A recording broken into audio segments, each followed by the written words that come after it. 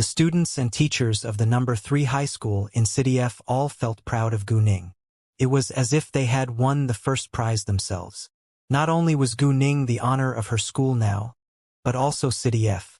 The director of the Education Bureau in City F and the secretary of the Municipal Party Committee of City F called Gu Ning to congratulate her too.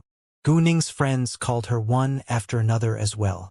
Gu Ning couldn't remember how many calls she had received today, and she felt quite thirsty after repeatedly saying thanks, but she wasn't impatient at all.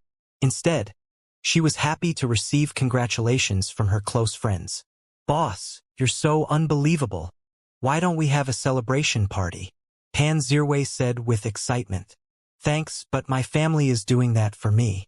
I think I can have several drinks with you later tonight though," Gu Ning said. "Great. My friends also want to celebrate it with you. Would you mind sharing drinks with them in my club?" Pan Zirwei asked.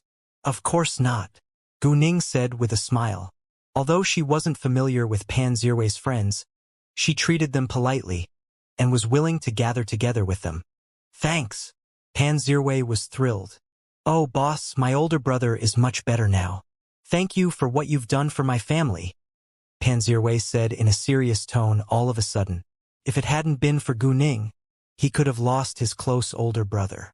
Most brothers in a rich family would compete against each other for family wealth, but Pan Zirwei and his older brother were exceptions. "You're welcome. I'm glad that your older brother is recovering," Gu Ning said.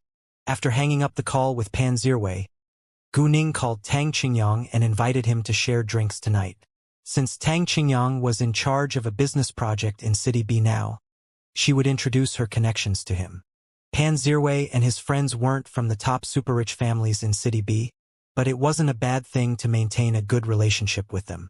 In fact, Tang Qingyang wasn't in a position of absolute power in the company, so he was free most of the time. Moreover, it was Gu Ning's invitation, and there was no reason for him to reject it.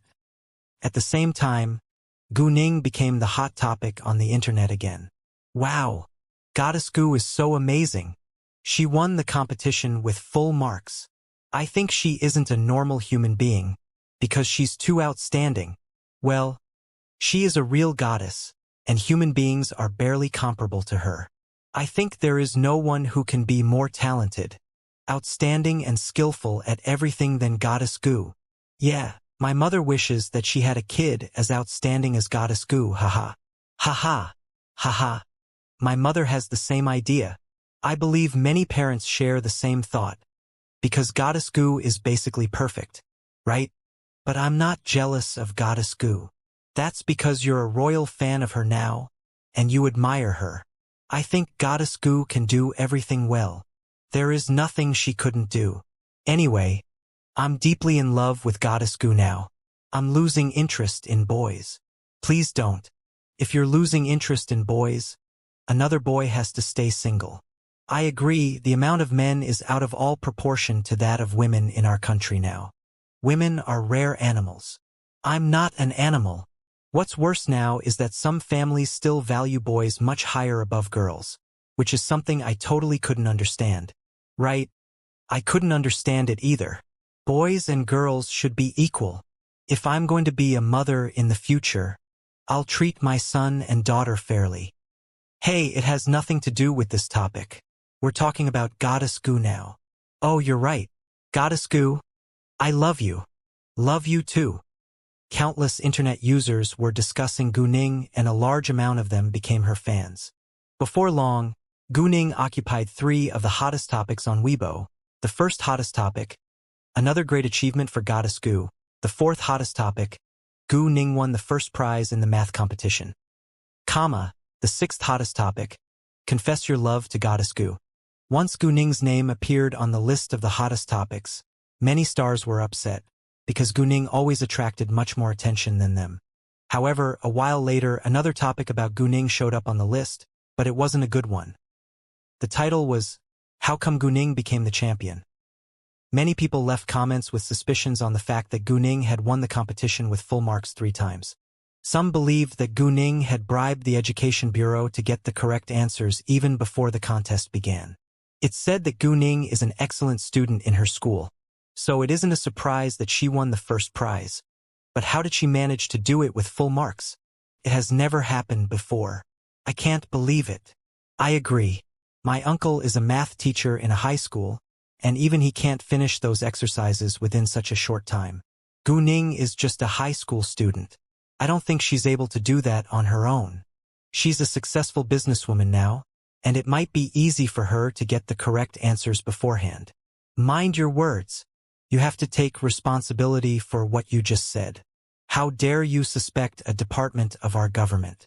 Don't you feel embarrassed that your uncle, who's a math teacher in a high school, failed to do better than Gu Ning, who is just a high school student? They're so mean, and I think they're simply being jealous. She even gave an excuse that she has a good memory. It must be a lie. Right? Why do you support her and believe every word she said? Do you all think that she could finish those math questions on her own? At least we trust the Education Bureau. We trust the Education Bureau, so we won't make any judgments without any proof.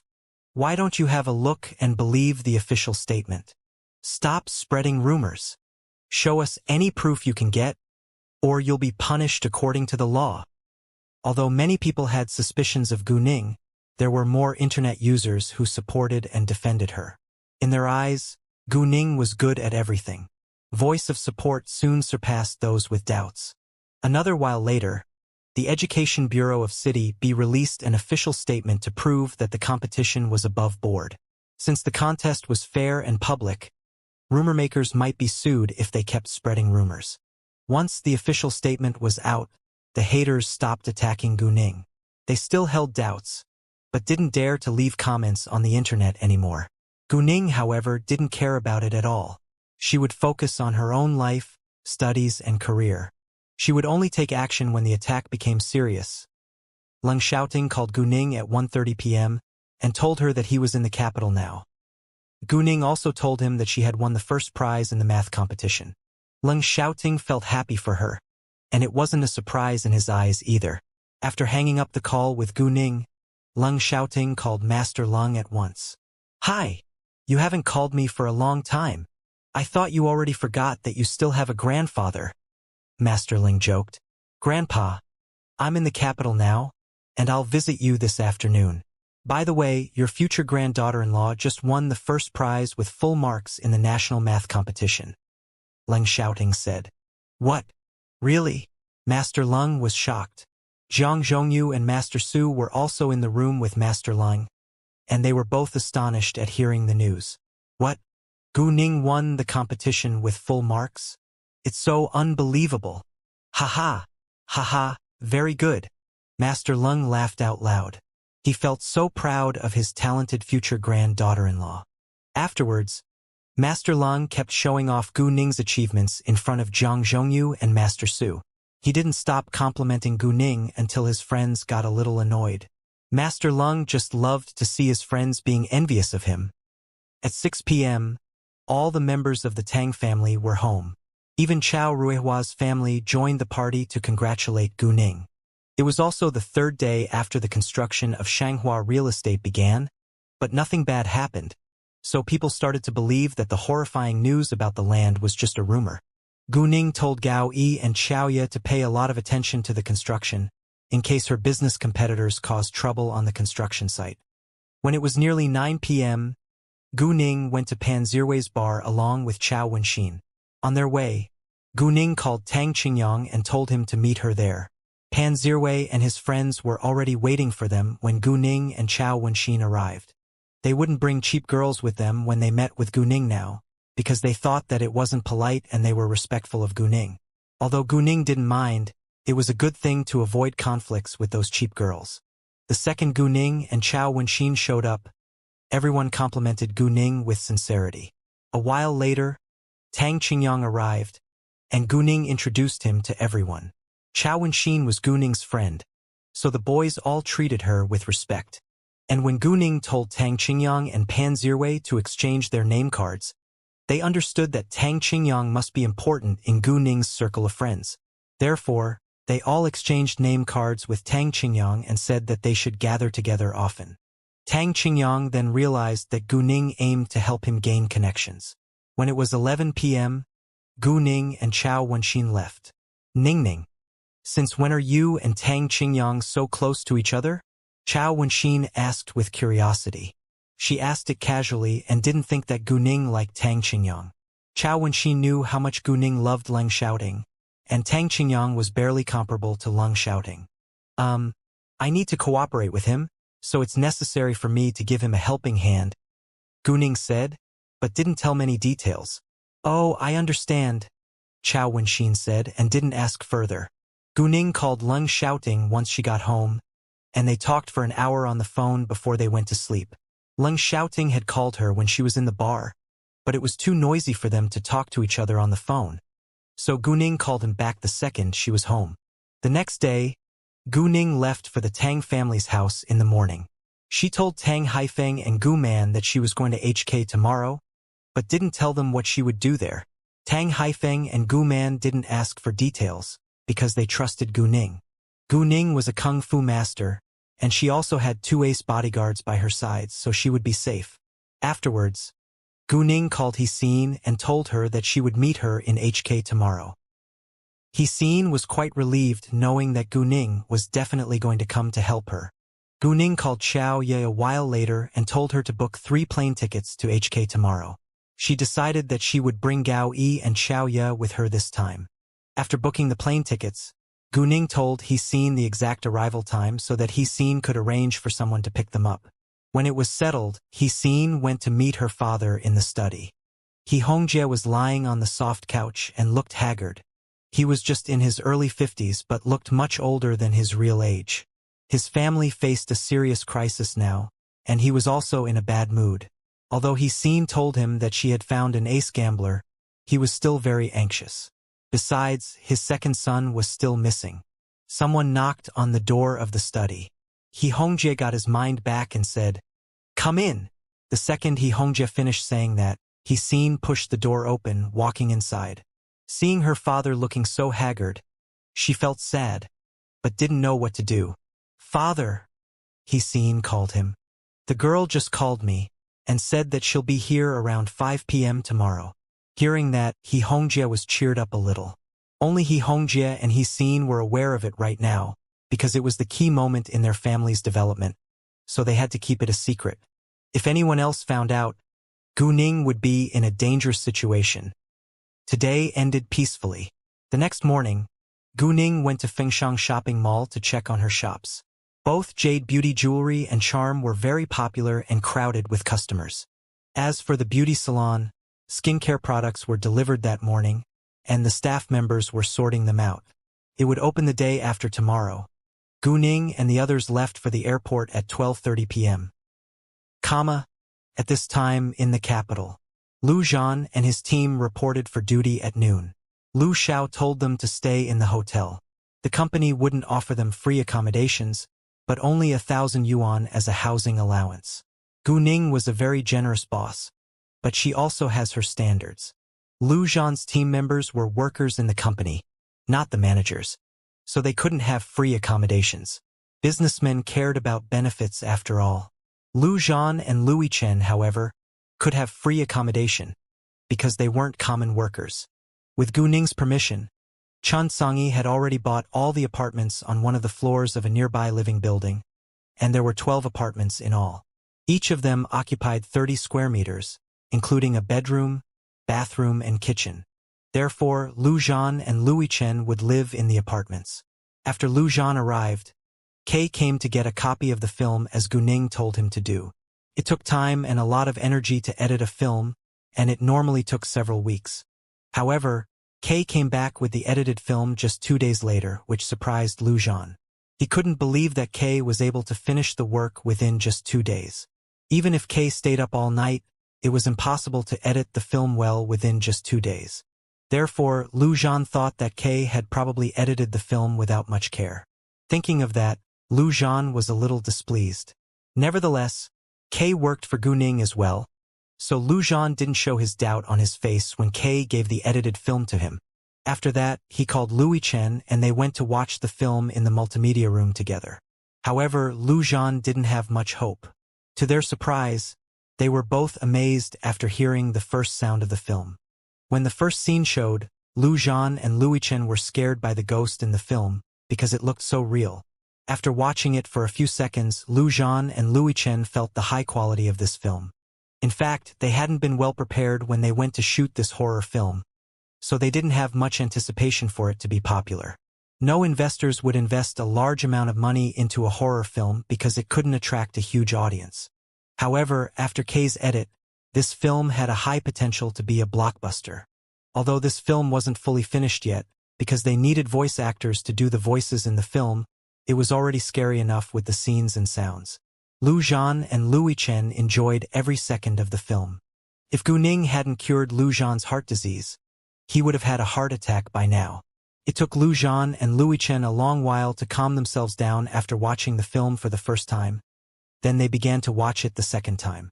Even though they had already watched it once, they were still scared sometimes. Uncle Zhan, this film editor, Mu Yi, is so good. He's edited this film well within just 2 days, and its quality is so unbelievable, Lui Chen said. Right, he must be a genius. I've never seen such a talented film worker like him before. I'm confident that this film can be popular once it's shown in theaters, Lu Zhan said. As long as they could promote it well, there was no doubt that this film would be a great success. When they walked out of the multimedia room, they were still in shock and fear because of the film. Lu Zhan walked to the general manager's office afterwards. Director Lu, what happened? Seeing Lu Zhan's pale face, Lu Xiao asked with concern. Lu Zhan took a long breath in before he opened his mouth. Manager Lu, this film is edited so well that I'm confident that it can be a great success. Really? Lu Xiao was surprised. Lu Zhan was a well-known director in this industry, and Lu Xiao knew how experienced and skilled he was when it came to films. If Lu Zhan thought that this film could be a great success, it was very likely to happen. Well, we can check whether the voice actors are ready now and finish the film as soon as possible, Lu Xiao said. He was curious to see the audience's reaction to the film. Lu Xiao had hired voice actors before Lu Zhan arrived. He also thought that it would take at least several weeks to edit the film well, but it was already done after 2 days. Sure, Lu Zhan said, then left. Gu Ning wouldn't interfere in the business of Fenghua Entertainment, unless it was necessary, and Lu Xiao was completely in charge of it. Therefore, Gu Ning wasn't aware of the condition of Fenghua Entertainment for now. Gu Ning arrived at the airport of HK around 4:40 p.m. Once she got off the plane, she called Hsien. Hsien said that she was already waiting for her in the arrival hall. She came to pick Gu Ning up in person. Hi, Miss Gu. Been a while. Hsien was excited to see Gu Ning. Gu Ning's help was super important in her eyes, so she had to make sure that Gu Ning was safe. Nice to see you again, Miss He, Gu Ning said with a smile. Please follow me this way, Hsien said. Then guided Gu Ning and the others out of the airport and got into a car at the roadside. Miss Gu, we can share a meal at the hotel first, and you can have a good rest today. The gambling match will begin at 2 p.m. the day after tomorrow, so you can have a trip around HK, but you must be careful, Hsien said. The competition would be held the day after tomorrow, but Gu Ning wanted to have a tour in HK, so she came here a day earlier. Hsien planned to arrange several bodyguards for Gu Ning, but Gu Ning declined, because she already had 2 ace killers by her sides. I will, Gu Ning replied. At this moment, Gu Ning's phone rang, and the caller was Li Maosong, who she hadn't contacted for a long time. Seeing the caller's name, Gu Ning understood that they must have found an ancient grave somewhere. Hi, Uncle Li. Gu Ning put on her earphones and answered the phone. Hi, Miss Gu. I just saw a girl who looks quite familiar to you at the airport of HK, and there was a man and woman by her sides. Is the girl you? Li Maosong asked. Gu Ning was struck dumb for a second. In that case, Li Maosong must be in HK too. Yeah, it's me. I just left the airport. Are you also in HK now? Gu Ning asked. Yes, we just arrived here too. We got a piece of information, but are not sure about it yet, so we decided to check it ourselves before we tell you. I'm surprised to see you in HK. Are you free? Why don't we share a meal and talk about it? Li Maosong said. Well, I'm a little busy right now, so I'll contact you a little bit later, Gu Ning said. Sure, Li Maosong said, then hung up. Hiseen booked the largest presidential suite for Gu Ning's group in the most luxurious five-star hotel. After that, they went to dine together.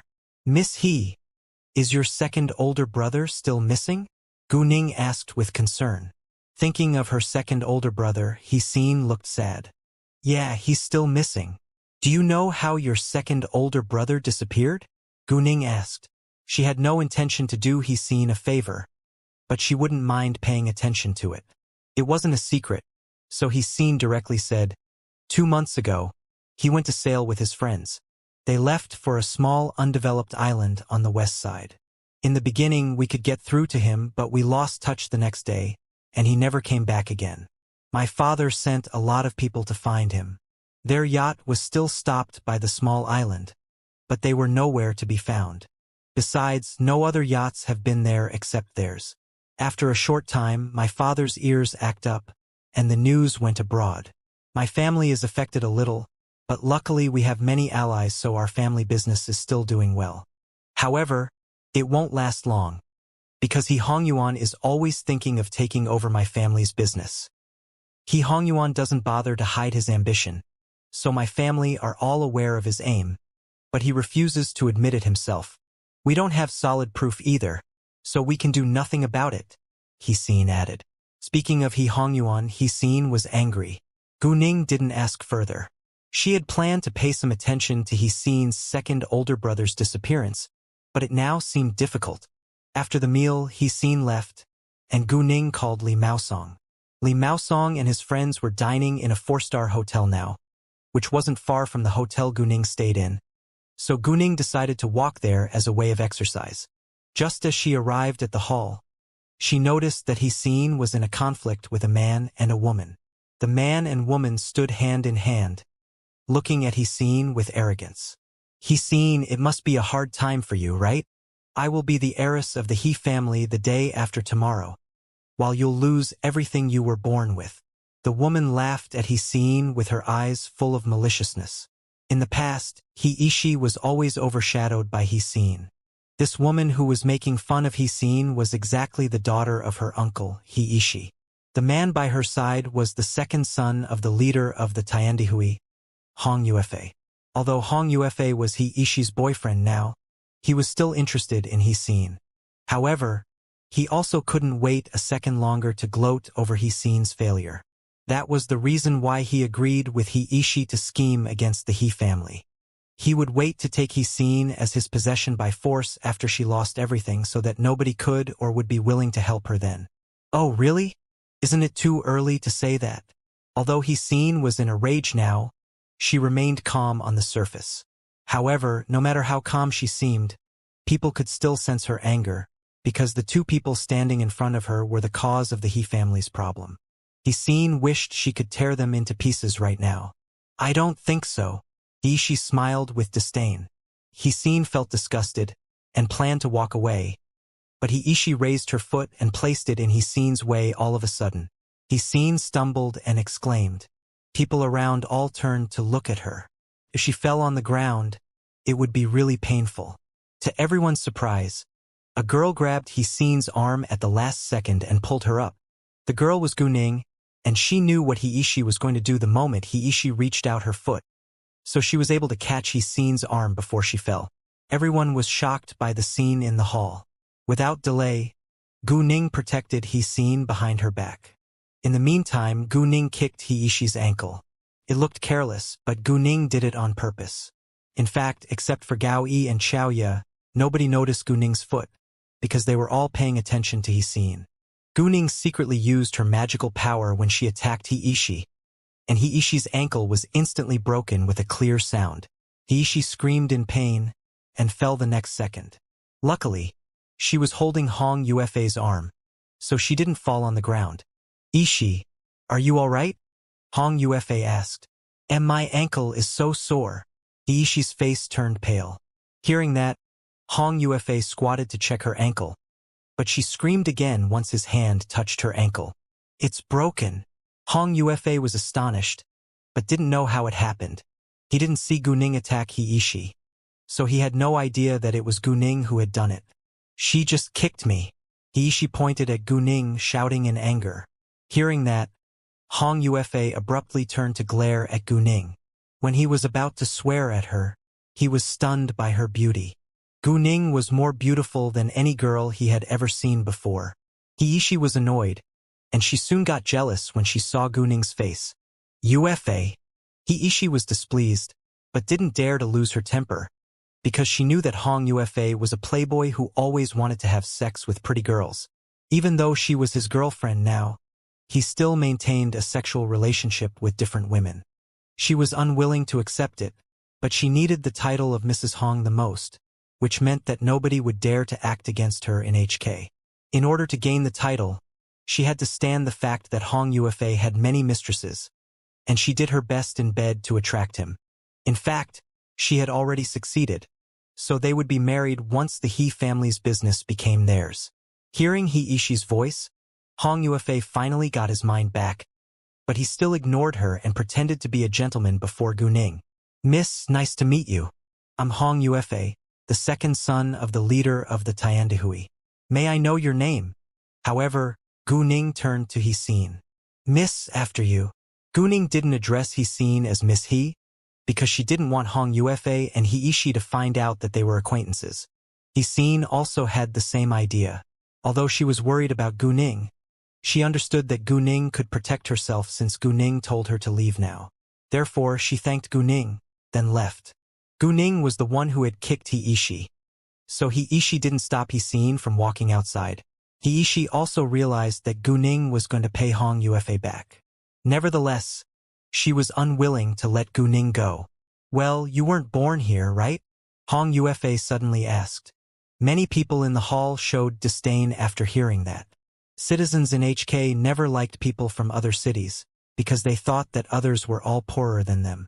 HK did have a highly developed commerce and finance, but it was a very small city with absurdly high housing prices.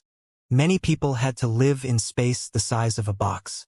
Only super-rich people could afford a large house or manor. In that case, countless people from other cities couldn't understand why citizens in HK believed that they were better than others. "Let's go now," Gu Ning said to Gao Yi and Xiao Ye, then strode away. She didn't bother to give Hong Yuefei a glance from the beginning to the end. "Stop right there." Hong Yuefei opened his mouth. Gu Ning, however, didn't stop at all. She acted like Hong Yuefei wasn't calling her. Hong Yuefei let Hiishi go at once, and Hiishi almost fell down, but she didn't mind it now. She knew that the girl was going to be punished once Hong Yuefei got mad. Hong Yuefei went ahead and blocked Gu Ning's way. At the same time, Gao Yi stood in between Gu Ning and Hong Yuefei to separate him from Gu Ning. Hong Yuefei was displeased, glaring at Gu Ning like a hungry wolf. "How dare you ignore me? Don't you know who I am? You won't be able to bear the result if you annoy me." Gu Ning stared at him with an expressionless face, and Hong Yuefei somehow felt stressed. "Really? Did I annoy you?" Gu Ning coldly asked. She didn't seem scared of his family background at all. "You?" Hong Yuefei was struck dumb for a second. "You kicked my woman." "I kicked your woman, not you. It's none of your business. If your woman is annoyed, you can tell her to argue with me. In addition, your woman tried to make the miss stumble, and I just taught her a lesson in case she does it again," Gu Ning said. "You?" Hong Yuefei didn't know what to say. Seeing that, Hiishi lost patience and said, "Yuefei, I'm your woman. She kicked me on purpose because she doesn't respect you, which is a humiliation to the Tiandihui." Hearing that, Hong Yuefei agreed. "Well, if you're willing to be my mistress, I can forgive you, otherwise I'll teach you a lesson too." Hong Yuefei threatened Gu Ning, leering at her. Hiishi, on the other hand, was mad. It turned out that Hong Yuefei was still interested in this girl. "Show me what can you do," Gu Ning said in a cold tone.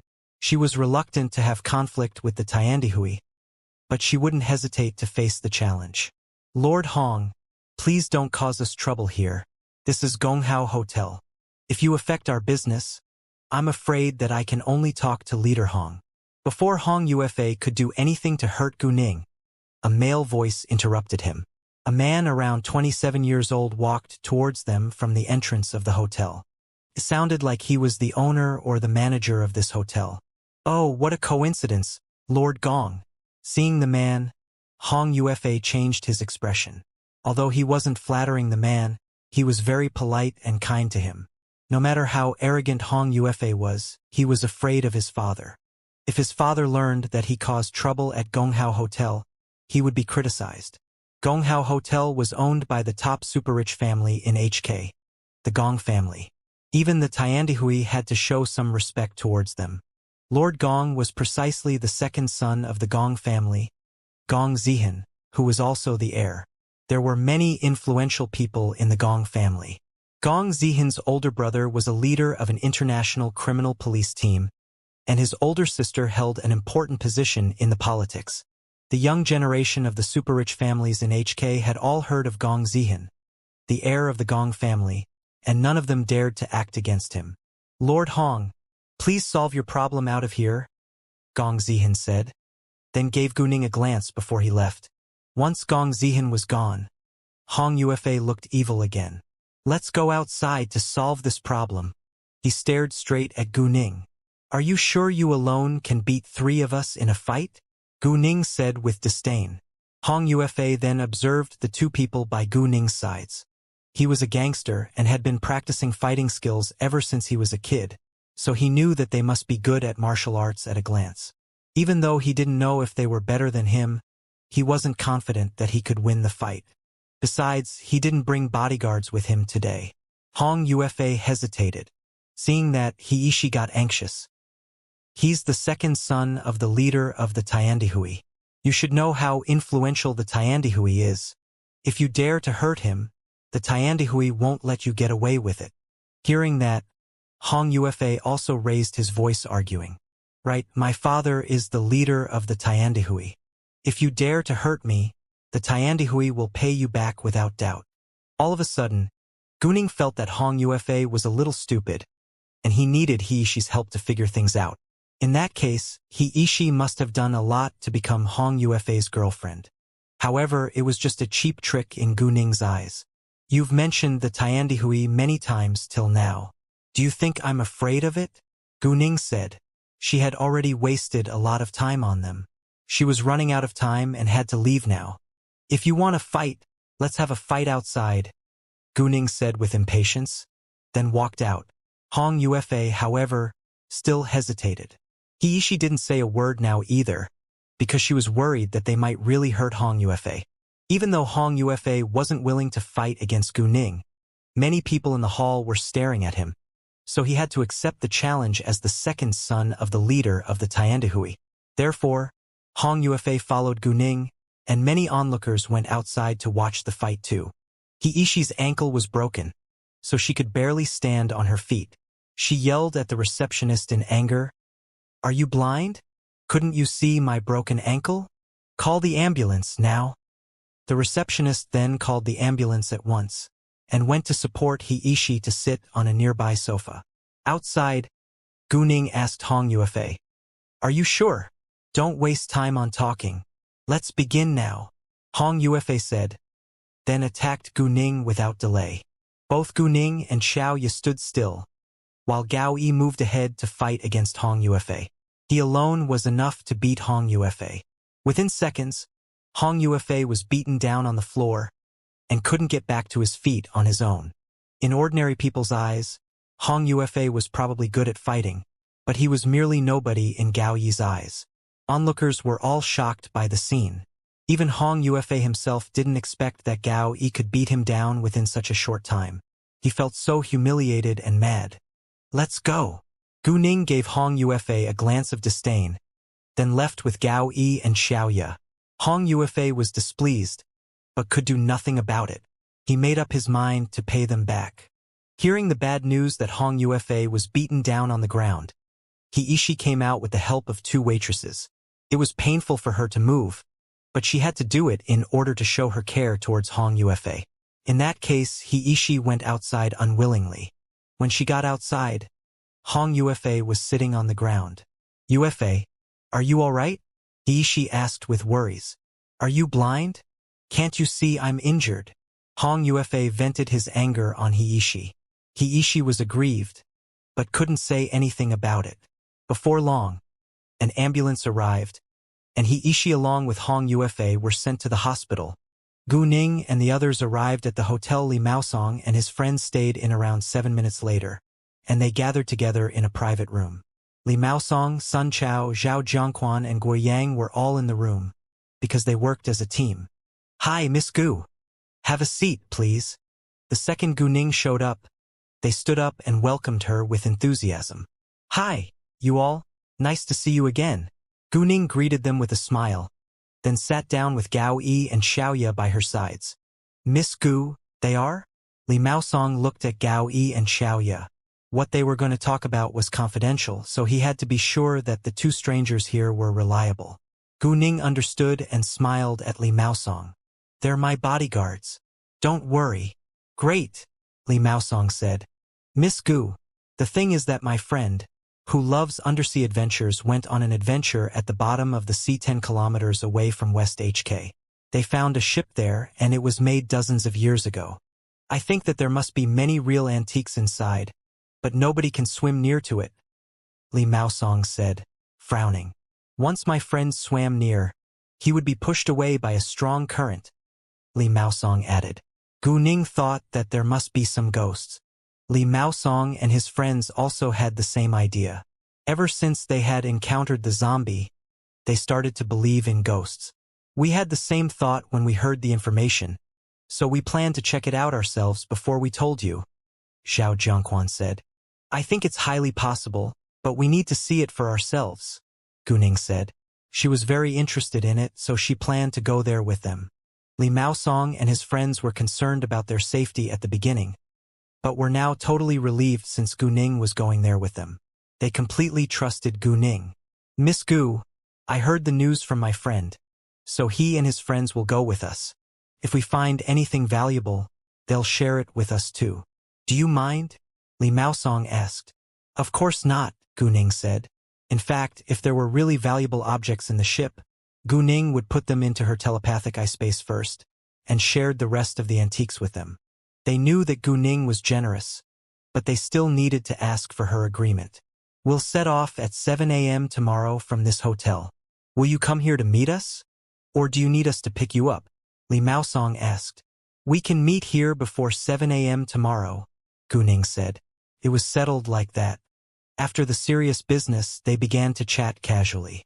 Guo Yang said with excitement, "Miss Gu, I read many pieces of news about you on the internet these days, and your achievements really impress me." "Exactly. Miss Gu, is there anything you can't do?" Zhao Jiangquan joked. Gu Ning smiled. "Well, I am better than most of the ordinary people at many things, but it doesn't mean that I can do everything." "Your parents must be super proud of you," Li Maosong said, then felt sad because he thought of his own daughter and wife. He used to have a loving family, but he lost his beloved daughter and wife 10 years ago in a car accident. It had taken him a long time to move on. He still had to take care of his aged parents, so he had to be strong and continue to live his life. However, because he loved his deceased wife, he never married again. Li Maosong used to be an owner of an antique store which was his family's property for many generations, but it wasn't profitable.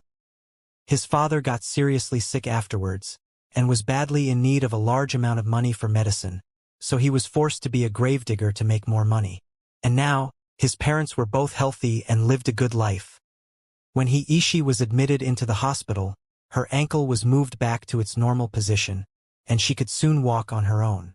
Hong Ufa, however, had to stay in bed for a couple of days. It was something completely unacceptable in his eyes. Therefore, he kept swearing at Gu Ning. "Damn it, I must pay them back. How dare they humiliate and hurt me?" Gu Ning and the others left a while later. When they had almost entered the hotel, a bunch of men surrounded them. Gu Ning understood that they must have been sent by Hong Ufa. Without delay, they began to attack Gu Ning, Xiaoya and Gao Yi, and none of them were bad at fighting. Hong Ufa wasn't too dumb, and he gathered over a dozen of the most skilled fighters in the Tiandihui to beat them. However, they were still barely comparable to Gu Ning, Gao Yi, and Xiaoya. Within a minute, the three of them beat the bunch of men down on the ground. Those men were struck dumb, because they couldn't believe that they failed so soon. In a room on the 16th floor of the Gonghao Hotel, Two men were standing in front of the French window, and both of them were amazed by the scene. One of them was Gong Zihan that Gu Ning had just met in the hall, while the other was around 30 years old with an unusually handsome face. Most importantly, he resembled Su Jinshin a lot. In fact, he was Su Jinshin's older brother, Su Jinlin. "Can your younger brother do better than them?" Gong Zihan asked. "They move too fast, so it's hard to tell," Su Jinlin replied. It was the truth that Gu Ning and the others moved too fast to let others see exactly how good they were at fighting. Su Jinshin was probably a match for Gao Yi and Xiaoya, but he couldn't do better than Gu Ning. Once Gu Ning and the others beat those men down, they entered the hotel. The leader of those men called Hong Yuefei at once and told him the result. "What? Seriously? They beat you all down within just a minute? Are you all trash?" Hong Yuefei was even angrier. To his astonishment, Gu Ning and the others were able to beat some of the most skilled fighters in the Tiandihui down within just a minute. Should he send out the top fighters in the Tiandihui?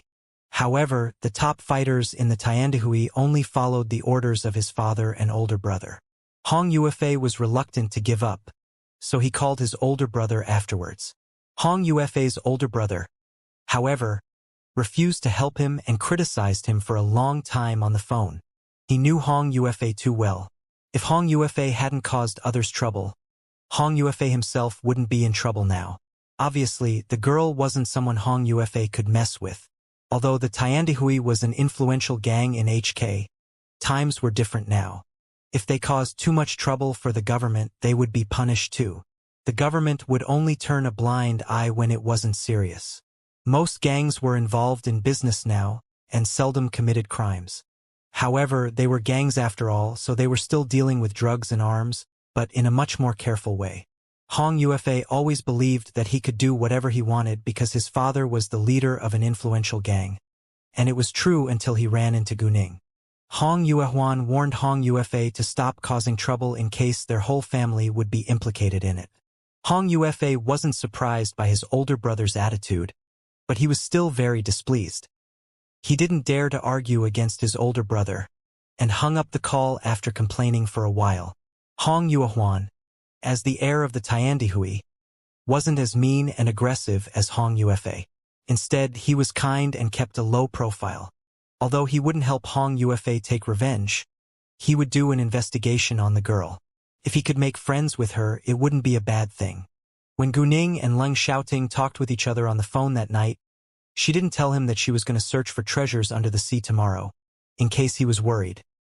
The next day, Gu Ning and the others went to meet Li Maosong and his team at 6:50 a.m. They prepared an MPV, which was able to accommodate 7 people. Li Maosong's friends would meet them at the appointed bay. Li Maosong had already told his friends about how Gu Ning had helped them before, and his friends were looking forward to meeting her.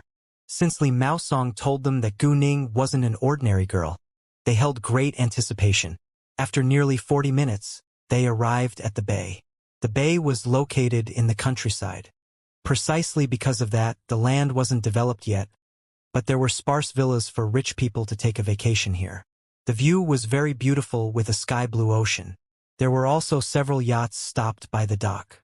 A friend of Li Maosong's friend owned a villa here, and his yacht was also stopped here. When he was free on weekends, they would come here to relax. Today was Wednesday, so he asked for a leave to meet with Li Maosong. They arrived here earlier than Li Maosong's group, and were now wandering on the beach talking about the sunken ship. They had searched for as much information about it as they could find during the past few days. The incident happened many years ago. A commander named who moved from State F to HK with his whole family, but he encountered a tsunami when he was about to reach HK, and the ship sank. However, the sea area was very large. Many people had come to search for treasure over the years, but they had returned with nothing. Li Maosong's friends found the ship by accident. Seeing the car coming, they knew that it must be Li Maosong, so they walked over. "Hi, Maosong." A man who walked ahead of 2 others greeted Li Maosong politely. "Nice to see you again, Zhao Xian," Li Maosong said with a smile. "Please let me introduce you. This is Miss Gu that I've told you about. Miss Gu, this is my friend, Shin Zhaoxian. If you don't mind, you can call him Uncle Shin." Shen Zhaoxian was a man around 40 years old, but he looked much younger than his age because he was an exercise lover. The two men behind him were in their late 30s. "Nice to meet you, Uncle Shen," Gu Ning said. "Nice to meet you too, Miss Gu," Shen Zhaoxian replied. He didn't show any disdain for her just because she was very young. Li Maosong had told him how unbelievable this girl was. Even if he didn't believe Gu Ning, he should trust Li Maosong. Therefore, he would treat Gu Ning with respect for Li Maosong's sake. Afterwards, they introduced themselves to each other before they went on to the yacht. After they were all seated, Shen Zhaoxian told them what he had found out. "I've searched for information about the incident which has happened in the area many years ago. A commander named who moved from State F to HK with his whole family. But he encountered a tsunami when he was about to reach HK, and the ship sank. Given his high social status, I believe that there must be many valuable objects in the ship, but the place is too weird to approach." Li Maosong and his team thought that there must be ghosts or monsters, but they didn't tell Shen Zhaoxian, because it was hard for others to believe in ghosts and monsters without witnessing them in person. Gu Ning also reminded Li Maosong and his team to keep it a secret. The fewer people who were aware of it, the better it was. Shen Zhaoxian asked Gu Ning all of a sudden, "Miss Gu, what do you think about this strange phenomenon?" In Shen Zhaoxuan's eyes, Gu Ning couldn't just be a teenager girl. Even though she was young, she looked much more mature than her age. "Well, I have no idea because I didn't experience it myself," Gu Ning said. Since Gu Ning said so, Shen Zhaoxian stopped asking. The yacht moved ahead for 20 minutes and they arrived at their destination. Around this area of the sea, except for a small island not far away, there was only sea water in every direction. Noticing the small island, Gu Ning suddenly remembered what he seen had told her. "What is that island?" Gu Ning asked. "It's an undeveloped island without a name. The island isn't large and it's just as big as 2 or 3 football fields. We heard that some people were lost there a while ago, so we were curious and went to have a look. There are just some ancient buildings on the island, which could belong to a certain ancient family or small tribe." Shen Zhaoxian. Hearing that, Gu Ning thought that it was highly possible that those lost people were he seen's second older brother and his friends. "Why don't we go there after we're done here? I'm very curious," Gu Ning said. "Sure," Shen Zhaoxian said. The ancient buildings there were indeed interesting. The yacht stopped and Shen Zhaoxian said, "It's right here, but I'm not sure about its accurate position. We can only dive to search for it." "No problem," Gu Ning said. After that, Shen Zhaoxian took out wetsuits and oxygen tanks. Although Gu Ning could swim casually under the sea without them, she still had to put them on in order to not be disturbed by the seawater.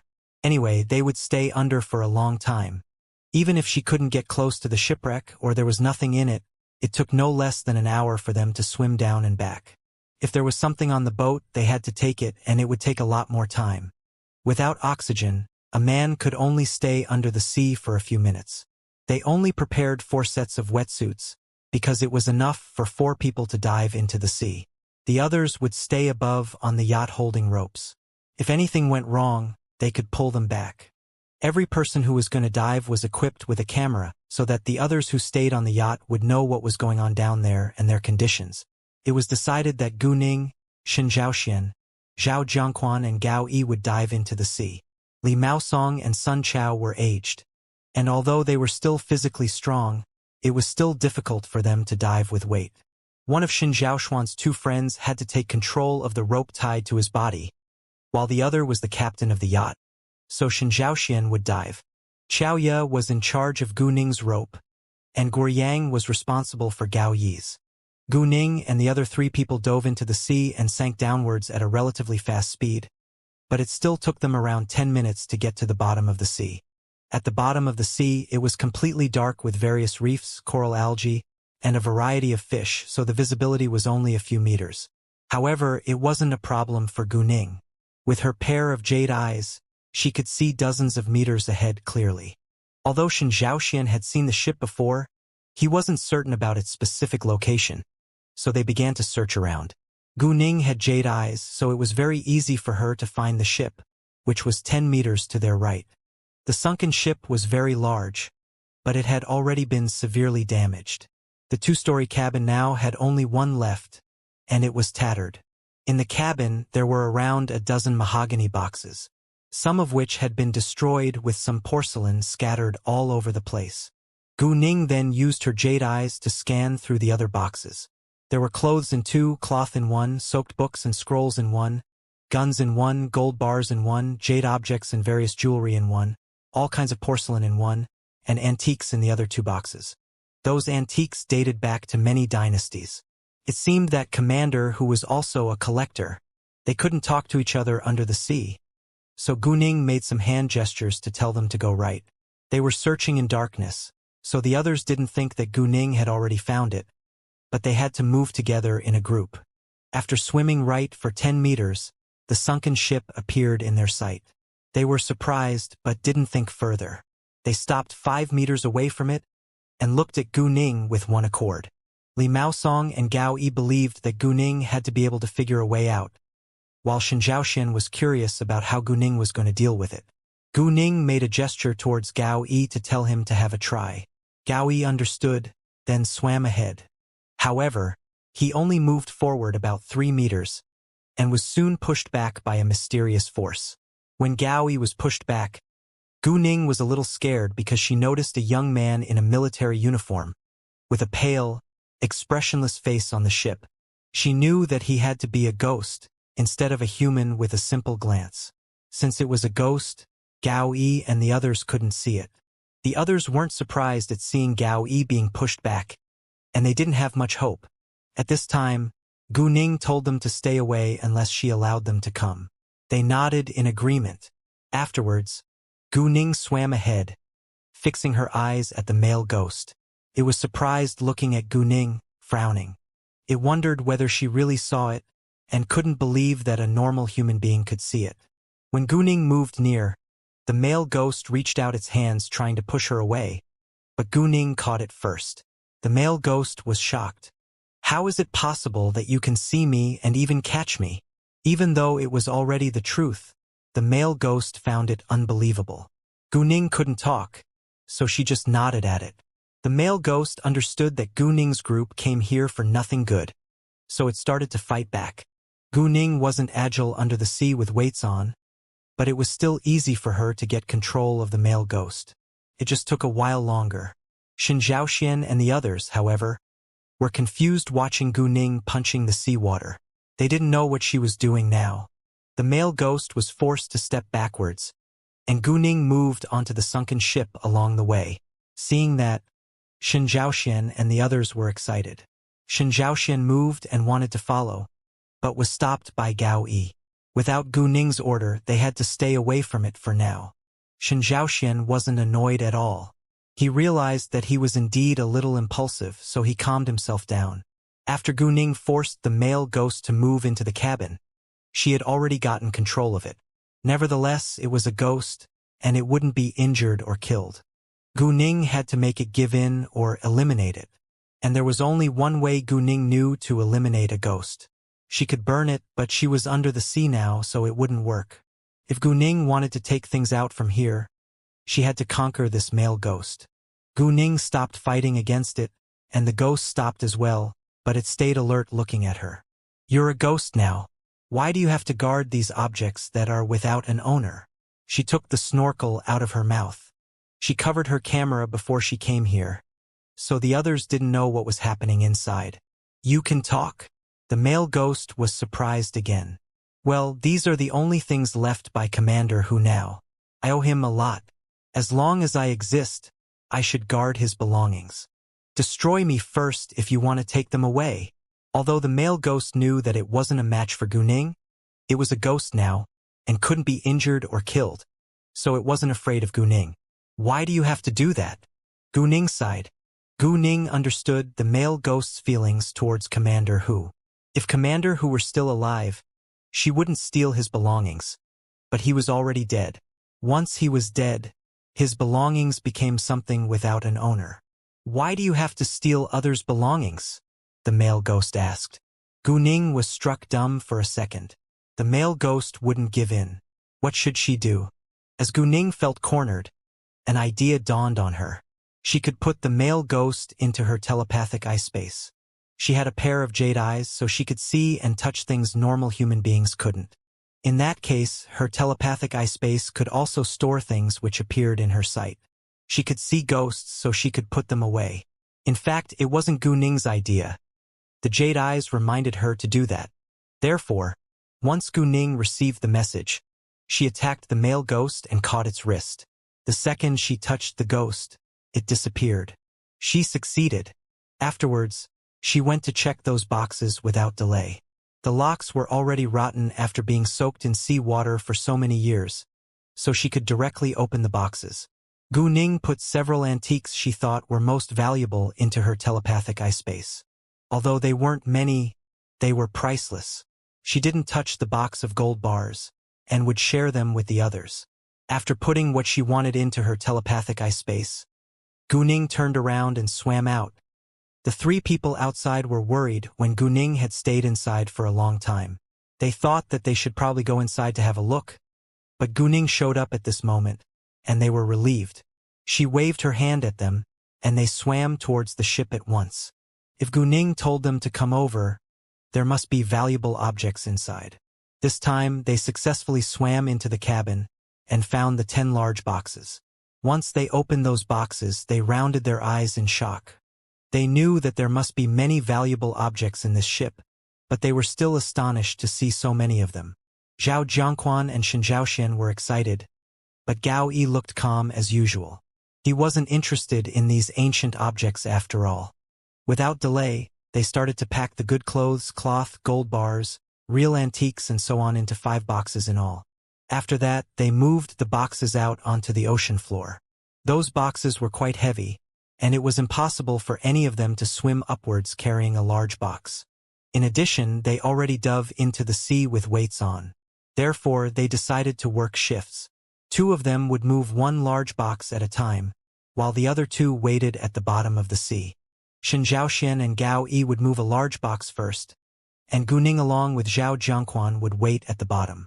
They took off their ropes and fastened it to the large box, then tied it to Shen Zhaoxian's and Gao Yi's waists. Afterwards, they sent a message through the camera to their partners in the yacht. The people who stayed in the yacht started to draw their ropes back and pull them up. When they were moving upwards, Gu Ning sized up the surroundings.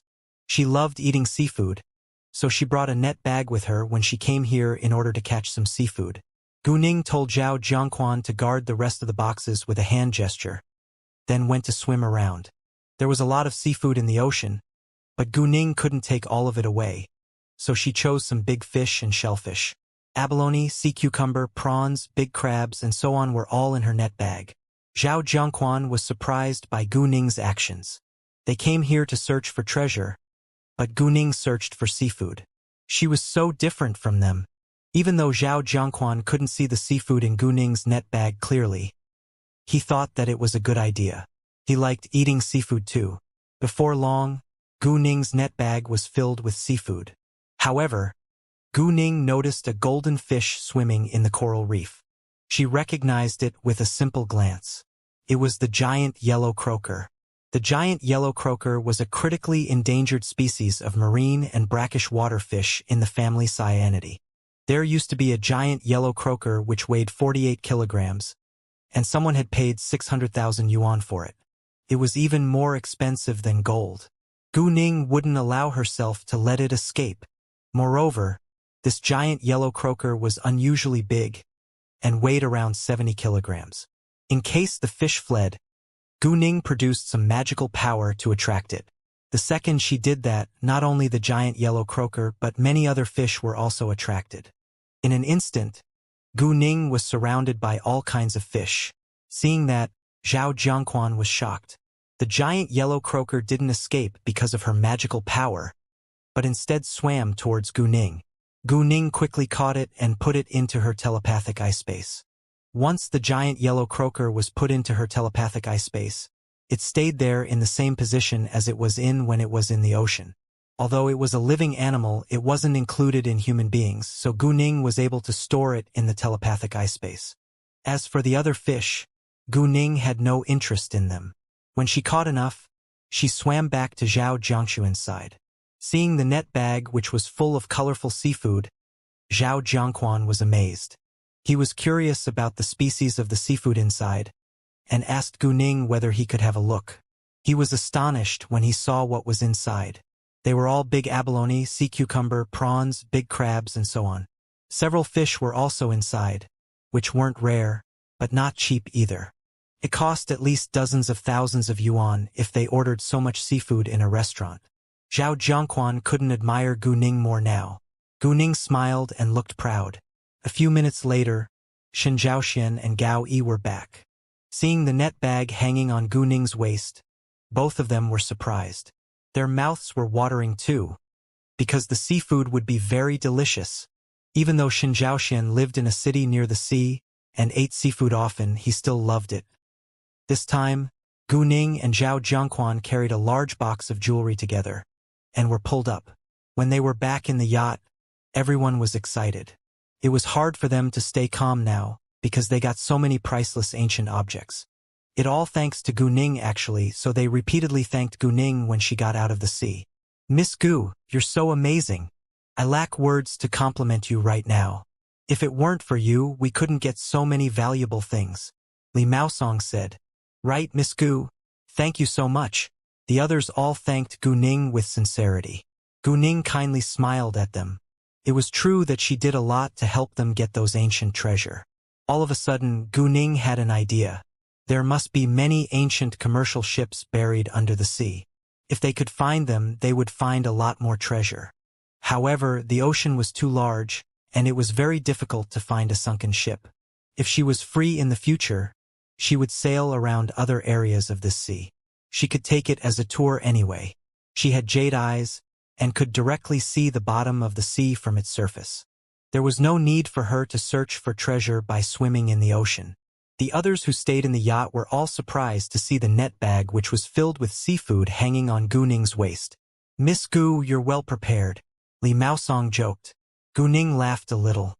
"Yeah, I love eating seafood. I thought that since we're gonna dive, why don't we catch something to eat? They're all fresh, but I think you will have to help me cook them." "Haha, don't worry. I'm good at cooking seafood, and we can share a seafood feast in my villa," Shen Zhaoxuan's friend said. They thought that the seafood in Gu Ning's net bag would be very common, but it turned out to be the opposite. They were all uncommon species. "Jesus, I've never seen so much seafood of these species before," Shen Zhaoxuan's friend said with surprise. It depended on one's luck to catch seafood of rare species. Gu Ning, however, got a lot of expensive seafood within a short time. After moving the large box to the yacht, Gu Ning and Zhao Jiangquan rested for a few minutes.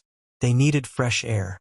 Although Gu Ning had her magical power to protect herself, she still felt a little tired.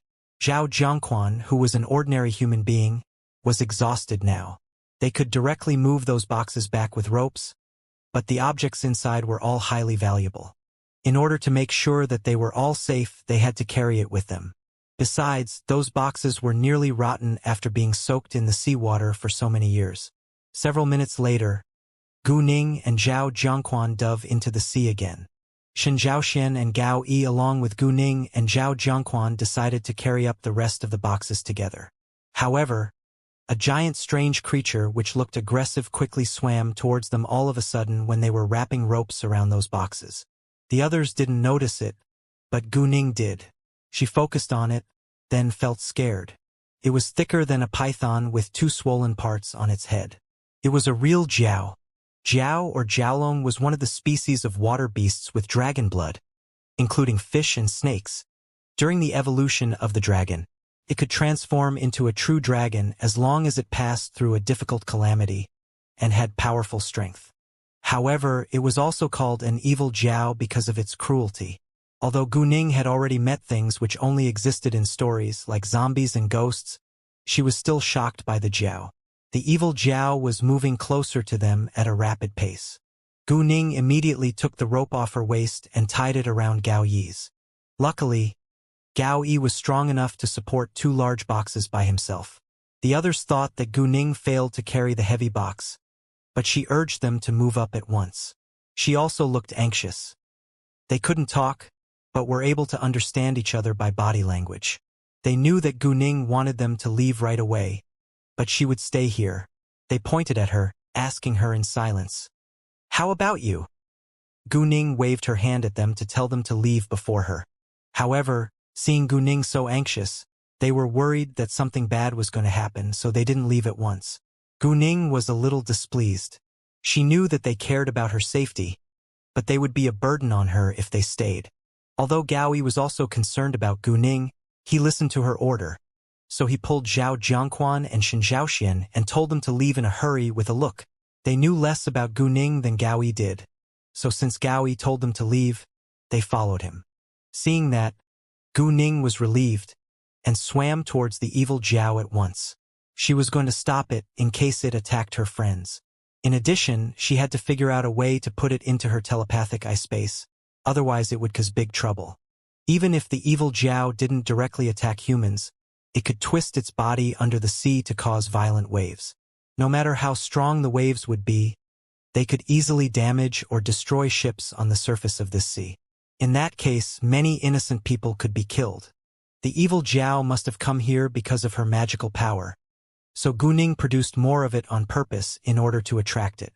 She also covered the camera on her body to protect her friends from knowing about it. The evil Zhao thought that Gu Ning couldn't see it, because it was completely dark at the bottom of the sea and was filled with coral reefs. So it was greatly surprised when the distance between them became shorter and shorter. It saw Gu Ning swimming towards it. "Why isn't this human afraid of me?" The evil Zhao stopped 5 meters away from Gu Ning, so did Gu Ning.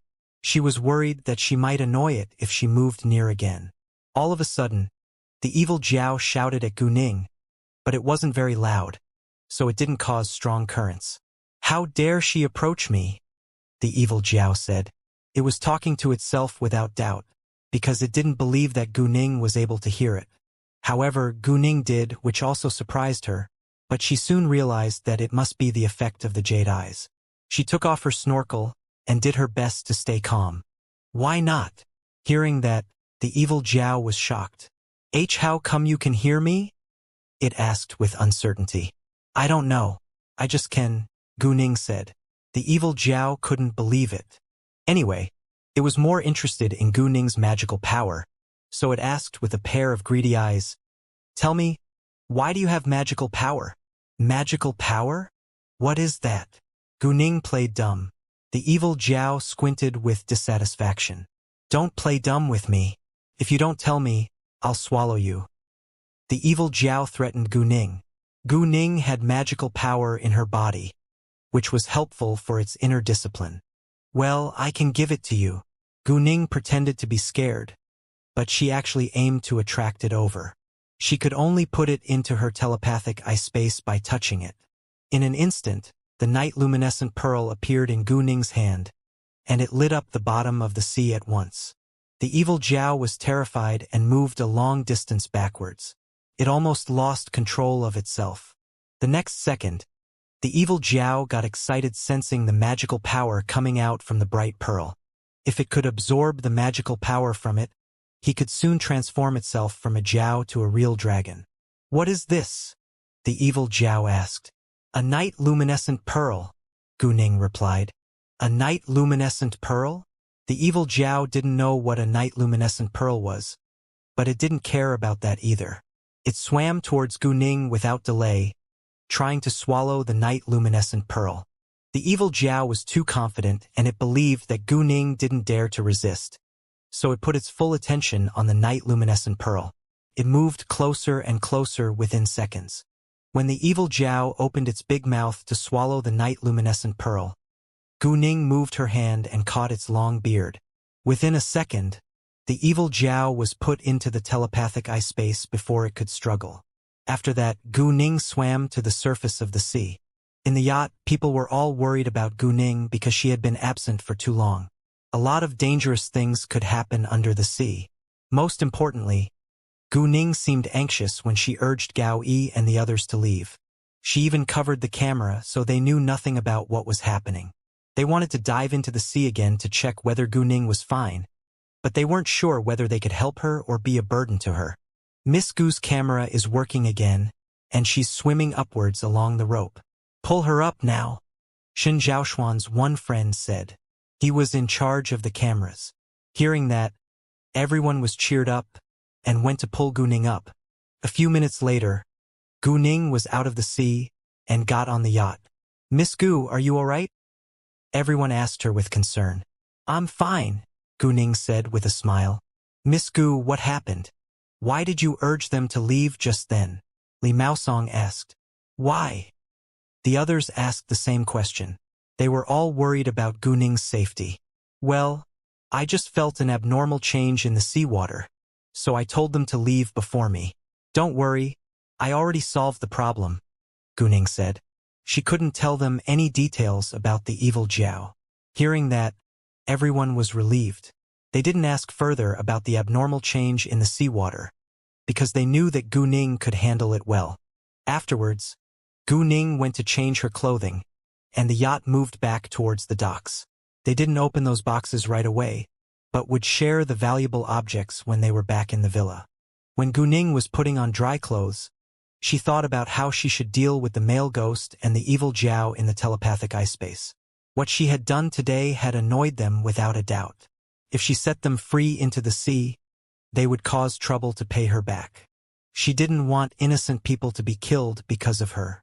Before she could figure out a good way to settle this problem, she decided to leave them in the telepathic ice space for now. They already got those valuable objects now, but the problem was how they were going to move them back to their cities. It was very complicated for people to pass the customs, and it was more difficult to do that with goods. Once those ancient objects were found, they could be caught. After all, it was illegal to move antiques and gold bars without official documents. Therefore, Li Maosong's group decided to smuggle them back. However, Xin Zhaoxian told them that his younger cousin was involved in shipping, and he could help. Hearing that, Li Maosong's group was excited. Given Li Maosong and Xin Zhaoxuan's close relationship, they believed that Xin Zhaoxian could handle it well. Miss Gu, do you need me to help you? Xin Zhaoxian asked out of kindness. Thanks, I can take them back myself. Guning declined. Guning didn't tell them more details, and they stopped asking. When they were back in the villa, it was almost 12 p.m. Xin Zhaoxuan's friend, the owner of the house, went to cook seafood. Miss Gu, do you have any requests for the taste? He asked. Not at all, please cook it the way you normally do, Guning said. She wasn't picky. Great. Afterwards, everyone started to share what they had got today. Miss Gu will divide these valuable objects into 4 shares. You've done a lot today, so I think you should take 2 shares. What do you think? Li Maosong said. Right. If it hadn't been for Miss Gu, we wouldn't have been able to move them out of the sea, Xin Zhaoxian said. They were all willing to let Guning take a larger share. Guning, however, didn't agree. We can divide them into 3 shares and each team gets 1. Although I've done a lot today, you have been very kind and shared the information about the ship with me. Well, the others felt a little guilty. It's no big deal. Let's do it that way, Guning said. Since Guning said so, they didn't insist, but they were very grateful to her and admired her more than ever now. However, they didn't know that Guning had already put several priceless antiques into her telepathic ice space. Guning's actions wasn't right, nor fair, but it wasn't over the top either. Like what they had just said, she had contributed a lot to their success today, so it was understandable that she kept the best antiques for herself. In addition, Guning was still very generous because she didn't put everything into the telepathic ice space. She had the ability to do that and nobody would find out. Nevertheless, Guning hadn't done it. In the following minutes, they placed all the gold bars, real antiques, jewelry and other objects on the table before they began to choose. Guning also picked several objects of high value. After that, Xin Zhaoxuan's friend prepared 2 suitcases for Guning to move her things back to the hotel. The others would move their shares to the ship with the yacht. They planned to load the ship in the night, in case they were exposed. They were leaving for their cities as well, so they would buy ship tickets for this ship tomorrow. A while later, the seafood was done. After lunch, they went back downtown. Xin Zhaoxuan's friend drove Guning's group back to the hotel, while Li Maosong and his friends would stay in the villa. Guning didn't move the 2 suitcases to her room, but put them into the car he seen left for them. She told Gao Yi and Xiao Ye to have a rest in the hotel. Then she walked out. Gao Yi and Xiao Ye understood that Gu Ning didn't want them to follow her, so they went back to their room. Once Gu Ning got back to the car, she put all the ancient objects into the telepathic eye space. Afterwards, she drove around the center of HK. On the way, she noticed the 3 words for the antique street on a sign by chance. She got interested at once and turned there. Although she had a large amount of real antiques now, the more she had, the better. There was a big parking lot outside of the antique street. Gu Ning parked the car, then got out and walked inside. The antique street in HK looked very ancient. HK was the hub of commerce and finance, so there were countless objects along the sides of the antique street here. As usual, Gu Ning used her jade eyes the second she entered the antique street. This is covered in Yin.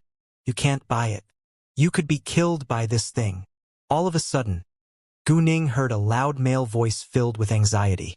A nearby antique store was surrounded by many people, and an old man around 60 years old was standing in the middle. He was pulling a middle-aged man trying to stop him. Besides, the old man's forehead was a little dark, which meant he was affected by Yin.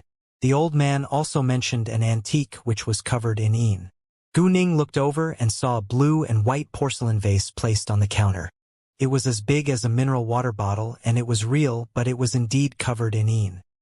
Hearing what the old man said, the middle-aged man hesitated, and the onlookers all stepped backwards, in case they were affected by Yin. Even if they didn't believe in Yin, they would still stay away from it once they heard of it. Another middle-aged man, however, got mad. Old man Xia, are you doing this on purpose to ruin my store? You have no proof to prove that this vase is covered in Yin. He was the owner of this antique store, and he was annoyed that someone damaged his business. Right? If you claim this vase is covered in Yin, show us your proof. You'll damage both his business and reputation. I think he's too old to think clearly. People were all criticizing Old Man Xia because they didn't believe in Yin at all, so none of them supported him.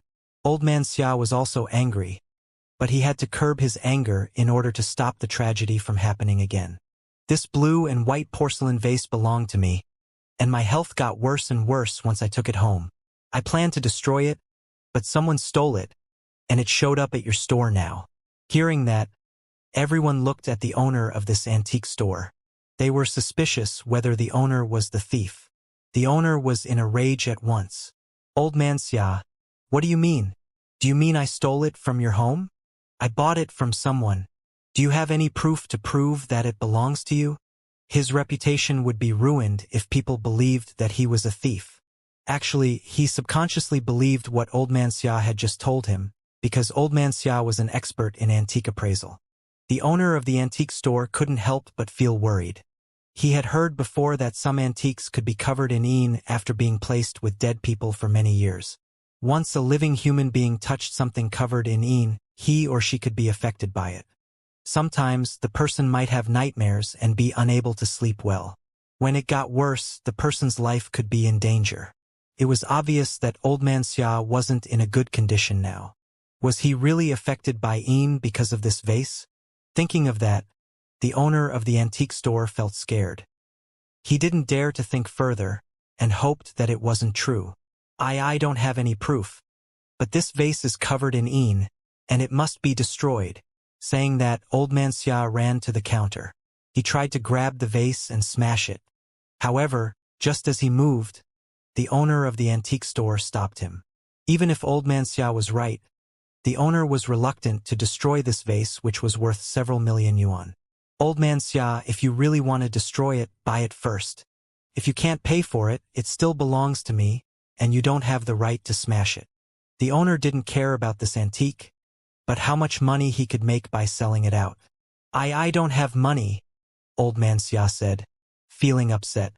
If you don't have money, we're done, and you should leave now or I'll call the police. The owner threatened. I can pay for it. At this moment, Gu Ning walked to them. It was indeed covered in Yin, and shouldn't be placed here. She could put it into her telepathic eye space to purify it because it was a real antique after all.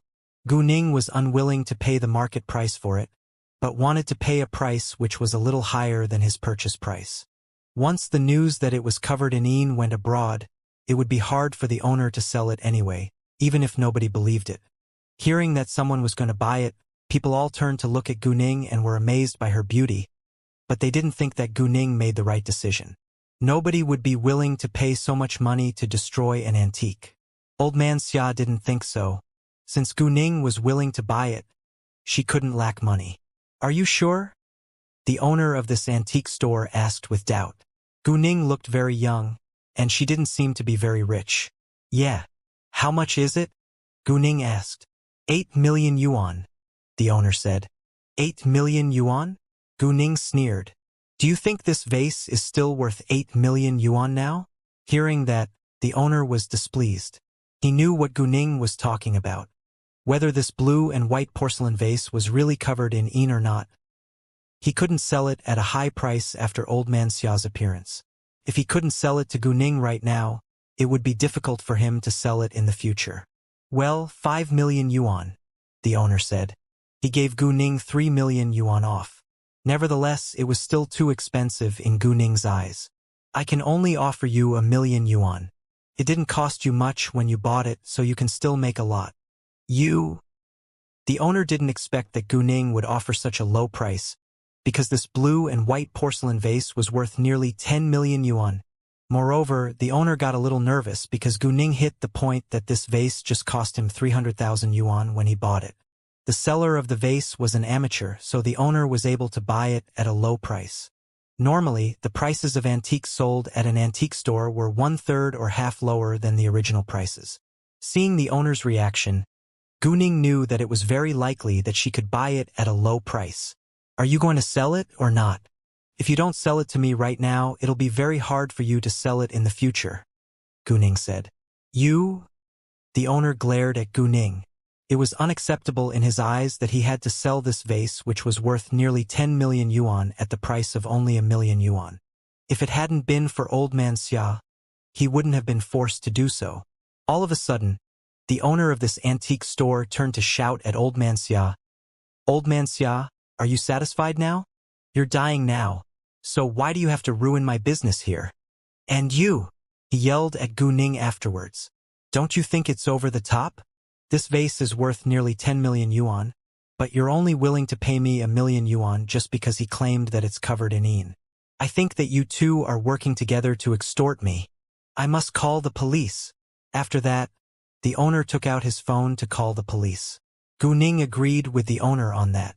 Although he could still make some money by selling the vase at the price of 1 million yuan, he lost much more. If Guning couldn't prove that it was indeed covered in ine, what she was doing now would really be like extortion. Wait a second, I can prove it to you, Guning said. Hearing that, everyone turned to look at Guning all of a sudden. Even the owner of this antique store was surprised. Although he was unwilling to sell the vase at the price of 1 million yuan, he was afraid that it was really covered in ine. If it was true, he would suffer misfortune. If he had to destroy it himself, he would rather sell it to Guning. In that case, he could make 700,000 yuan at least. Can you? Prove it now, the owner said. Guning took out a blue and white porcelain bottle the size of a small mineral water bottle from her backpack, the telepathic eye space, at once. Seeing it, everyone was amazed. If it was a real antique, it was careless of her to put it in her backpack. What if someone damaged it? Guning put the blue and white porcelain bottle on the counter, which was 50 centimeters away from the vase. This is a real one, and you can hold my bottle for a minute to feel it. You won't feel uncomfortable at all. On the contrary, if you do the same thing with your vase, you'll feel utterly uncomfortable within a minute. The owner of the antique store changed his expression in an instant. He did feel uncomfortable and icy every time he held this vase. He didn't think further and didn't know why, but now he panicked. Does it prove that this vase is covered in ine? If Guning had touched his vase, he probably wouldn't believe her, but Guning had never touched it. The owner already agreed with Guning on that, but he was reluctant to give in right now, so he did what Guning told him to do. He held Guning's bottle for a minute and felt nothing uncomfortable. However, when he held his vase, he felt icy within several seconds. He put it down without delay, in case his life was in danger. Well, the news that this vase is covered in yin already spread abroad. Whether it's true or not, I'm afraid that I can't sell it to others. You can take it for 1,000,000 yuan. Even though the owner felt the uncomfortable feeling, he wasn't willing to say it aloud. Nevertheless, others still sensed that this vase wasn't right. When Gu Ning was about to put her blue and white porcelain bottle back before she paid the money, someone stopped her. "Wait a second." The middle-aged man who planned to buy the vase covered in yin said, "Miss, is this bottle a real antique? Can you sell it to me?" He was going to send someone a gift, and it had to be blue and white porcelain because the person he was giving it to liked blue and white porcelain very much. Took him a lot of time and effort to find a real blue and white porcelain vase, but it turned out to be covered in yin. He was angry and disappointed, but felt lucky at the same time. It was indeed not a good object anyway. "Sure, we can go to the appraisal center after I'm done here," Gu Ning said. In fact, she could directly offer him a price, but she proposed to go to the appraisal center in order to prove that the bottle was real. "No problem," the man said with excitement. After that, Gu Ning swiped her card and signed the contract before she took the vase away. Once she bought the vase, she told the middle-aged man to leave with her. It seemed like she had no intention to smash the vase. Old man Xia was anxious and stopped her. "Miss, where are you going with this vase? Why don't you destroy it right here so that everyone will be relieved?" Gu Ning smiled. "I'm sorry. I have to intention to destroy it. It cost me a lot." Hearing that, everyone was surprised. They thought that Gu Ning was a liar and wanted to sell the vase to make money. If so, Gu Ning was too immoral. People glared at Gu Ning and started to discuss again. Old man Xia was angry. He thought that Gu Ning was an upright, generous young girl, but she turned out to be a greedy person. The owner of this antique store couldn't accept it either. If Gu Ning was going to sell it somewhere else, he could have made more money with it too. Before they could criticize her again, Gu Ning opened her mouth. "Relax, everyone. Since I can tell its difference from other antiques, I know how to deal with it, and I promise that I won't use it to hurt anyone else." "What? She can deal with it?" Hearing that, everyone was astonished again and felt confused. They didn't believe that Gu Ning was able to deal with an antique covered in yin. Maybe it was totally a lie that this vase was covered in yin, and Gu Ning was just deceiving them. "What? You can deal with it?" Old man Xia couldn't believe it either, but he strongly believed that this vase was covered in yin. "Yes, I can, and I also know that your body isn't in a good condition now. It takes a long time for you to recover from the effect of yin. If you trust me, you can take this pill, and you'll be fine soon," Gu Ning said, and put her hand into her pocket. She then used her mind to take a porcelain bottle with a power crystal inside from the telepathic eye space. After that, she gave Old Man Xia the porcelain bottle. Old Man Xia was struck dumb for a second. Somehow, he believed that this young girl in front of him wouldn't hurt him, so he took the porcelain bottle. Others were also curious to see whether the pill was effective, so they all stared at Old Man Xia. Old Man Xia opened the porcelain bottle and poured out a power crystal from it, then directly swallowed it. The pill melted the second he put it into his mouth. A flow of coolness spread across his body like lightning, and he felt much better in a few seconds, which surprised everyone around him. "Wow! He looks much better now that he took the pill. It's so amazing. Does the girl really know yin and yang? Although I don't believe in yin and yang, it's so hard to explain it now." People began to discuss again. Old Man Xia felt the unbelievable effect of this medicine himself, and was shocked more than ever now. "Miss, may I know what this medicine is? It's so effective." Gu Ning wore a mysterious smile and said, "I'm sorry. It's a secret. Please excuse me. I need to leave now." After that, she gave the middle-aged man a glance, then strode away. The middle-aged man followed her at once. Old Man Xia wanted to ask Gu Ning more questions, but he knew that she wouldn't tell him, so he gave up. Although the blue and white porcelain vase used to be his, he had no intention to take it back, because it was covered in yin and he had no idea how to deal with it. In fact, he always wanted to smash it, but someone stole it before he could do that. It was very valuable, but he didn't pay much for it, so it wasn't a big deal. Most importantly, no more people were harmed by it, which was the best result. On the way, the middle-aged man said nothing about what had happened just then, but casually chatted with Gu Ning.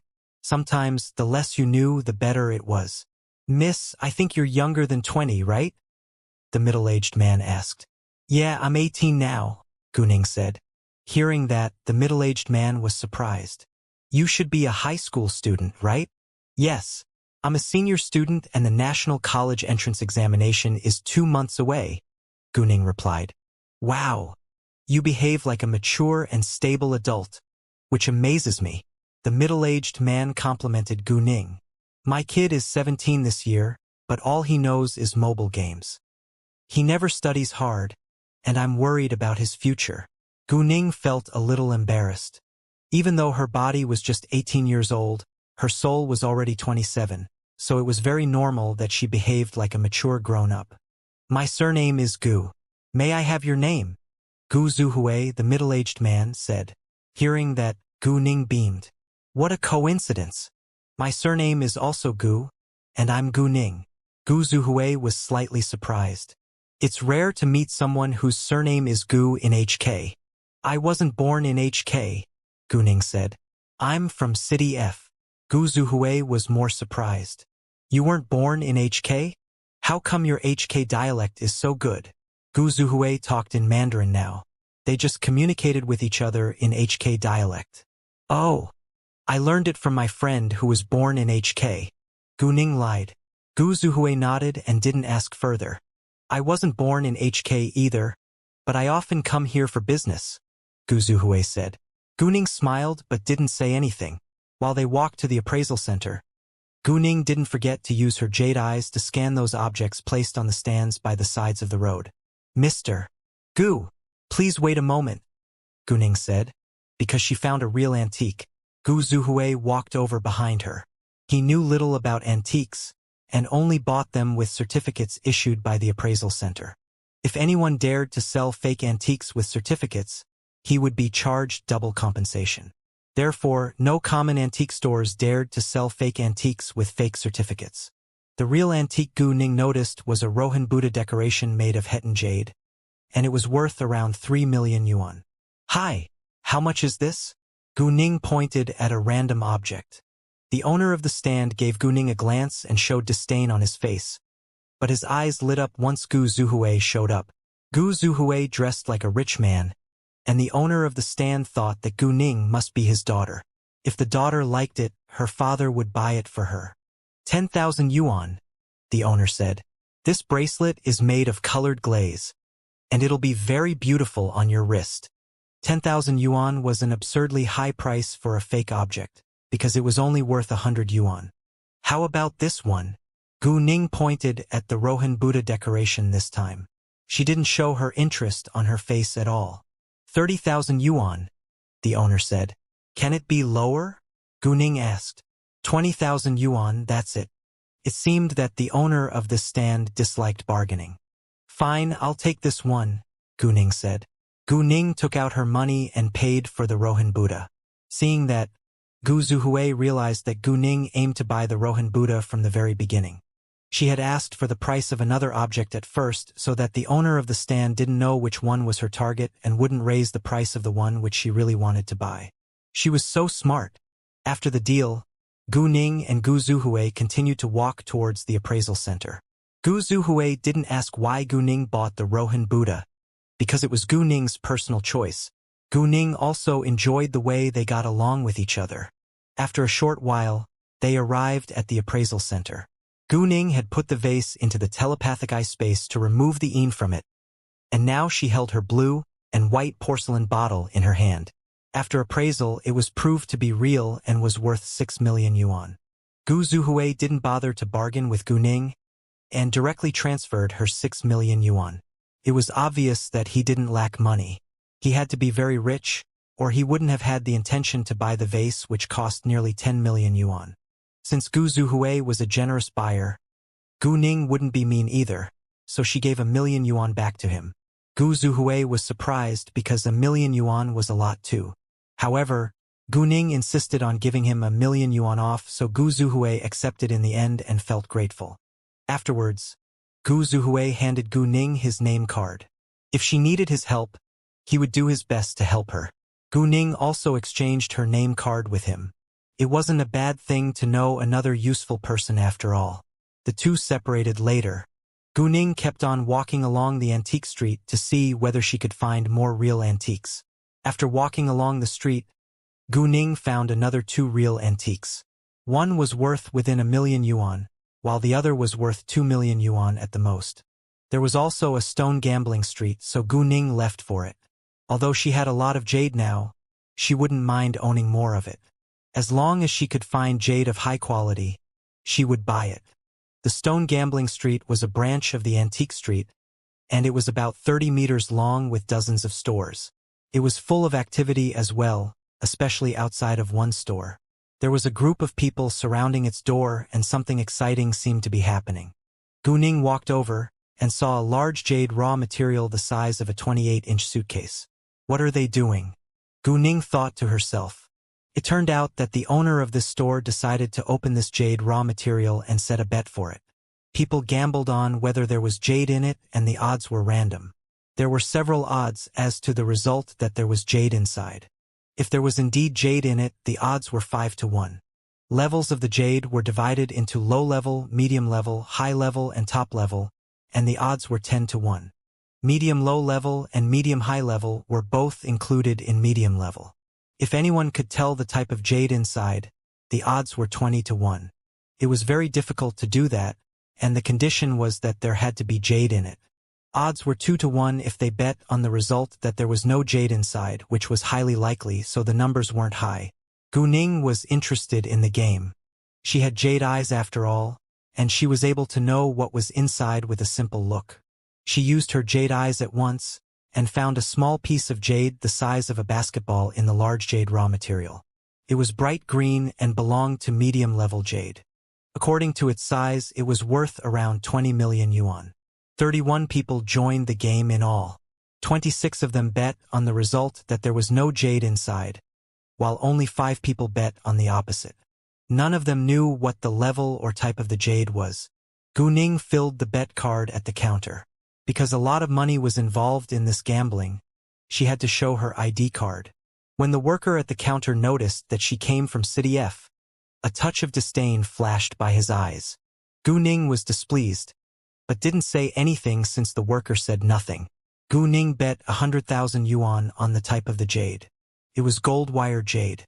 She just did it for fun, not for money, so she only bet 100,000 yuan on it.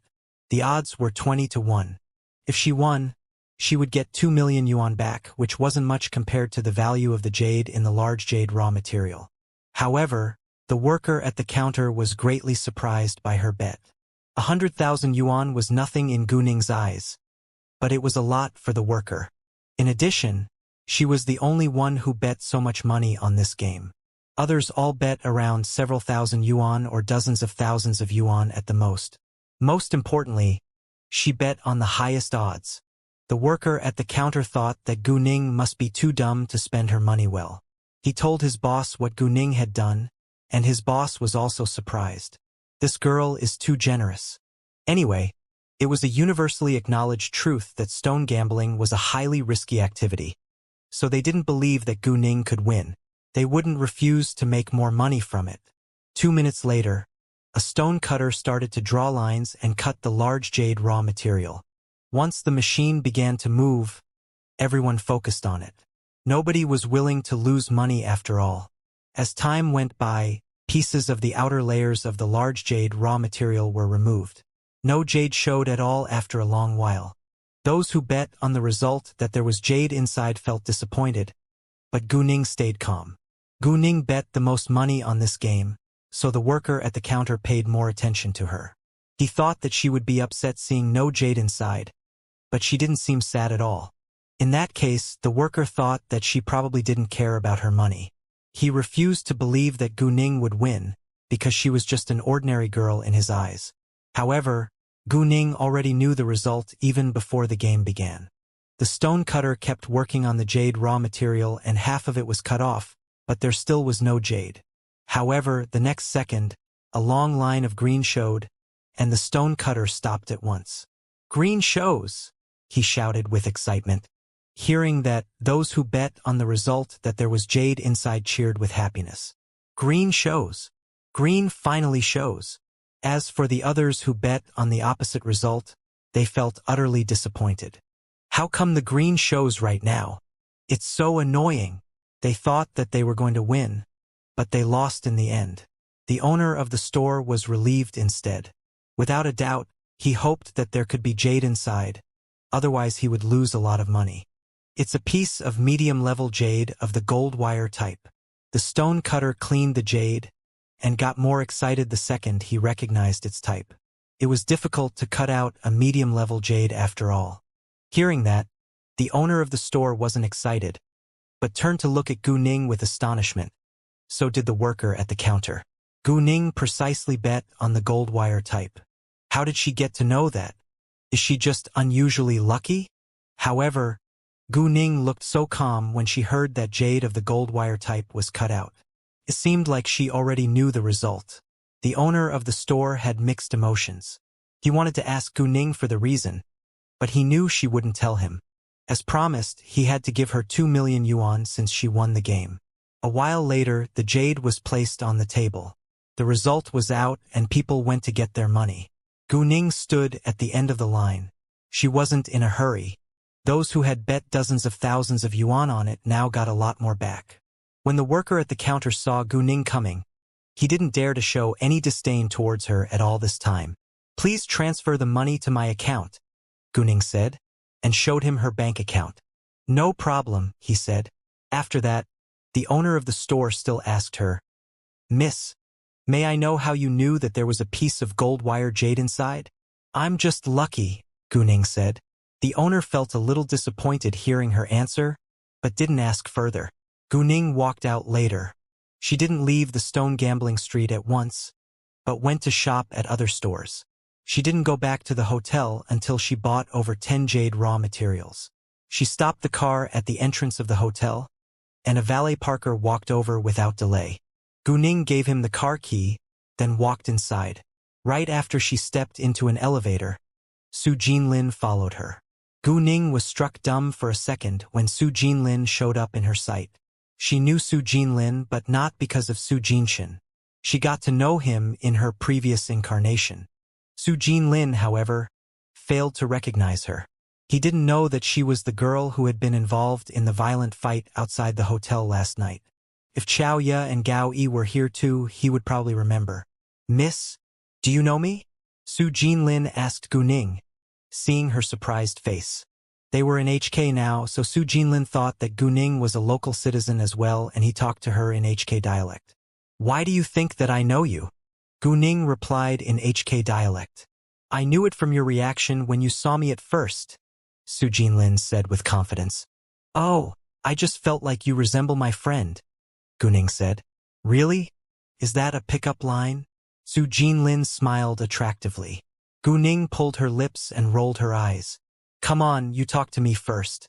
I had no intention to strike up a conversation with you." Su Jinlin wasn't displeased at all. Instead, he thought that Gu Ning was quite interesting, so he couldn't help but talk more with her. "Fine. It's me who wants to strike up a conversation with you." "You better not, or you'll regret it," Gu Ning said. She was being kind, not threatening him. She also knew that he just wanted to know more about her after he noticed her unusual reaction. As the heir of the Su family, he was in a very high position in the society, but there were many people who intended to kill him in the dark as well. Therefore, he wanted to figure out whether Gu Ning was his enemy or not. Sometimes, a beautiful woman worked better than a vicious scheme. "Oh, why?" It aroused Su Jinlin's interest. At this moment, the elevator arrived at the 15th floor where Gu Ning stayed, while Su Jinlin stayed on the 16th floor. The door of the elevator opened, and Gu Ning smiled at Su Jinlin. "Su Jinshin is my friend." After that, she walked out and left Su Jinlin alone in the elevator. "Su Jinshin is my friend. Does she know Jinshin?" If she knew Su Jinshin, it wasn't hard for her to recognize his face because the Su brothers resembled each other. Thinking of that, Su Jinlin laughed at himself, but didn't blame Gu Ning for her behavior. When he was in his room, Su Jinlin thought for a while, then called Su Jinshin. Gu Ning had told him not to flirt with her or he would be regretful, so he was afraid that his younger brother, Su Jinshan, liked her. At this time, Su Jinshan was on the way out of their military base along with Leng Xiaoting and Xian Bei. Leng Xiaoting was going to HK tonight to be with Gu Ning, so he finished everything he needed to do today. Right after Leng Xiaoting told Xian Bei to drive to the airport, but before he could even ask Leng Xiaoting where was he leaving for, Su Jinshin received Su Jinlin's call. Jinshin, I just met a very beautiful girl around 18 years old in the elevator. She looked surprised when she saw me. I asked her whether she knew me, and she said that I resembled one of her friends. I joked a little with her. Then she told me that you're her friend. Do you know who she is? Su Jinlin asked, feeling slightly uneasy. Hearing that, Su Jinshin thought of Gu Ning at once because Gu Ning was the only girl who was very beautiful and about 18 years old that he knew. Leng Xiaoting also heard their conversation, and Gu Ning's name dawned on him too. He frowned, but wasn't annoyed. A very beautiful girl around 18? She must be Gu Ning. Aren't you in HK now? Is Gu Ning also in HK? Su Jinshin asked. Gu Ning? The name sounds familiar. What's your relationship with her? Su Jinlin asked. No matter what their relationship was, he hoped that they weren't a couple, or he would be utterly embarrassed. Gu Ning is Xiaoting's girlfriend, Su Jinshan said. What? Hearing that, Su Jinlin was shocked. If Xiaoting knows that I've flirted with his girlfriend, Su Jinlin felt scared. Su Jinshan thought that Su Jinlin was just shocked to find out the fact that Gu Ning was Leng Xiaoting's girlfriend. So he thought that his reaction was quite normal. In addition, he realized that Leng Xiaoting was leaving for HK now. Hey boss, are you going to HK now? Su Jinshan still asked to make sure that he was right. Yeah, Leng Xiaoting said. At the other side of the phone, Su Jinlin's hand trembled in fear when he heard Leng Xiaoting's voice, and his phone almost fell on the floor. He didn't know that Leng Xiaoting was by Su Jinshan's side, and he regretted that he had called. In fact, Leng Xiaoting wouldn't do anything to hurt him even if he found out. He would tell Su Jinshan to practice fighting skills with him at the most. It wasn't a bad thing, but it didn't mean that he liked it.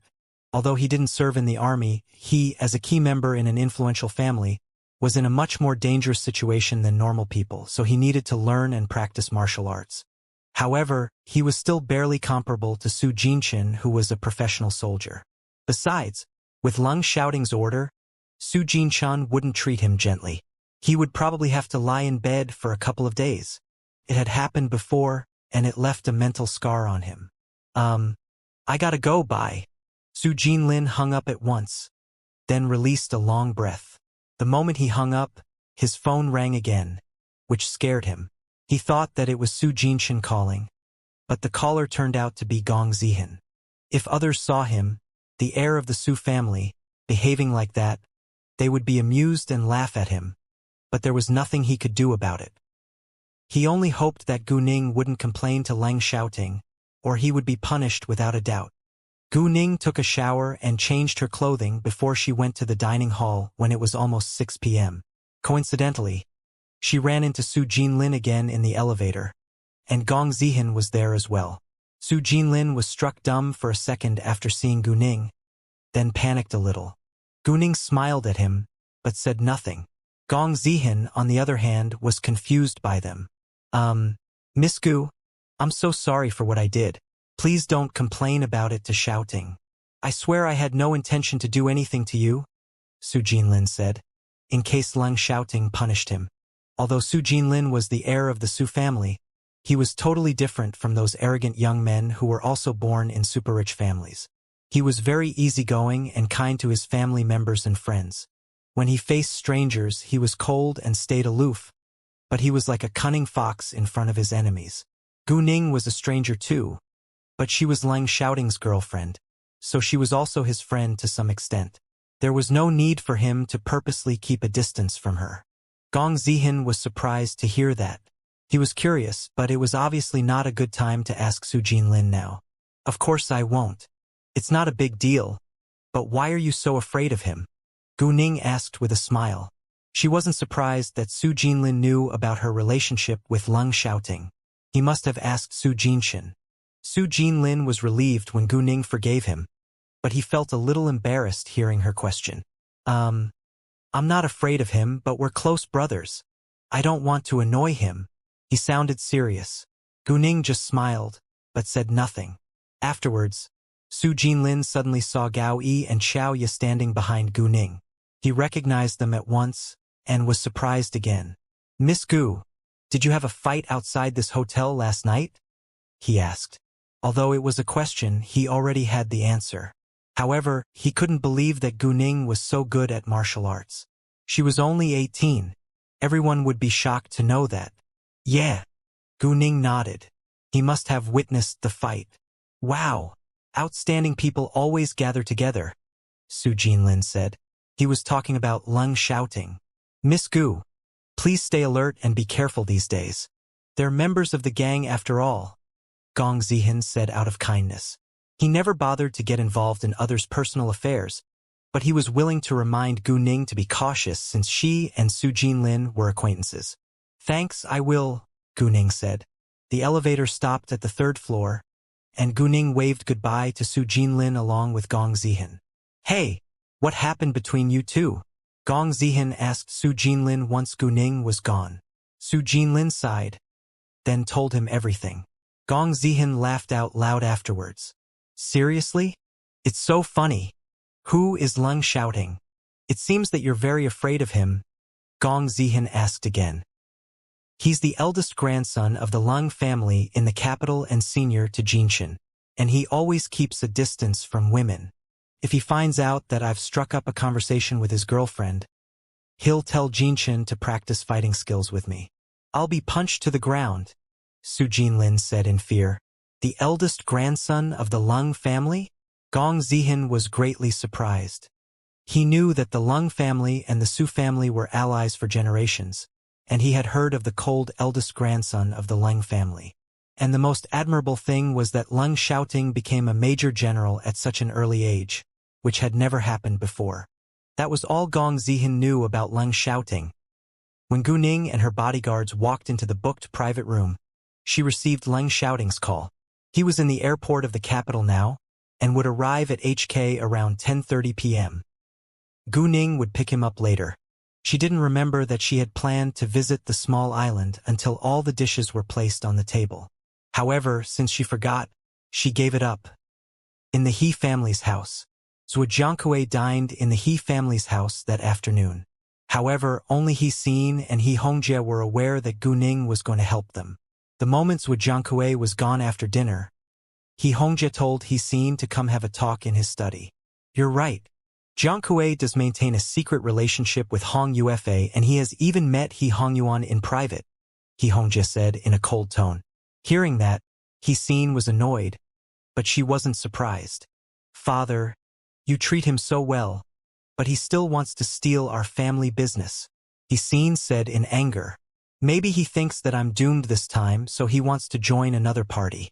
Once I find solid proof to prove that he has no loyalty to me, I'll chase him away, He Hongjie said, and made up his mind to get rid of anyone who dared to betray him.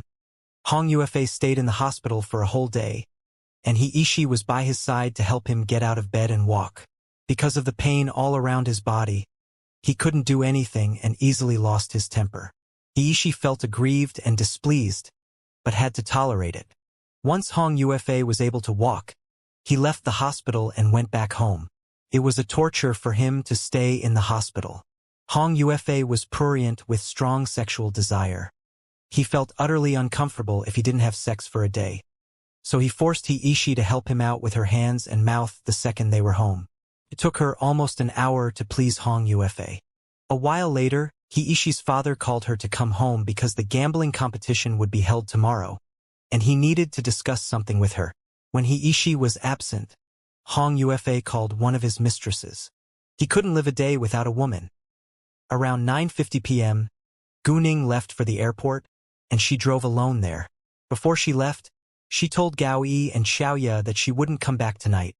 20 minutes later, Gu Ning arrived. Lung shouting would arrive in dozens of minutes.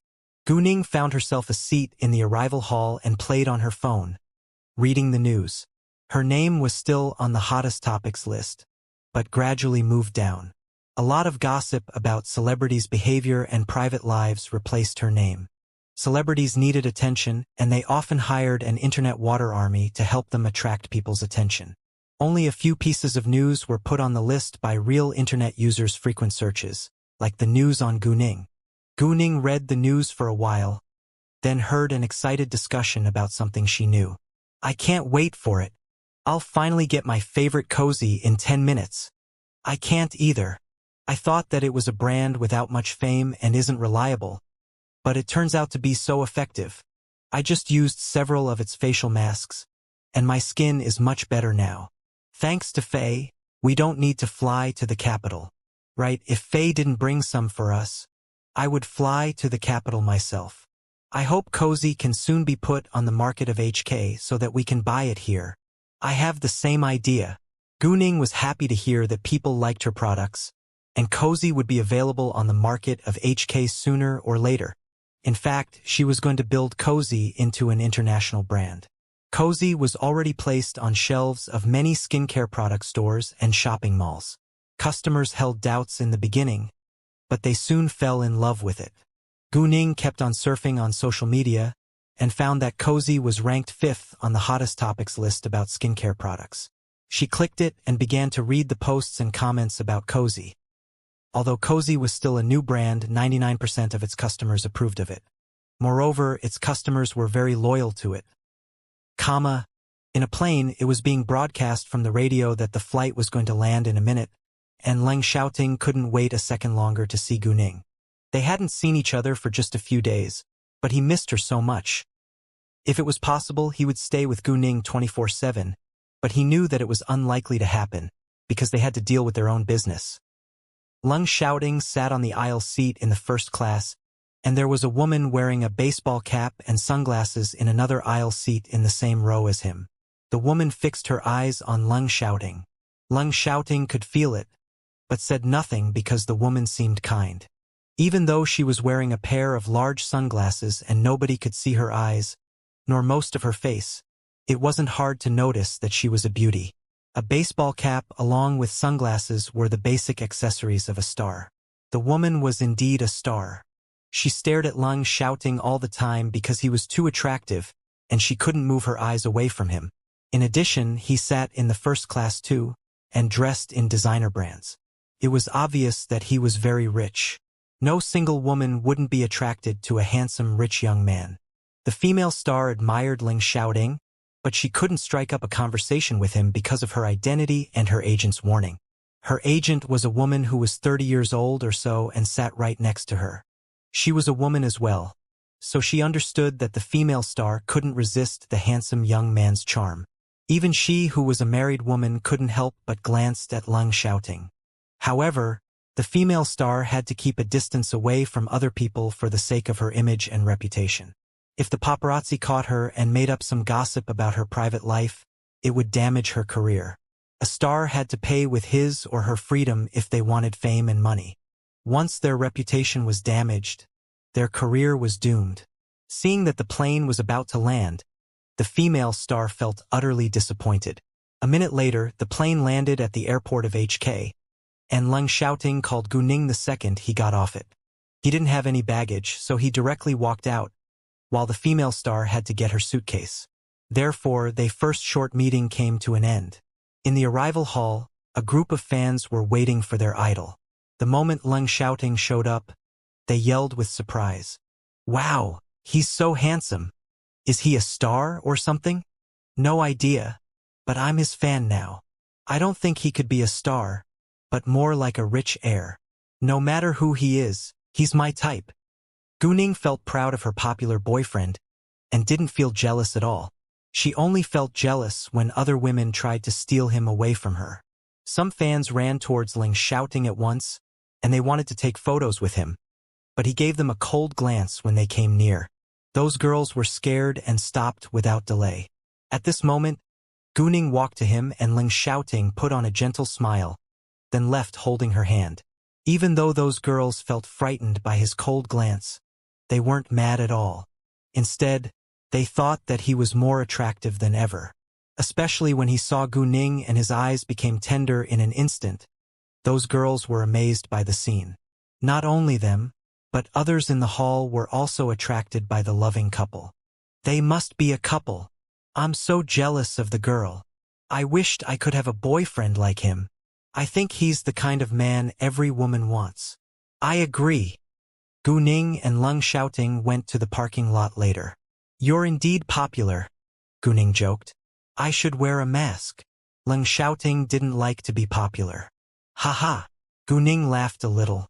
It's fine. They can't get you even if you show up in their sight. If you put on a mask, they will probably think that you're a star and you'll be more noticeable. Given Leng Xiaoting's outstanding appearance, people would only pay more attention to him if he was wearing a baseball cap, sunglasses, or a mask like those stars. Right? Nobody can have me except you? Leng Xiaoting said in a husky voice and gave Gu Ning a flirtatious smile. Gu Ning was struck dumb for a second, then flushed. Stop it. Why? Leng Xiaoting argued. Isn't it the truth? Gu Ning rolled her eyes at him. Leng Xiaoting was getting more and more flirtatious now. They found their car, and Leng Xiaoting opened the door of the front passenger's seat for Gu Ning. He didn't get in it until Gu Ning was seated properly. Have you eaten? Gu Ning asked. Not yet, Leng Xiaoting replied. He was in a hurry, so he went straight to the airport from the military base and ate nothing along the way. Why don't we go to the night snack street? It's very late now, and we can only find delicious food there, Gu Ning said. Sure.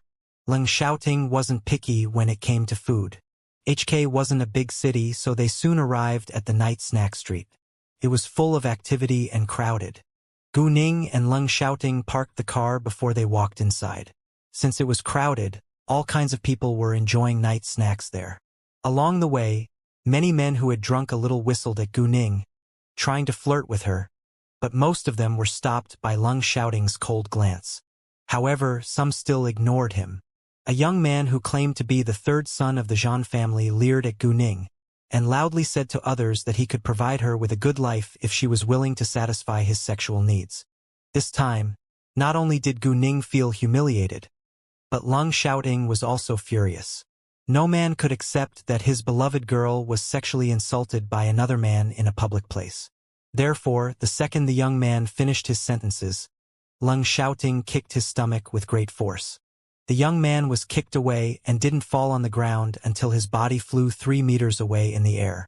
At the same time, his loud screams of pain attracted attention from everyone around the street. The young man could barely move after the heavy kick. Onlookers were all amazed by Leng Xiaoting's strength. They had never seen anyone else who was able to kick an adult 3 meters away before.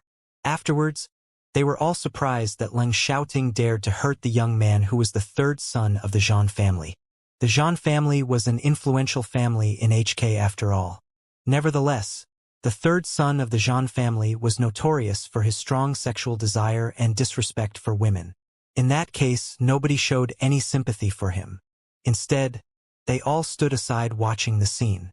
Lord Zhan. 2 men who came here with Lord Zhan were scared.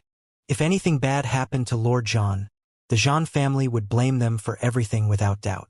Their families weren't as influential as the Zhan family after all. Seeing Lord Zhan still lying on the ground in great pain, one of the 2 men glared at Leng Xiaoting and threatened him. How dare you hurt Lord Zhan? The Zhan family won't let you get away with it. Leng Xiaoting gave him a cold glance, which frightened him. Thinking of what Lord Zhan had been through, he didn't dare to say another word, in case he was kicked too. This is what you get if you dare to humiliate my girl, Leng Xiaoting said in a cold tone. He didn't care about the Zhan family at all. After that, he held Gu Ning's hand and was about to leave. The 2 men, however, were anxious. If Leng Xiaoting was gone, the Zhan family would punish them. Even though they knew that Leng Xiaoting wasn't someone they could mess with, they had to stop him now. You can't leave. Leng Xiaoting squinted at them. Do you want to have the same treatment as him? The 2 men trembled in fear. They obviously didn't want to have the same treatment as Lord Zhan, but they were more unwilling to bear the result of what had happened to Lord John. You just kicked Lord John, so you can't leave. We must call the police and the police will handle it. A man summoned up his courage and said. His voice was still trembling. Stand out of my way, or you'll be lying on the ground just like him. Lung Shouting ignored them and walked ahead. The two men were frightened and moved away at once. They didn't dare to stop Lung Shouting again, so Lung Shouting and Gu Ning left. Lord John wasn't able to move at all, but he could hear their talk. Seeing Lung Shouting leaving, he was ablaze with fury and fell unconscious the next second. The two men were in sheer panic now and sent him to the hospital without delay. In the meantime, they also called Lord John's second oldest brother. Lord John's second oldest brother was a violent and cruel man. Once he heard the shocking news, he went to check the surveillance cameras at once to find out who had kicked his younger brother. Before long, Lord John's second oldest brother focused on Lung Shouting and Gu Ning. He also sent someone to stalk them. After having night snacks, Lung Shouting and Gu Ning left for the hotel. Gu Ning booked a suite at the Gonghao Hotel before she went to pick Lung Shouting up. However, right after they walked out of the night snack street, a group of aggressive, strong men surrounded them. Without a doubt, they must have been sent by the Zhan family. Besides, those men all seemed to be good fighters, which meant that the Zhan family didn't take them lightly. Lung Shouting was able to kick Lord John 3 meters away. If the Zhan family didn't send many good fighters, they couldn't catch him. Unfortunately, they would still fail. Gu Ning couldn't help but think that trouble always found her. She wasn't an aggressive girl, but was often involved in trouble. If she weren't so excellent at martial arts, she would have been bullied countless times. Passers-by all stayed away from them in case they were hurt. Without hesitation, the bunch of strong men moved near to Lung Shouting and Gu Ning. They aimed to catch them.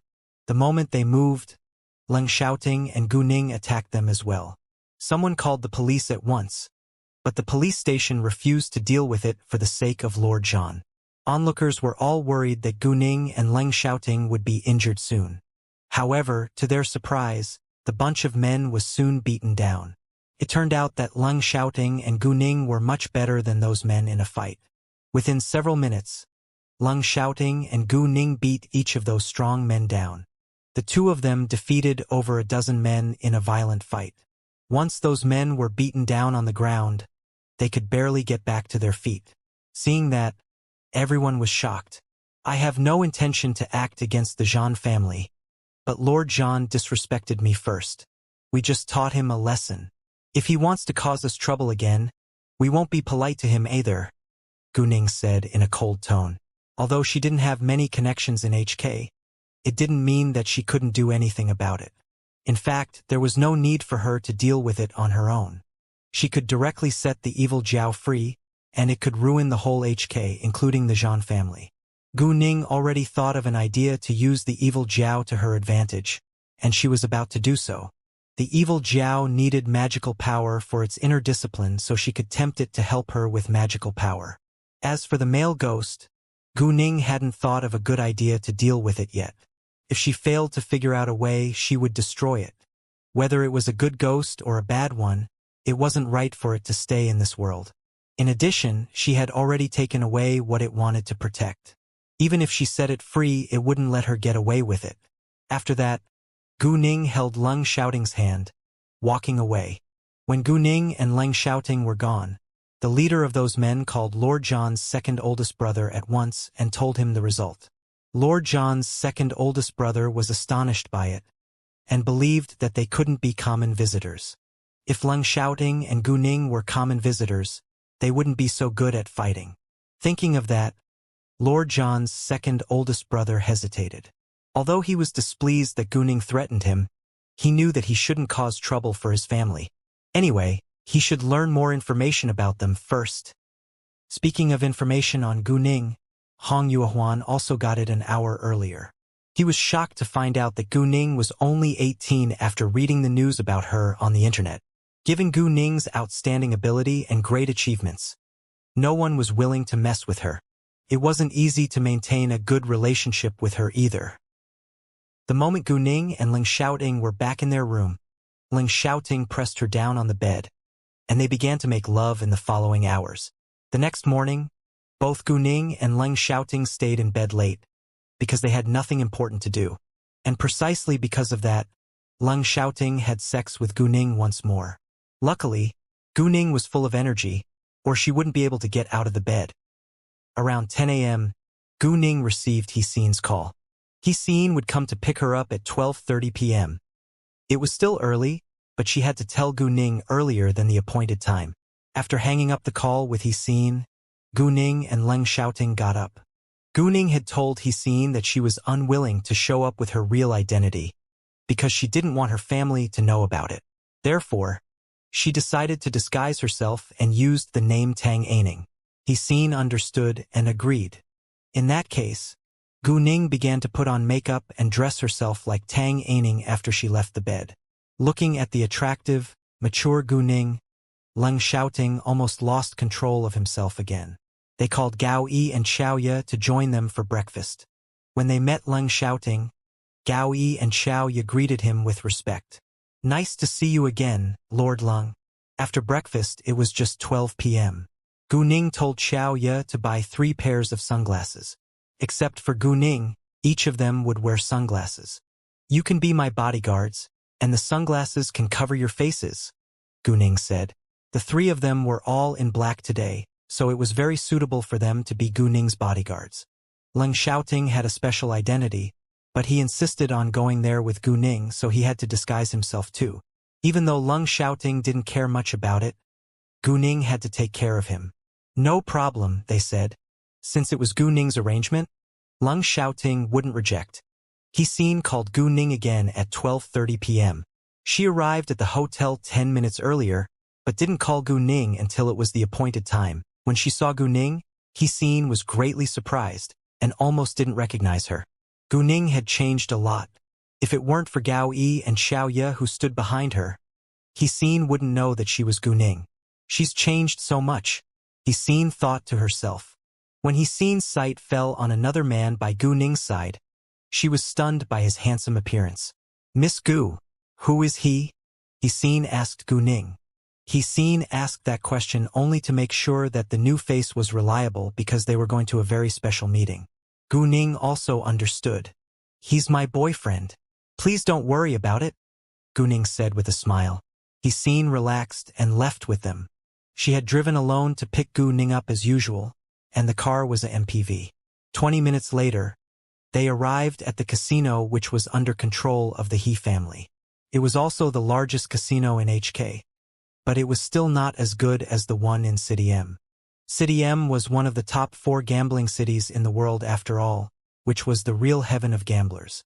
The gambling industry of HK was just half of that in City M. He Hongjie was the gambling magnate in HK, while there was another gambling magnate in City M.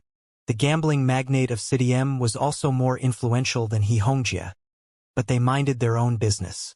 They weren't allies, nor enemies. Normally, when there was a huge gap between 2 people, it was hard for them to be enemies, because the stronger one didn't care much about the weaker one, while the weaker one didn't dare to annoy the stronger one. It also depended on their wits and ambition. Some ambitious people let ambition get the better of them so that they would do something they shouldn't do. Because it was the anniversary of the He family's casino and the competition between the He brothers would also be held today, many people of different social status showed up. When Gu Ning's group arrived, it was around 1 p.m., and the competition would begin at 2 p.m. Therefore, He-Sin guided them to have a rest in the VIP lounge. They still needed to talk about something in private. They walked through the exclusive passage for the He family members, so others didn't see them. He-Sin poured cups of tea for them after they were seated, then said to Gu Ning, "We'll play 3 forms of gambling today. One is Sickbo, which is the routine. As for the other 2, each of the 2 parties can propose one, so you can choose the form you're best at. Each form of gambling will be played for 10 rounds. Whoever wins the most money wins the game. It's not up to how many times you win. As for the bet, 2 parties in the game can do a deal about it. If you're willing to pay for the chips yourself, you take the money you win back home. If you need my family to do that for you, the money you win will belong to us. It's up to you. I can buy the chips myself. Without doubt, Gu Ning was going to make money for herself. He seen agreed and thought that it was a better idea. It wasn't because she didn't trust Gu Ning, but because she knew little about her till now. If Gu Ning was willing to pay the money herself, she would devote herself to the game. As for the forms of gambling, Gu Ning didn't know much about it. She was confident that she wouldn't lose while playing sickbo, and slot machine was another one with which she could make a fortune. Accordingly, she asked, "Can I choose slot machine?" Hearing that, He Seen was surprised. It was a choice but was also a little childish. "Of course you can," He Seen said. When it was 1:30 p.m., He Seen received a call and walked out. After a while, she came back with He Hongjie. He Seen introduced them to one another. He Seen had told He Hongjie that their helper was only 18, but Gu Ning showed up like a mature woman named Tang Aining today, which confused him. He Seen then explained the reason to him. He Hongjie understood because it was indeed a dangerous task. If Gu Ning won today, it was likely that she would be in great trouble. Although He Hongjie still had doubts, he chose to trust Gu Ning. Gu Ning was his best and only choice now after all. He Hongyuan arrived when it was 20 minutes away from 2 p.m., and there were about 20 bodyguards around him. He walked ahead of all them, followed by a 30-year-old man and He Ishi. A lot of people were aware of today's scheme, but nobody dared to say anything about it. "Isn't the man following behind Master Hongyuan Fan Jihao?" "It is. Fan Jihao used to be the second apprentice of the gambling magnate in City M, but he betrayed his master and was chased away. Even though he was notorious for his character, he was really good at gambling, and had learned many skills from the gambling magnate of City M. Did Master Hongyuan invite Fan Jihao to play the game on behalf of him? It couldn't be more obvious. It seems that the gambling magnate is in danger now. I heard that the gambling magnate is losing his hearing. I think the gambling magnate could have invited someone to help him too, right? Neither He Hongjie nor He Hongyuan would play the game in person today, because He Hongjie was losing his hearing, while He Hongyuan didn't want to make any mistakes, although he was also skilled at gambling. Therefore, Gu Ning would attend the competition on behalf of He Hongjie, and Fan Jihao would represent He Hongyuan. Gu Ning was still absent now, so no one knew who would help He Hongjie. In He Hongyuan's eyes, he believed that He Hongjie had to play the game in person, because he had a spy by He Hongjie's side.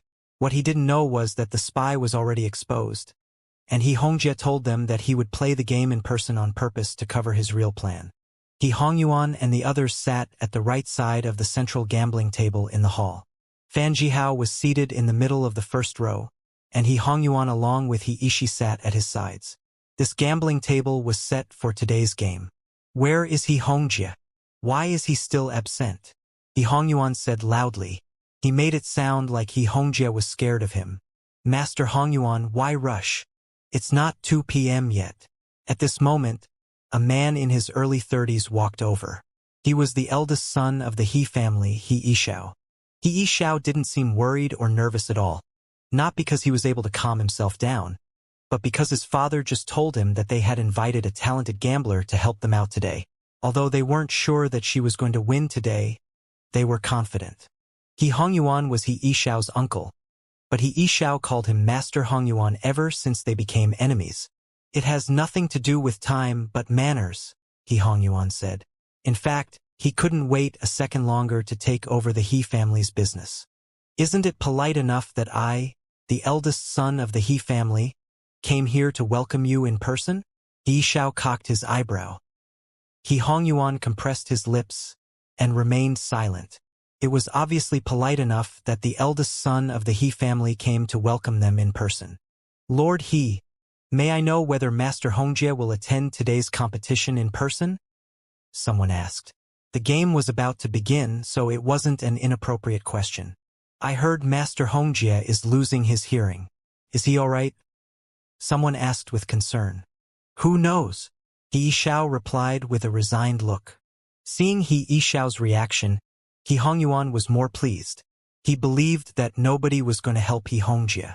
Zhujiangkue had leaked the information to him, and he had also done some research before he came. None of the famous gamblers in HK were invited by the He family. As for those gamblers without much fame, he didn't bother to do the research. Therefore, He Hongyuan was confident that he would be the winner at the end of the day.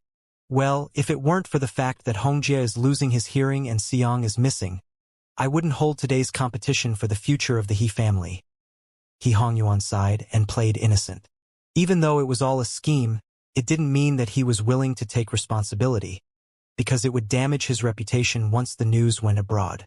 He also clearly knew that He Hongjie along with He Hongjie's family were suspicious of him, but they lacked proof, so he could get away with it. Moreover, he also had the support of the Tiandihui. A touch of coldness flashed by He Yishao's eyes. He knew that He Hongyuan was the mastermind behind today's scheme, but he couldn't do anything about it without evidence.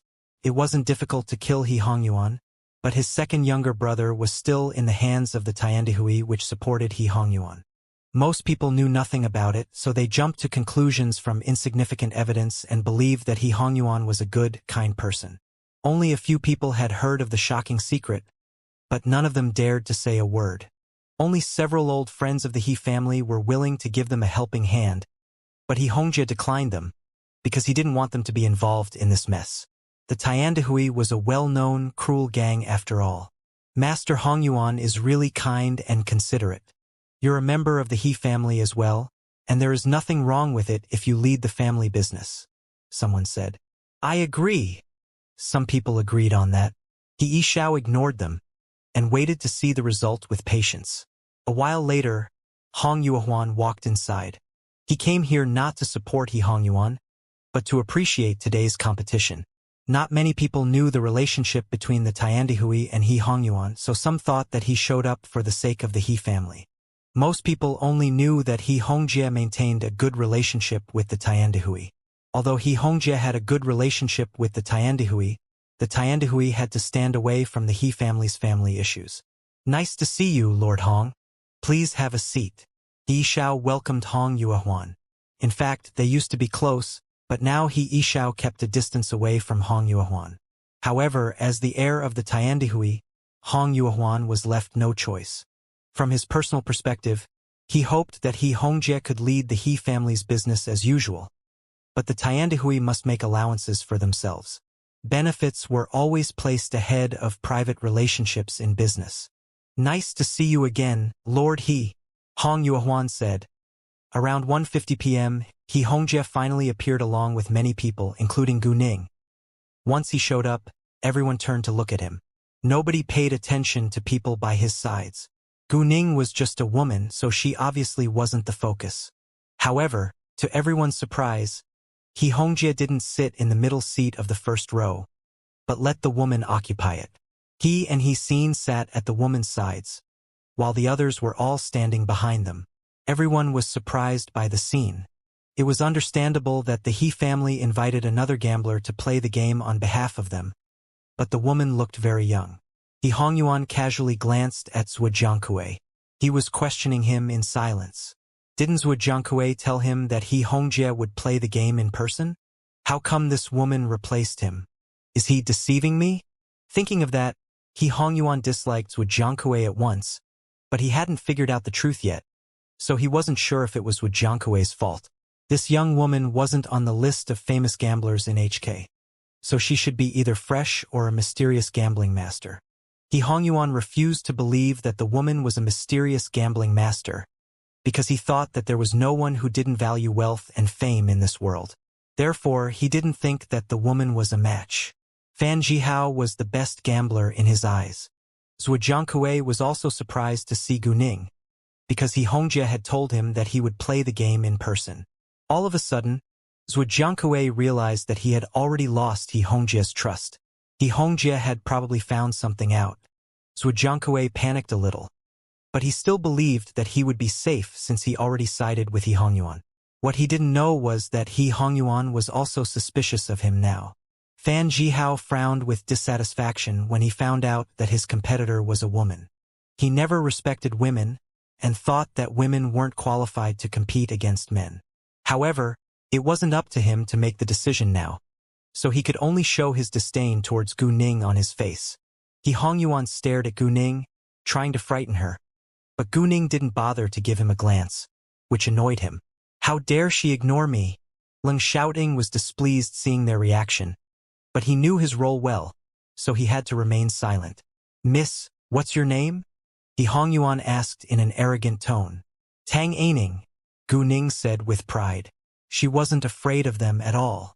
He Hongyuan had never heard of the name Tang Aining in the gambling industry, so he believed that she was a new face.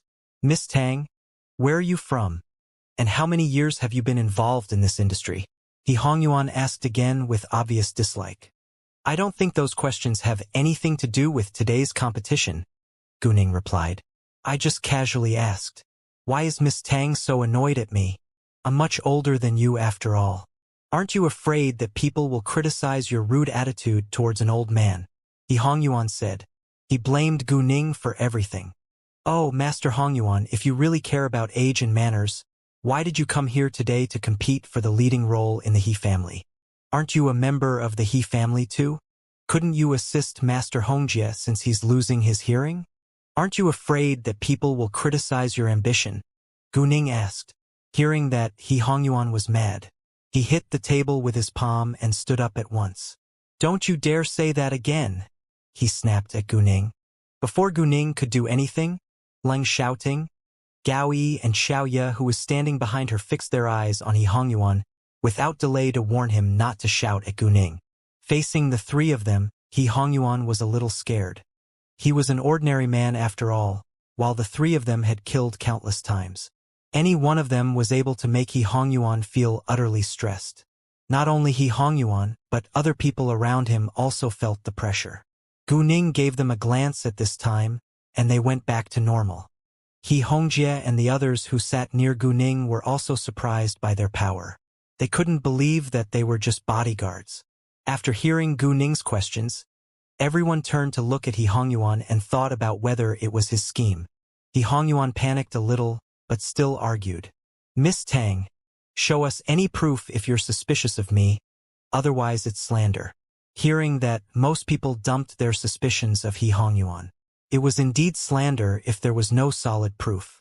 Therefore, many people looked at Gu Ning with unkindness. Gu Ning didn't mind. She had no proof, but she knew that it was the truth.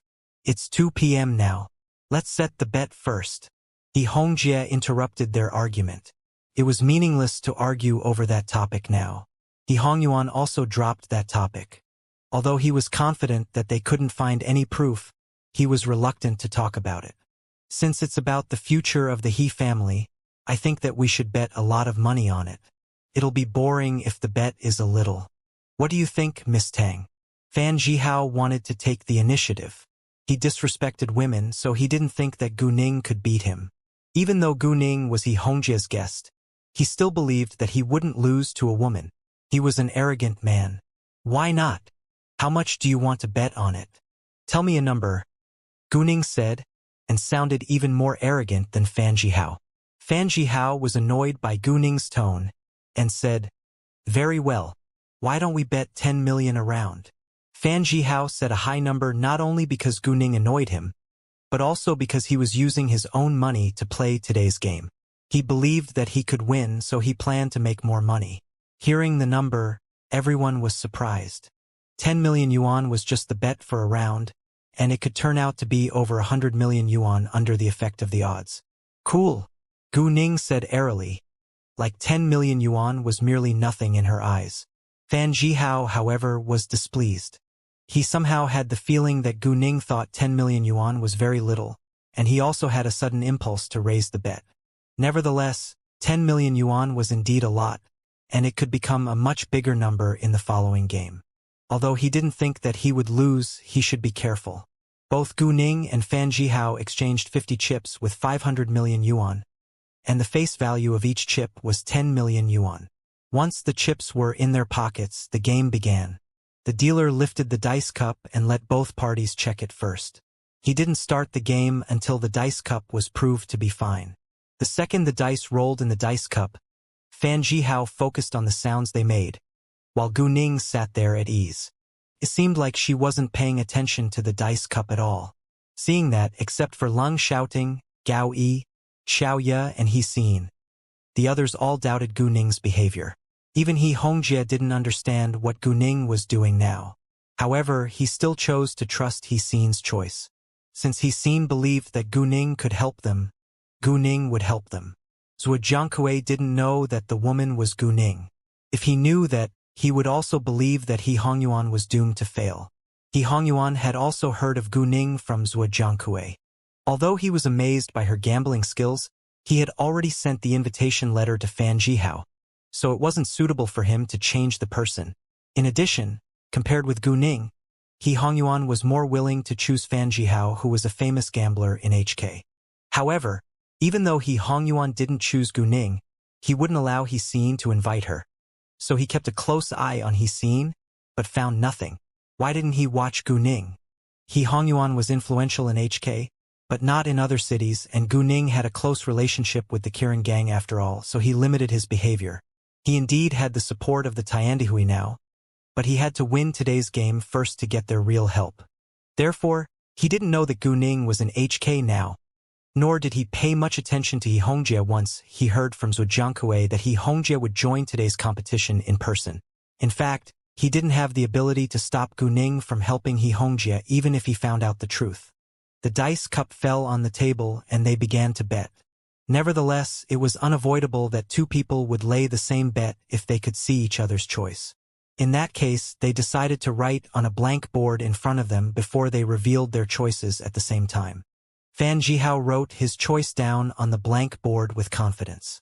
Gu Ning, on the other hand, used her jade eyes to see the numbers shown on the dice in the dice cup, then wrote her choice down. It seemed like she wasn't in a serious competition, but was playing an easy game. Even He Hongjie and He Yishao were a little worried now. He Hongyuan and Fan Jihao, on the other hand, showed obvious disdain towards Gu Ning on their faces. They were too arrogant to think that Gu Ning was at ease because she was going to win. After they wrote their choices down, they turned their boards to face each other. Fan Jihao bet on the total score, which was 13.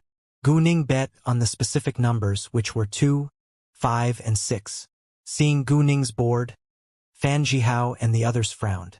Both of them bet on 13, but Fan Jihao failed to tell the specific numbers. If the total score was 13, and the specific numbers were 2, 5, and 6, Gu Ning would win. When the total score was 4 or 17, the odds were 50 to 1.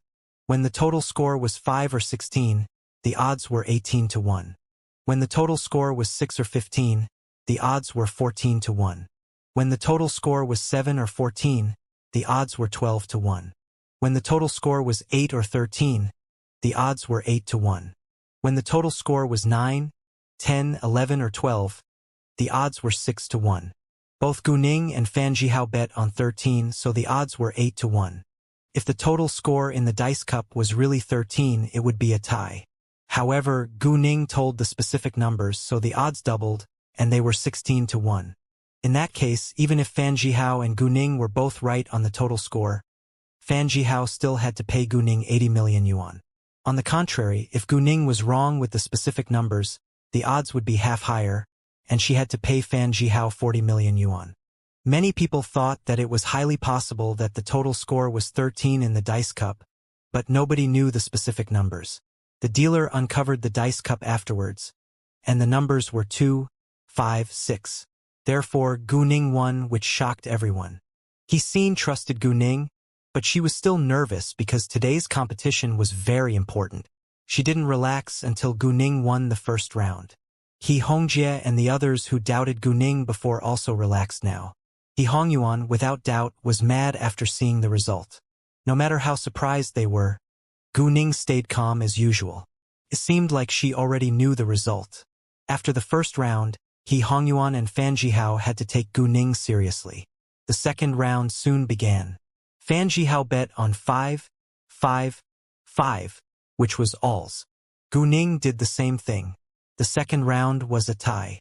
After the first two rounds, people started to believe that Gu Ning was a skilled gambler, and they held great anticipation for her following performance. The third round was still a tie, and Gu Ning won the fourth round. Gu Ning bet on both the total score and specific numbers every time, because the odds would be the highest in that situation. In the beginning, people didn't realize what she was doing, but they soon noticed Gu Ning's plan. She behaved like she could see the dice in the dice cup. Moreover, she never lost once. He Hongyuan and Fan Jihao were suspicious that Gu Ning might have cheated in the game, but they failed to find any evidence. Actually, even the gambling magnate in City M couldn't be so accurate every time. Gu Ning did what nobody could do before. After a while, He Hongyuan and Fan Jihao began to panic, which affected their judgment. Zhuo Jiangkue thought of Gu Ning at this moment, because Tang Aining did what Gu Ning had done before. However, he couldn't find anything else in common between them, so he still didn't know that Tang Aining was actually Gu Ning. What is going on here? Why are there so many talented female gamblers all of a sudden? Gu Ning won the 5th and 6th rounds. Fan Jihao was wrong with specific numbers again and again. After a total of 6 rounds, Fan Jihao was right 4 times, which was a very good result in the gambling industry. But his competitor was Gu Ning this time. It was impossible for him to win. Gu Ning bet on alls this time. Odds of alls were 24-1, which meant that Fan Jihao had to pay Gu Ning 240 million yuan for a single round. Fan Jihao couldn't stand it anymore, and hit the table standing up. He glared at Gu Ning, like he was going to swallow her in anger. How could you tell the correct specific numbers every time? It's impossible that a normal human being could do that. You must have cheated. It isn't fair. Fan Jihao believed that Gu Ning must have cheated in the game. Otherwise her choice wouldn't have been so accurate every time. Right, you must have cheated. He Hongyuan supported Fan Jihao. If Gu Ning continued to win like that, they were doomed to failure. If He Hongyuan lost the game today, he would lose everything he had achieved. The He family would chase him away without doubt, and the Tiandihui would abandon him as well. Without the Tiandihui's protection, it was very easy for He Hongjie to kill him. In fact, except for Fan Jihao and He Hongyuan, many other people also held the same idea, but they didn't say a word. Interesting. You can't win the game, so you accuse us of cheating in the game. Show us any proof if you have. He Xin argued. Although Gu Ning's behavior did arouse people's suspicion, she hadn't cheated at all in the game. Show us the evidence if you have any. I don't think Miss Tang has done anything wrong. Right? Although Miss Tang is unusually excellent at Sickbo, she's played the game in everyone's sight. Many people defended Gu Ning too. Master Hongyuan, Jihao? I'm afraid that you just can't bear the result of today's competition? Yi Shao also supported Gu Ning. Tang Aining was indeed a talented gambler. Even the gambling magnate wasn't as good as Gu Ning at gambling. He Hongjie thought that Gu Ning was more qualified than him to be the gambling magnate.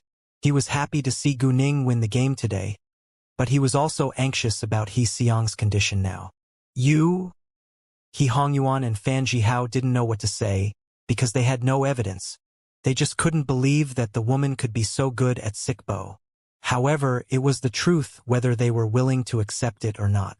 Besides, He Hongyuan indeed couldn't lose today's competition, but he wouldn't admit it in public. Do you want to continue or not? If not, you'll be the loser. Gu Ning opened her mouth with impatience. Go on, He Hongyuan said at once.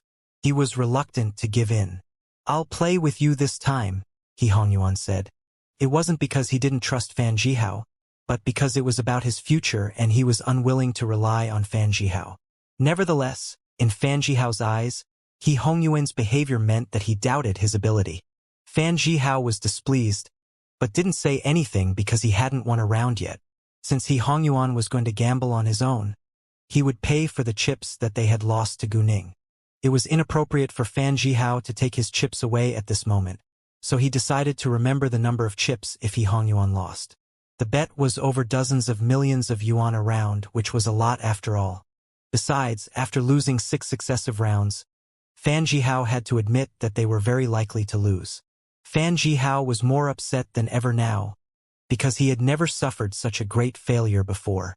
He had gambled against his master, who was the gambling magnate, and he had been able to win 2 or 3 rounds. This woman in front of him, however, never let him win once. He had lost 380 million yuan in all till now, which was a much higher number than the commission He Hongyuan offered him. He Hongyuan replaced Fan Jihao, but Gu Ning stayed, so the result was the same. Either it was a tie or Gu Ning won. Gu Ning never made mistakes.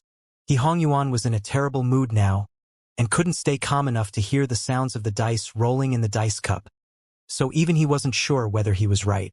He Hongyuan wrote 2, 5, and 5 down on his blank board at the next round. Gu Ning, however, wrote 2, 5, and 6. Once the dice cup was open, the numbers were indeed 2, 5, and 6. The total score was 13, and the odds were 8-1. Gu Ning were right on the total score and the specific numbers, so the odds became 16-1, and He Hongyuan had to pay her 160 million yuan. He Hongyuan collapsed in his chair and refused to accept the result. Fan Jihao only had chips of 120 million yuan with him now, which wasn't enough. He Hongyuan told He Ishi to exchange more chips with 500 million yuan for him. Although He Hongyuan was unwilling to lose, he subconsciously thought that it was highly likely. When He Ishi came back with those chips, He Hongyuan gave Gu Ning 16 of them, which amounted to 160 million yuan. Everyone was amazed by Gu Ning's gambling skills. She already won 540 million yuan within a very short time. It was so easy for Tang Aining to make money. Hong Yuehuan had mixed emotions now. It seemed that the He family was going to win, and his father had to apologize to He Hongjie in person. If the He family ended their cooperation with the He family, it would be the Tiandahui's loss. However, if He Hongjie couldn't recover from his bad hearing, and He Xiang was still missing, the He family would be in the same crisis. Even though the Tiandahui agreed to assist He Hongyuan, they knew nothing about He Xiang being missing, and they were unwilling to be involved in it. Go on. He Hongyuan refused to accept the result, and tried to win his money back. He focused on the sounds of dice rolling in the dice cup. He Hongyuan bet on 2, 3, and 3. Gu Ning bet on 2, 3, and 3, 2. Both of them were right this time, so it was a tie, and He Hongyuan relaxed a little. Nevertheless, a tie wouldn't make any difference. If he couldn't win, he would lose this game. He Hongyuan lost a fortune the 9th round once again. The total score was 16, and the odds were 18-1, while Gu Ning was right on both the total score and the specific numbers, so the odds became 36-1. In that case, He Hongyuan had to pay her 360 million yuan. Everyone was shocked. Jesus! She won 360 million yuan after a single round. Gu Ning had made 900 million yuan in total now. Everyone was jealous of her. He Hongyuan couldn't accept this terrible result, and spat out some blood all of a sudden. People around him were all scared seeing that. Father! He Ishi ran to support He Hongyuan. If they just lost money today, they could afford it, but it was obviously not the matter of money, but the leading position of the He family. If they lost today, they lost the whole business and properties of the He family, which was the real reason why He Hongyuan couldn't accept his failure. He Hongjie had no sympathy for He Hongyuan. Although they were related to each other, they were also enemies. He Hongyuan asked for it himself. Master Hongyuan, do you need a rest? He Shao asked. Although they were pleased to see He Hongyuan spit blood, they should show their manners in this public place. No thanks. He Hongyuan rejected it at once. He couldn't be absent. Since He Hongyuan refused to do so, He Ishao didn't bother to say that again. He Hongyuan wasn't in a good condition, so Fan Jihao replaced him to play the last round. Fan Jihao was also highly stressed, because he had already lost a lot of money. If he lost again, he was afraid that he couldn't accept it either. Anyway, Fan Jihao forced himself to calm down and stay focused. The last round was a tie, and Fan Jihao relaxed a little, but it was too late, and they still lost 900 million yuan. After the first form of gambling, He Hongjie was the winner. Shall we begin the second form of gambling right now? Or take a rest for a while? He Shao asked He Hongyuan. Let's have a break for half an hour, He Ishi said. He Hongyuan agreed. He also needed time to calm down. Afterwards, He Ishao arranged private rooms for them to have a rest. As for the other people, they could have a rest too or play games in the hall. He Shao left right after he guided Hong Yuehuan to his private room. They didn't talk to each other at all, which upset Hong Yuehuan. They used to be close friends after all, but now were like strangers. It was the Tiandahui's fault anyway, so Hong Yuehuan wouldn't blame He Ishao. He Hongjie thanked Gu Ning in their private room. If it hadn't been for Gu Ning, they would have lost the competition already. Mister, there is no need for you to thank me. To be honest with you, I came here just for the money, Gu Ning said. Even so, they still thanked Gu Ning for what she had done. Oh, Miss Gu, what do you plan to play next? He Hongjie asked. Slot machine, Gu Ning said. What? He Hongjie was greatly surprised and couldn't believe his ears. Slot machine sounded very childish. Given Gu Ning's previous performance, He Hongjie obviously wouldn't take Gu Ning lightly. Instead, he believed that she could win again by playing slot machine. Well, I don't know much about other forms of gambling except sickbo and slot machine. I'm confident that I can win by playing slot machine, but I'm not sure what they want to play and whether I can win, Gu Ning said. I think they'll choose from 5-card stud, baccarat, roulette, or so forth. We've won 900 million yuan, which is enough for them to lose, He Hongjie said. He was almost sure that they would be the winner today even before the following games began. From the beginning to the end, He Hongjie didn't ask Gu Ning about her accuracy of the specific numbers in sickbo, because it was her personal affairs. He Hongyuan was still furious in their private room, and Fan Jihao stayed silent the entire time. He had a strong feeling of failure now, and almost lost his confidence in himself. Dad, the woman is so unbelievable, and she's already won 900 million yuan till now. Can we win it back? She asked with worry. If they couldn't win today, she would lose her identity as the lady of the He family. If so, Hong Ufa would dump her without doubt, and she would lose her title of Mrs. Hong as well. If she was able to marry into another rich or powerful family, she would do that, but she clearly knew that it was impossible. She had been left no choice before, so she had chosen Hong Ufa. Although she was born in the He family, she was always overshadowed by He Xin, who was her older cousin. That was the reason why she was so jealous of He Xin. We will. He Hongyuan repeatedly said to comfort himself. Mr. Fan, you have to win the 900 million yuan back in the second form of gambling, He Hongyuan ordered. Fan Jihao was displeased hearing that, but didn't say a word. He was also eager to win or he would lose his own money. However, he was still confused why Tang Aining was able to be right every time in sickbo, which was so strange. It was as if she could see the dice in the dice cup, but he wasn't willing to believe that. I don't believe that she's so skilled at every form of gambling, Fan Jihao said in a cold voice. Half an hour later, the two parties went back to the hall. He Hongyuan looked much better after the rest, but he was still in a bad mood. Well, now you can choose what form of gambling you want to play next. Let's roll the dice to see who will choose first, He Xiao said. No problem. Gu Ning and Fan Jihao agreed. They went to the sides of the gambling table and rolled the dice on it. It didn't matter to Gu Ning who got to choose first, so she casually threw the dice, and the number was 1, while Fan Jihao's was 5, so Fan Jihao chose first. I choose 5-card stud, Fan Jihao said. Play began with each player being dealt 1 card with its face down, followed by 1 card with its face up, beginning, as usual, with the player to the dealer's left. If played with a bring-in, the player with the lowest ranking up card must pay the bring-in, and betting proceeded after that. After the first betting round was complete, another face-up card was dealt to each player. Betting now began with the player whose up cards make the best poker hand. On this and subsequent betting rounds, the player to act first might check or bet up to the game's limit.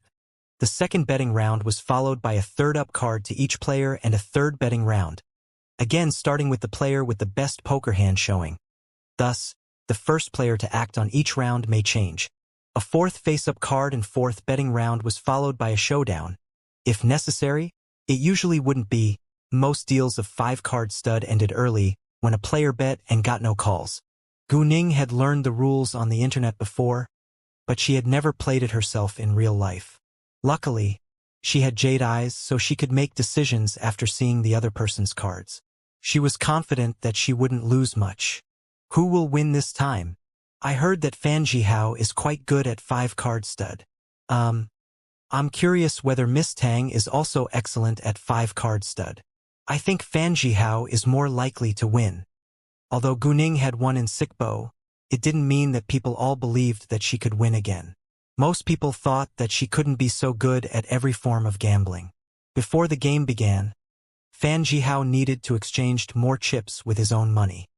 He only had 10 chips in his hands now, which were obviously not enough. Therefore, Fan Jihao exchanged more chips with another 500 million yuan. Such a sky-high bet had never appeared before in HK.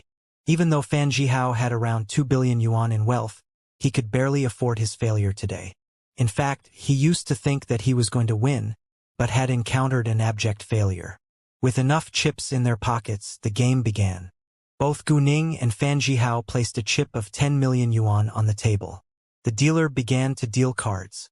He dealt one card with its face down first, then one card with its face up. Fan Jihao's face-up card was Hearts K.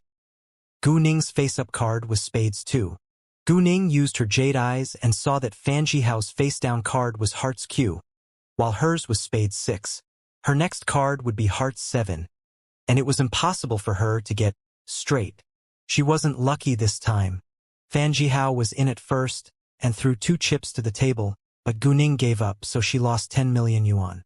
Although Fan Jihao only won 10 million yuan after the first round, it was a good beginning anyway. Gu Ning lost after the first round, but Hongjie and the others weren't worried about her. She had 900 million yuan in her pocket now after all, and 10 million yuan was merely nothing. The second round began soon. Gu Ning lost again, and didn't bother to lay her bet. Fan Jihao won once more, but he wasn't happy about it, because he couldn't win a lot if Gu Ning refused to be in every time. However, he couldn't force her to do so. Gu Ning was in the third round, but Fan Jihao gave up.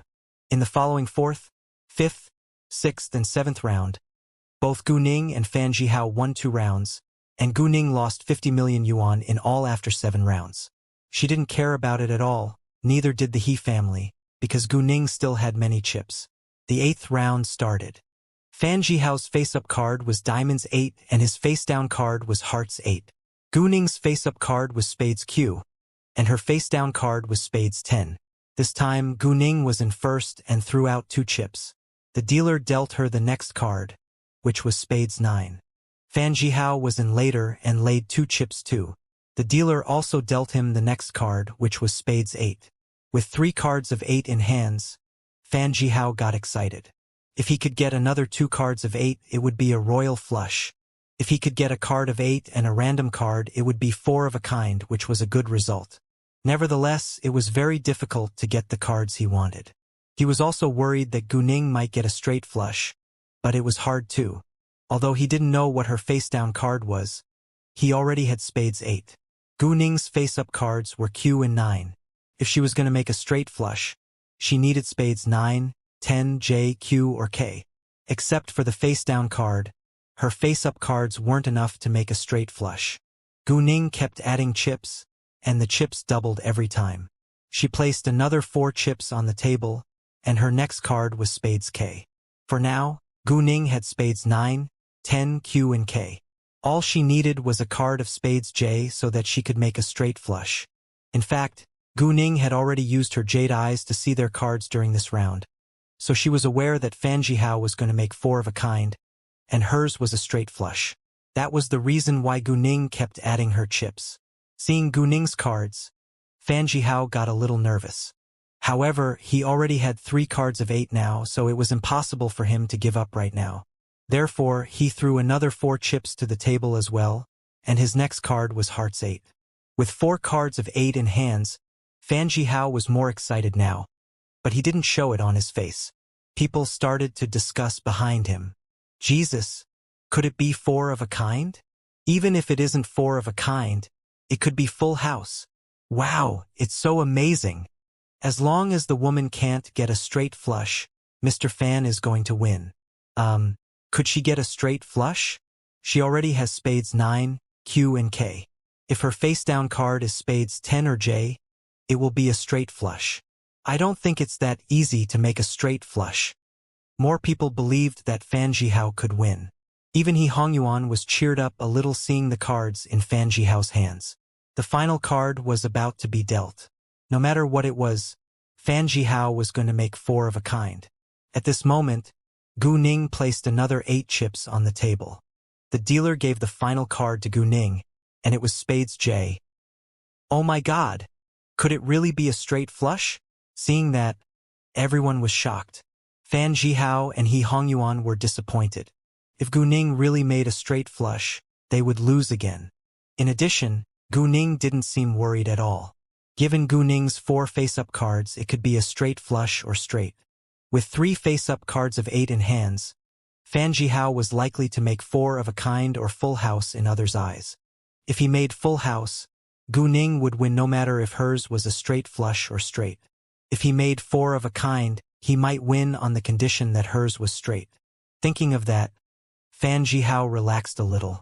He also threw out another 8 chips and got his final card, which was Hearts K. In the end, each of them held 5 cards in hands, but they still needed to raise the bet before turning the face-down card up. Once Fan Zhihao raised the bet, Gu Ning had to follow up if she wanted to reveal the face-down card, or she had to give up. No one was willing to give up and lose all the previous chips at this time. If Gu Ning gave up right now, her previous bets would be wasted. She could make straight flush this time after all. Fan Zhihao was a little worried that Gu Ning's cards could be a straight flush in the end. So he didn't dare to take the risk and bet all his chips on the result. If he did that, he could lose all his money. He was scared of Gu Ning's gambling skills, so he stayed cautious even though he had good cards in hand. Accordingly, Fan Zhihao placed another 10 chips on the table, so did Gu Ning. The moment Fan Zhihao flipped his face-down card over, everyone was astonished. Jesus, it is 4 of a kind. Unless she can make a straight flush, she'll lose. All the chips they had laid during this round added up to 250 million yuan. People turned to look at Gu Ning with one accord after seeing Fan Zhihao's face-down card. They thought that Gu Ning would panic a little at least, but she looked calm as usual, which made He Hongyuan and Fan Zhihao anxious. Is she going to make a straight flush? Gu Ning turned her face-down card up, and it was indeed Spades 10. Oh my god! It's a straight flush. I can't believe my eyes. Some were greatly surprised, while some couldn't accept it. He Hongjie was happy to see the result without doubt, while Fan Zhihao couldn't believe it. After playing the second form of gambling, Gu Ning had chips of 1.01 billion yuan in all now. Nobody had seen anyone else who could make a fortune as easily as she could before.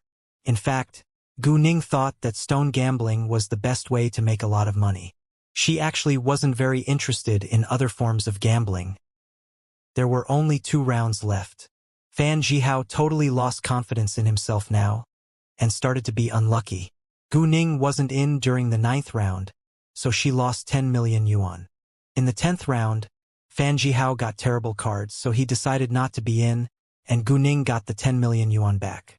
All in all, Gu Ning still had chips of 1.01 billion yuan in her hands now. In many people's eyes, it was a great fortune. Do you need to rest again? He Yishao asked He Hongyuan and couldn't help gloating over their failure. In fact, He Hongyuan did want to have a rest to calm down, in case he was annoyed to death. He was reluctant to admit that his body was in a worse condition because of their failure today, but he had to be more careful about his own body. Nevertheless, he felt utterly humiliated when He Yishao asked him that question, so he rejected his offer to defend his dignity. No need, thanks. He Yishao didn't care about He Hongyuan's body condition at all. Since He Hongyuan was unwilling to rest, the game would go on. Great. Miss Tang. Please choose the 3rd form of gambling for today's competition. Let's play slot machine, Gu Ning said. What? Slot machine? Hearing that, everyone was surprised. They all thought that Gu Ning would propose baccarat, roulette, mahjong, or so forth, but she chose slot machine. Although slot machine was also a form of gambling in casinos, it was more like a commercial game. Therefore, this serious competition suddenly became dramatic once Gu Ning proposed playing slot machine. It seemed like it wasn't gambling, but amusements. As a famous gambler and an ex-apprentice of the gambling magnate in City M, Fan Zhihao grew up in casinos and knew all forms of gambling. Nevertheless, slot machine wasn't one of the forms that he was best at. Even so, he couldn't disagree with Gu Ning's choice, unless he accepted his failure right now. He obviously wasn't willing to do that. As long as he had hope, he would try it. How about the odds? Fan Zhihao asked. No matter how much you win, I'll pay you the money and vice versa. What do you think? Gu Ning asked. Fan Zhihao hesitated for a while, then agreed. No problem. In the beginning, Fan Zhihao didn't think that it was a good idea, because it wasn't easy to win a lot by playing slot machine in his eyes. Even if he won, he couldn't win all the money that he had lost back. However, he was scared of Gu Ning's gambling skills now after losing twice in today's tournament against her. In addition, slot machine was Gu Ning's choice, and she must have confidence in herself. Given the amount of money that he had lost till now, he couldn't win all his money back even if the chips in the prize pool was his 10 times.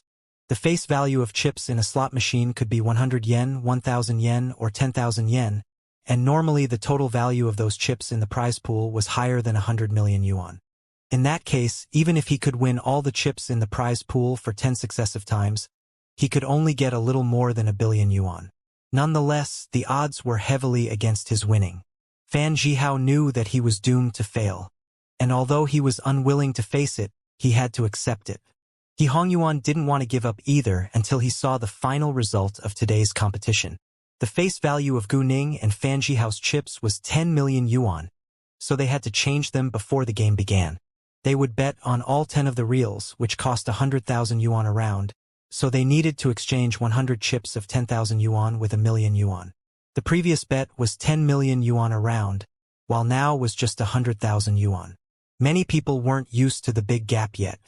Times of odds were 100 times, 200 times, 300 times, 400 times, 500 times, 600 times, 700 times, 800 times, 900 times, and 1,000 times. To avoid that the program of the slot machine had been edited beforehand, they had to let others see its program first to prove that it totally depended on one's luck to win the game. Fan Zhihao was the first one to play it. It was more likely to win money if people bet on all reels, and Fan Zhihao was a skilled gambler after all, so it was much more likely for him to win. After the first round, Fan Zhihao got 8 million yuan in all. Once 800 chips were taken out, another 800 chips were added into the prize pool to make sure that there was no less than 100 million yuan inside. It wasn't easy for ordinary players to win money by playing slot machine, so onlookers thought that Fan Zhihao had done a good job. Afterwards, it was Gu Ning's turn. People all held high anticipation for her performance. Not only had she won in Sickbo, but she was also the winner in 5-card stud. Slot machine was her choice anyway, so it was highly likely that she was going to win. Nobody would choose to compete in something that he or she wasn't good at. Fan Zhihao was good at 5-card stud, so he had chosen it, but Gu Ning was better than him. Given Gu Ning's previous performance, people tended to believe that Gu Ning could win again. Miss Tang, come on. I believe you can win. A handsome young man encouraged Gu Ning, and he stared straight at her with a broad smile. Hearing that, Gu Ning smiled at him out of kindness, which made him feel excited. Leng Xiaoting, however, was displeased, and gave the young man a cold glance. Gu Ning also noticed that, and shook her head. She forgot that she had a jealous boyfriend. After that, she walked to the slot machine and began to put in chips. Gu Ning was confident that she could win money every time, but she wasn't sure whether the prize pool would open every time. She pulled the spin later, and the slot machine worked with a loud noise, while all 10 reels moved fast at the same time. With her jade eyes, Gu Ning was able to calculate when the pictures of different odds would fall on a certain position. When it was the time, Gu Ning quickly pressed the stop button. The slot machine stopped with a sound like someone just slammed on the brakes, and the 10 reels gradually stopped one by one from left to right. The atmosphere was tense as everyone fixed his or her eyes on the pictures on the screen. He Hongyuan prayed that Gu Ning failed, while others all wanted to see her win. When the reels fully stopped, pictures of 500 times lined up along the third reel. Seeing that, He Hongyuan was upset, while others got excited. More pictures lined up on the 4th, 5th, 7th, and 8th reels. After the first round, Gu Ning made 33 million yuan in all. How is it possible? He Hongyuan couldn't accept it. Fan Zhihao had a stronger feeling of failure now. If he continued to lose like that, he could lose every cent of his wealth. However, he was left no choice. While Fan Zhihao and He Hongyuan were both in a bad mood, the audience was excited. Wow, pictures lined up along 5 reels. It's so amazing. And the times are all big. I've never seen so many chips before. He Hongjie was also surprised. Even though Gu Ning had told him that she was confident to win, he was still amazed to see the result. What Gu Ning had done today exceeded his expectations. In fact, there was more to come. Seeing chips coming out from the slot machine in a large amount, people were all envious of Gu Ning, and they wished that they could win that much money. More chips were added into the prize pool before the second round began. Fan Jihao, who was under great pressure now, couldn't stay calm anymore, so he casually pressed the stop button in annoyance. This time, pictures only lined up along a single reel, and he won 1,000,000 yuan. The more he lost, the more restless he was. The more restless he became, the more he lost. As time went by, Fan Jihao was about to lose control of himself. How come you only won 1,000,000 yuan? He Hongyuan was dissatisfied with it. It was Gu Ning's turn again. She made 27 million yuan in all after the second round. Everyone was amazed once more. Jesus! Since when has it become so easy to win money by playing slot machine? I think it's super easy for Miss Tang to win a fortune. I'm so jealous of her. Why? Why could she win so much every time? There must be something wrong with this slot machine. He Hongyuan raised his voice. Right, you must have done something to it. He Ishi argued as well.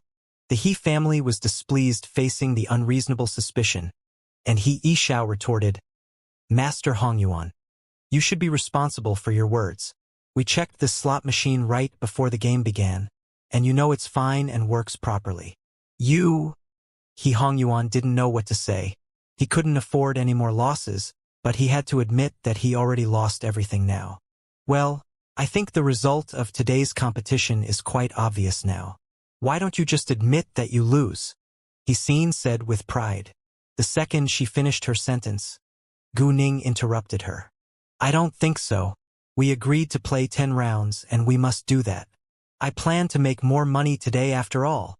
Although Gu Ning acted greedy, nobody showed dislike towards her. On the contrary, they still thought that she was adorable and deserved to win. Since they had agreed to play 10 rounds, they should do that. Moreover, Gu Ning was making money all the time, and she was unwilling to stop. She didn't come to HK often, so she seized every chance to make as much money as possible here. He turned to look at Gu Ning, then changed her words at once. Well, I was just kidding, and the game should continue. In fact, He merely wanted to humiliate them. He Hongyuan had to start the third round. To everyone's astonishment, the prize pool opened when Gu Ning pressed the stop button at the third round. Jesus, the prize pool opened. Wow! I've never ever seen that before. How is it possible? How is it possible? He Hongyuan was too mad to stand still, and almost fell down. Luckily, He Ishi supported him on time. It can't be possible. He Ishi couldn't believe her eyes either. Fan Jihao was struck dumb by the scene as well. Gu Ning won over 100 million in a single round. He Hongjie was more than shocked now. He totally forgot that Gu Ning was actually winning money from his family's business.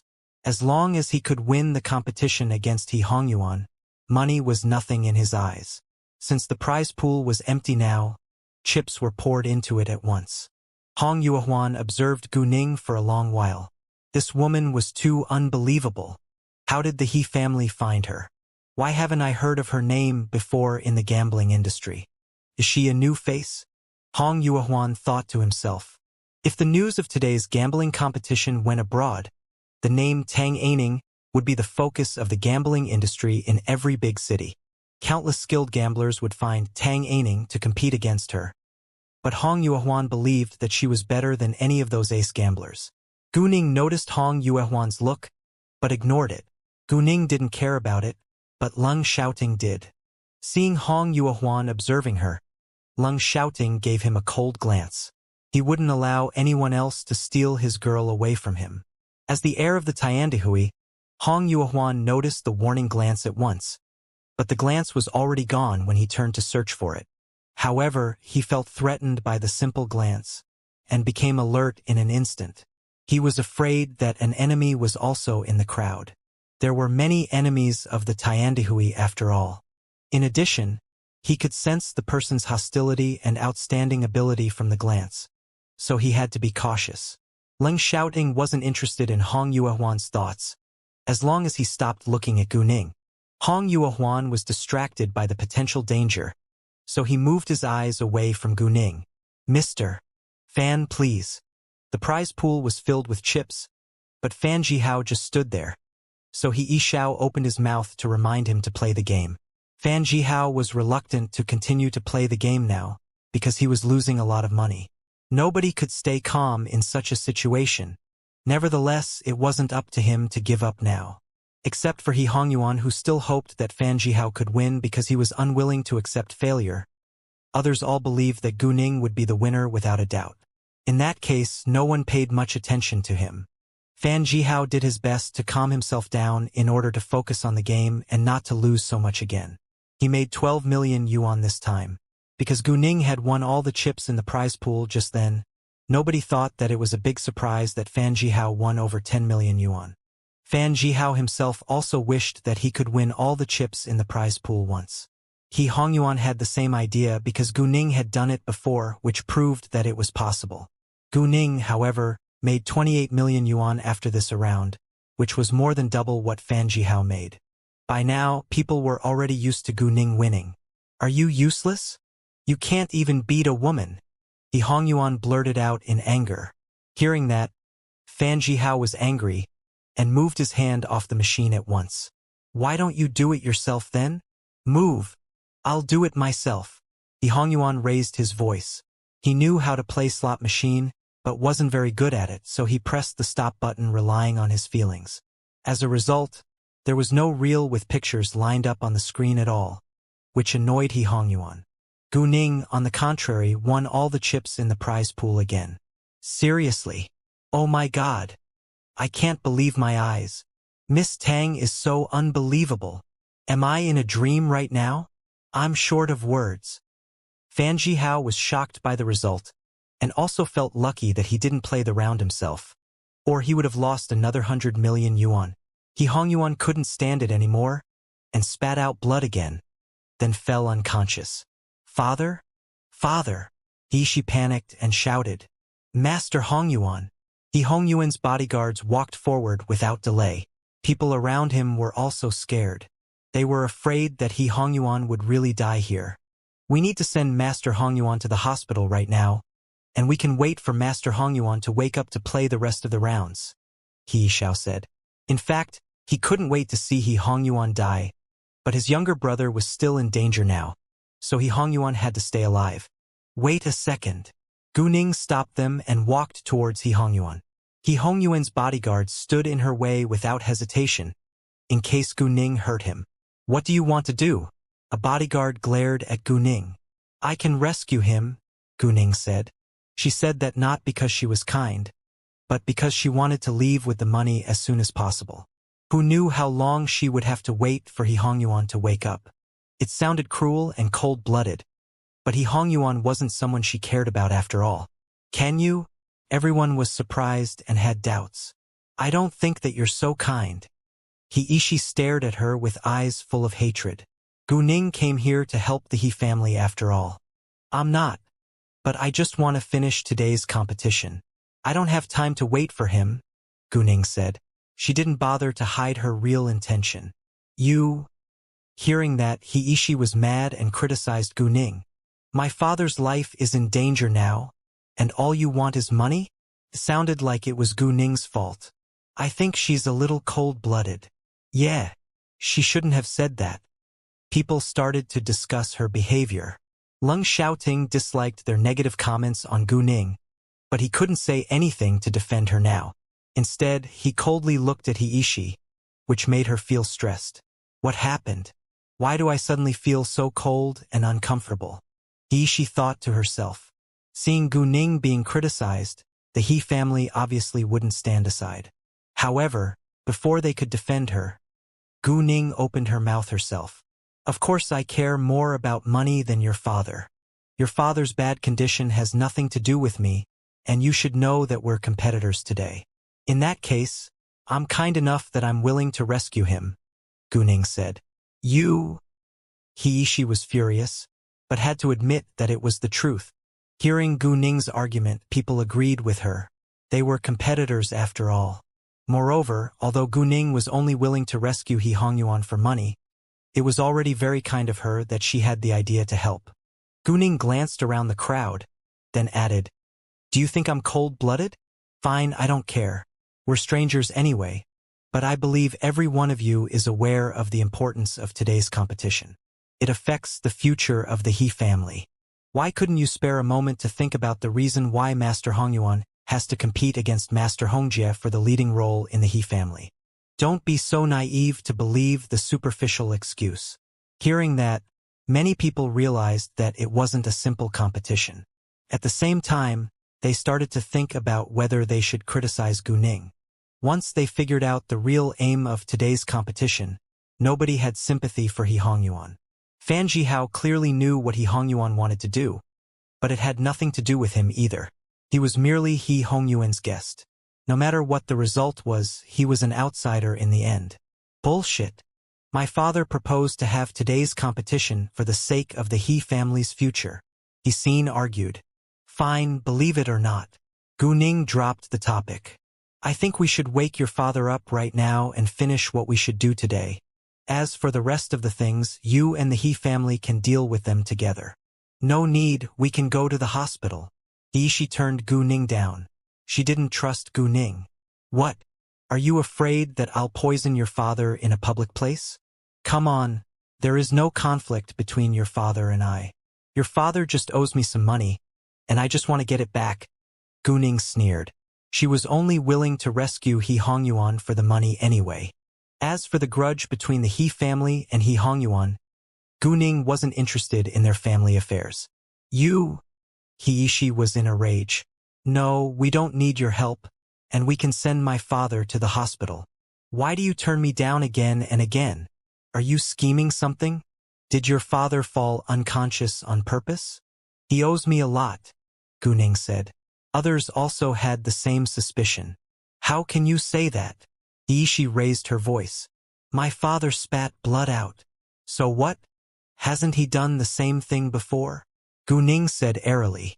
She was so mad now that she could barely say another word. Well, I promise that I can wake him up within 3 minutes, and his body will soon be in a better condition. If not, I'll give up the 100 million yuan in the prize pool. How is it? Guning asked. The moment Guning finished her sentences, everyone was astonished. It sounded like she was the Almighty God. Many people held doubts while some were curious. He Hongjie trusted Guning and wouldn't stop her. Leng Xiaoting, Gao Yi and Xiao Ye were also supportive. Although He didn't trust Guning and she knew that her father fell unconscious for real, she didn't know how to persuade others to believe her. As for the money, He didn't take it to heart, because she knew that Guning was confident that she could wake her father up. Actually, her father just fell unconscious from annoyance, and he would wake up after resting for a while. In the end, He yielded. Since He gave in, He Hongyuan's bodyguards stepped aside. Afterwards, Guning took out a porcelain bottle and poured out a pill. She told He to help He Hongyuan swallow it. He hesitated for a while, then did what Guning told her to do. People stared at He Hongyuan. Nobody wanted to miss any of his reactions. Some even took out their phones to see whether He Hongyuan could really wake up within 3 minutes. Do you think the pill is effective? Although they knew that they would soon find out the answer, someone still asked with curiosity. Miss Tang seems very confident. I think it should be effective. I agree, but I don't think it can be very effective. Let's see. However, to everyone's surprise, He Hongyuan woke up after just a minute, and his pale face gradually turned ruddy. Jesus, Master Hongyuan woke up after just a minute. It's so amazing. Can this pill cure other diseases? You should ask Miss Tang. People began to discuss the magical medicine. When He Hongyuan heard their discussion, he frowned. He didn't understand what they were talking about. Father, are you all right? She was excited. Do you feel uncomfortable? He Hongyuan shook his head, but didn't say a word, because he was also confused as to why he suddenly felt much better now. What happened? Although He Hongyuan made a little movement, he didn't say a word, so others didn't know whether he was really back to consciousness or not. People still stared at him to see his reaction. After a short while, He Hongyuan realized that he was sitting on the floor and felt embarrassed, then got back to his feet at once. "Father, how do you feel?" He asked again with concern. "I'm feeling well," He Hongyuan said. Hearing that, everyone was sure that He Hongyuan was fine now, and they were surprised again. "Wow, Master Hongyuan is really fine now. Miss Tang's medicine is so unbelievable." He Hongyuan frowned. He glanced at Gu Ning, then looked at Heishi. What happened? He learned something from their discussion, but wasn't clear about it. "Father, you just fell unconscious and we were supposed to send you to the hospital. But Miss Tang said she didn't want to waste time, and she could rescue you within 3 minutes. She gave me a pill and I helped you swallow it and you woke up after just a minute," she said. Knowing that, He Hongyuan was astonished. He knew his condition very well, so he understood how effective the pill was. Even though Gu Ning just saved his life, he wasn't willing to thank her, because he knew that Gu Ning just did it for the money. Gu Ning didn't mind it either. "Master Hongyuan, if you're fine now, shall we continue? There are still 5 rounds left." Since Gu Ning didn't mind whether he thanked her or not, He Hongyuan dropped that topic too. He looked to Fan Jihao and said, "Mr. Fan, please help me play the rest of the rounds." It was obvious that they were going to lose, so Fan Jihao was reluctant to play the rest of the rounds, but he had to do it. If he left before the competition ended, he had to pay the liquidated damages. After the following 5 rounds, Fan Jihao made 62 million yuan in all. Gu Ning, on the other hand, made 201 million yuan in all. Seeing the result, He Hongyuan was struck dumb. He had a sudden impulse to either spit blood out or fall unconscious again so that he wouldn't see the terrible failure. However, after taking Gu Ning's power crystal, his resistance was much better than before, so he couldn't spit blood out nor fall unconscious, but had to witness the whole process. Fan Jihao was already used to it. It was a total failure. He Hongyuan was in despair now, so was He. She lost her identity as the lady of the He family and her title of Mrs. Hong. He Hongjie walked towards He Hongyuan at this moment and asked him in a cold, deep voice, "He Hongyuan, you're the loser. What can you say now?" He Hongyuan remained silent because he didn't know what to say. He Hongjie didn't care about it. According to their agreement, it was impossible for He Hongyuan to be the leading role in the He family, and he also lost his control of the He family's casinos, which meant he was deprived of power and position. All he had left was his shares. Besides, if anything bad happened to He Xiong, He Hongjie could kill He Hongyuan. Ever since He Hongyuan had schemed against the He family, they weren't brothers anymore. He Hongjie wasn't weak at all, and he was determined to pay his enemies back. If He Xiong was safe and sound, He Hongjie would let He Hongyuan go, but He Hongyuan still had to bear the result of what he had done. After counting the chips, the final result of the 3rd form of gambling showed. Fan Jihao made 93 million yuan in all. Gu Ning made 396 million yuan in all. "Well, after deducting the money that you've won, Mr. Fan, you still need to pay me 303 million yuan, Gu Ning said. "I'll only pay you 203 million yuan, because Master Hongyuan joined the game once and lost 100 million yuan on his own."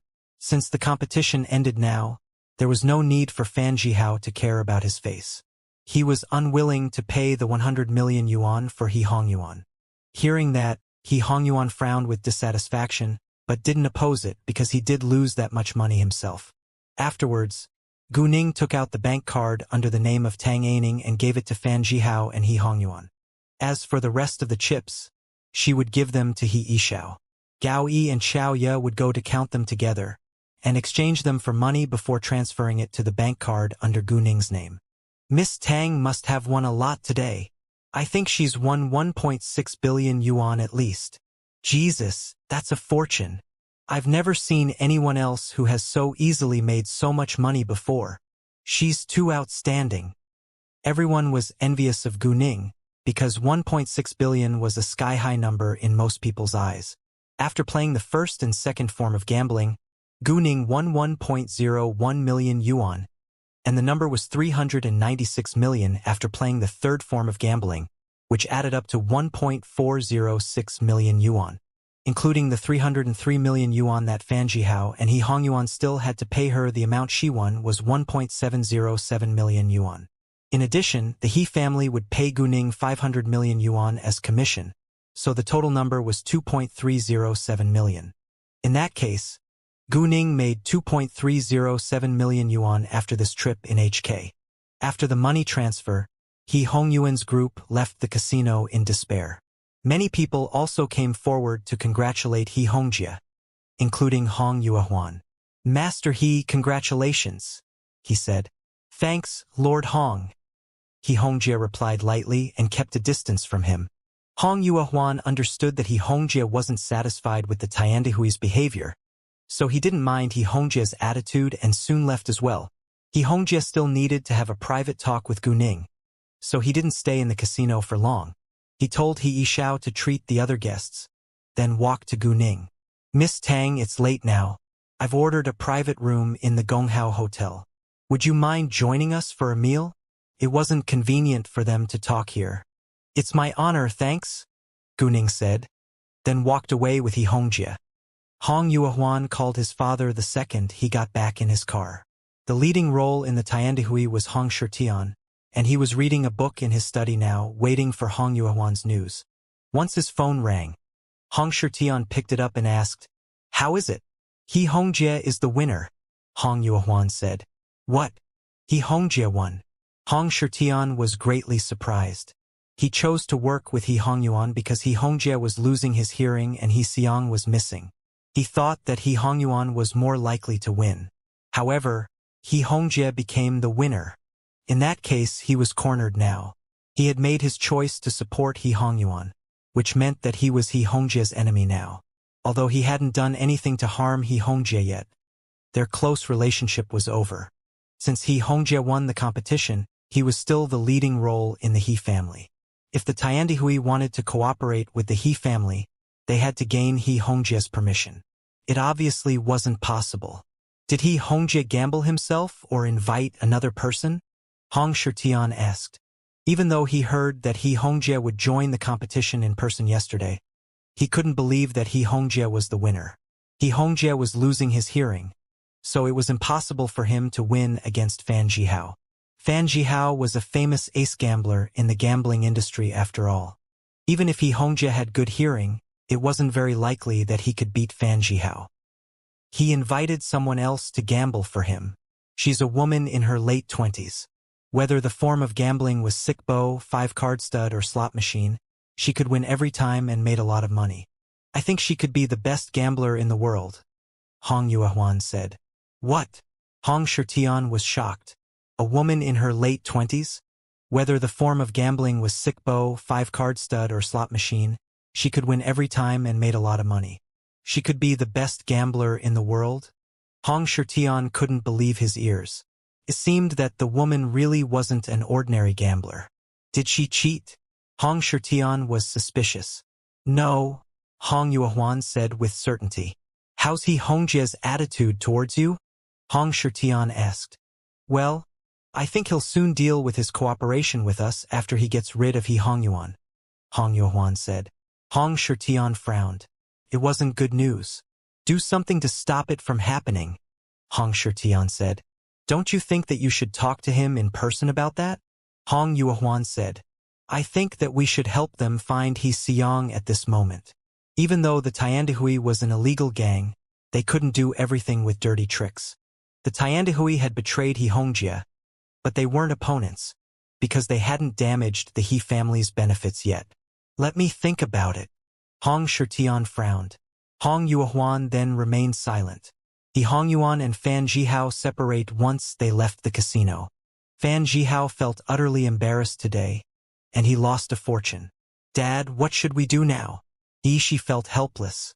He Hongyuan seemed displeased and remained silent, because he didn't know what to do now either. An idea dawned on He. "Dad, why don't we use He Xiang to threaten Uncle Hongjie?" Hearing that, He Hongyuan was mad. "I wish I could." He Xiang escaped yesterday, and he's nowhere to be found now. What? He escaped? How is it possible? She panicked. If He Xiang escaped, they had no bargaining chip left to negotiate with the He family.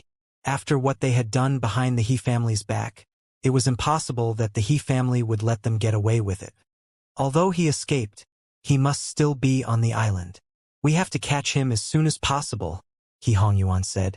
The island was very far from the mainland. No matter how excellent a person was at swimming, he couldn't leave this island. Therefore, even though He Xiang escaped from the place where he was kept, he was still trapped on this island. The problem was that it was very difficult to find a person on this large island if the person hid well. He Hongyuan couldn't send more people there, because he knew that the He family was keeping a close eye on him. The moment he did something, the He family would find out. Once the He family found He Xiang, his good days would be over. Zhuo Jiankui stayed in the casino with He Yishao. When the others were all gone, He Yishao told Zhuo Jiankui to come have a talk in his office. Then let the bodyguards catch him without delay. Zhuo Jiankui was surprised. He figured out why He Yishao suddenly caught him, but he still played dumb before the dirty secret was fully exposed. Yishao, what are you doing? Zhuo Jiankui was He Hongjia's first apprentice, and he had followed He Hongjia for over a dozen years. He Hongjia always treated him like he was his own son, so he was very close to the offspring in the He family. He could directly call their names, instead of addressing them as lady or lord. Zhuo Jiankui, I don't think my family has treated you badly. He Yishao stared straight at Zhuo Jiankui. Of course not, Zhuo Jiankui said. Then why did you still betray us? He Yishao became angry all of a sudden and raised his voice, questioning Zhuo Jiankui. The He family had never treated Zhuo Jiankui badly. Why did he betray the He family once the He family encountered a minor problem? Other apprentices, however, still sided with the He family. A touch of guilt flashed in Zhuo Jiankui's eyes, but he refused to admit it. Why do you say that? He still hoped that He Yishao didn't have solid proof so that he could be safe. Well, He Yishao understood what Zhuo Jiankui was thinking now. He sneered, then took out a pile of photos from a drawer. Why don't you have a look for yourself? When Zhuo Jiankui saw the pile of photos, he got nervous in an instant. Those were photos of his secret meetings with Hong Yuefei and He Hongyuan. What else do you want to explain? He Shao asked. In fact, he already had the answer from Zhuo Jiankui's expression. Zhuo Jiankui remained silent for a while, but still tried to deny it. He argued, You can't accuse me of betraying the He family just because of some photos. I did meet them, but they came to me first. They tried to bribe me to help them, but I turned them down. Why didn't you tell us that they found you if you really turned them down? He Shao asked. He didn't believe a single word Zhuo Jiankui told him. If Zhuo Jiankui was really loyal to the He family, he should have told them that Hong Yuefei and He Hongyuan had tried to bribe him. If he kept it a secret, then he must be doing something that he didn't want the He family to know. I just didn't want to cause misunderstandings. Zhuo Jiankui panicked again. Oh, interesting. Weren't you afraid that we would find out someday? He Shao sneered. I know that you don't trust me now, but I've done nothing that hurt the He family's benefits, Zhuo Jiankui said. It was the truth. Even though Zhuo Jiankui betrayed the He family, he hadn't hurt the He family's benefits yet. Zhuo Jiankui, since you want to cooperate with He Hongyuan, you must know where Xiang is now. As long as you can tell me, we can let you leave if Xiang is safe and sound when we find him, He Shao said. The He family would punish him without doubt, but his life would be saved. I have no idea, Zhuo Jiankui said. Are you sure? He Shao asked. He obviously didn't believe it. Zhuo Jiankui, struggling is useless now. We all know what you've done behind our backs. Zhuo Jiankui didn't say a word, but hesitated. He knew how powerful the He family was. After hesitating for a while, Zhuo Jiankui opened his mouth again. I only know that He Xiang is still on the island, but I don't know his specific location. He's still on the island? He Shao frowned with doubt. They had searched everywhere on the island for He Xiang before, but found nothing. Maybe they should search there more carefully again. Are you sure? He Shao fixed his eyes on Zhuo Jiankui. As long as there is no ship which has moved near to the island, he must still be there. It's impossible for a person to escape from there by swimming, Zhujiangkue said. Whether it was true or not, since Zhujiangkue gave him that information, He Yishao had to send people there to search for He Xiang again. He Yishao told the bodyguards to watch him, then walked out. Zhujiangkue for now was put under house arrest. The He family would deal with him once they found He Xiang. Right after He Hongjie and the others arrived at the Gonghao Hotel, he received He Yishao's call. Seeing the caller's name, He Hongjie picked it up at once and didn't avoid Gu Ning. What? He Hongjie asked. Father, Zhujiangkue is under control now, and I'm questioning him about Xiang's condition. He told me that Xiang should still be on the island, He Yishao said. Gu Ning, who had super good hearing, heard their conversation on the phone. What? He Hongjie was greatly surprised. Send people there to search for Xiang again. No matter what, they wouldn't stop searching for their family. Please wait a second. Gu Ning opened her mouth all of a sudden. We can go with you. Gu Ning wanted to go there not because she was kind and wanted to help He Hongjie find He Xiang, but because she was interested in the island. He Hongjie hesitated for a second, then agreed. No problem. He Hongjie understood that they weren't ordinary people and he believed that they could be very helpful. Afterwards, He Hongjie told He Yishao to make the arrangements, and that they would leave for the island from the He family's private pier after the meal. Before the dishes were placed on the table, Gu Ning took out a porcelain bottle with 3 pills inside. She handed it to He Hongjie. Master He, if you're willing to trust me, you can use this medicine, and it might help your hearing recover. Gu Ning had made so much money because of the He family, so she would do something for them as well. In addition, it wasn't a big deal in her eyes, and she could also maintain a good relationship with them. The more connections she had, the more successful her career would be. Really? He Xin was excited hearing that. He Hongjie, however, was struck dumb for a second, and didn't take the bottle at once. Is this medicine the one that you just gave He Hongyuan? Yes, Gu Ning replied. He Hongyuan soon woke up after taking this pill, and felt much better than ever. He Hongjie thought that it was very unbelievable, but didn't think further. When Gu Ning gave him the bottle of pills, he suddenly had hope. After that, he took it without delay and thanked Gu Ning. Thank you so much, Miss Gu. He had witnessed the effect of this medicine, so he didn't doubt whether it was harmful to his body. Nothing good came without risk.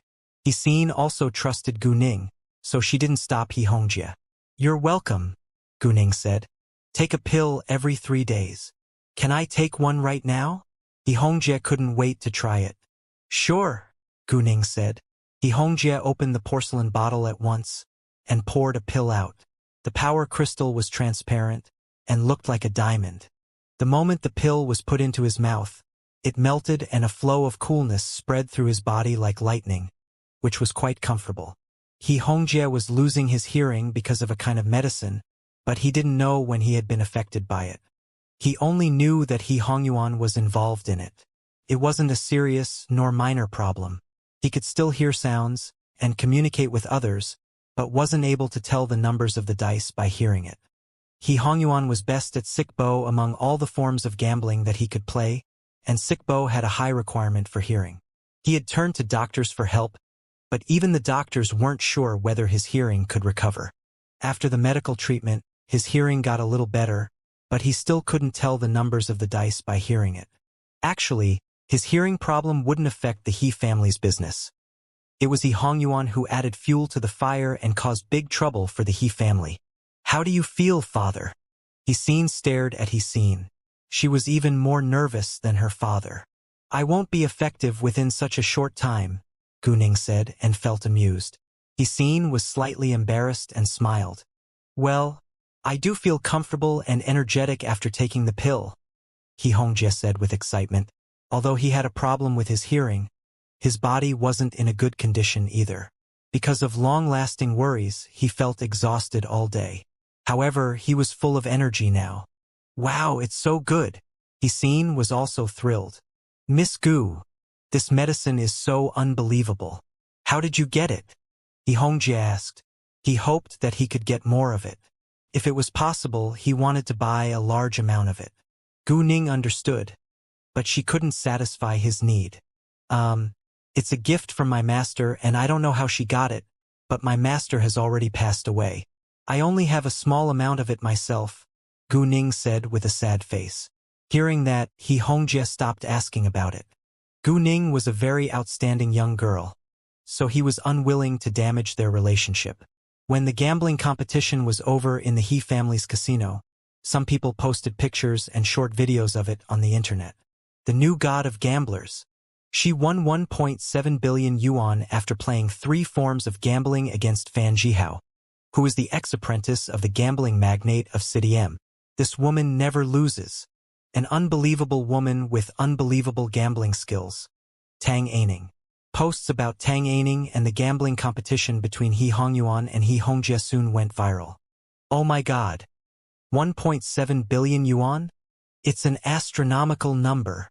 How could she be so lucky? I think she'll be the next god of gamblers. She's only in her late 20s. It's so unbelievable. I couldn't believe it either. At the same time, some people still had doubts. Did she cheat? It's the He family's casino. I think it's easy for them to cheat. Right? I agree. However, some people retorted at once. She didn't cheat at all. I was there myself, and they checked the machines every time before the game began. I think you're just jealous of her, because she's too outstanding. Don't you know who Fan Jihao is? He's the ex-apprentice of the gambling magnate in City M. He would know if she cheated. Fan Jihao was a well-known, skilled gambler in HK. So many people had heard his name. Reading the above comments, more and more internet users started to believe that Tang Aining had relied on her own ability to win the competition. As the gambling magnate in HK, He Hongjie was a household name. Once the news of the competition went abroad, people who were involved in the gambling industry paid a lot of attention to it. The name Tang Aining gained a lot of attention as well. They were all stunned by her gambling skills.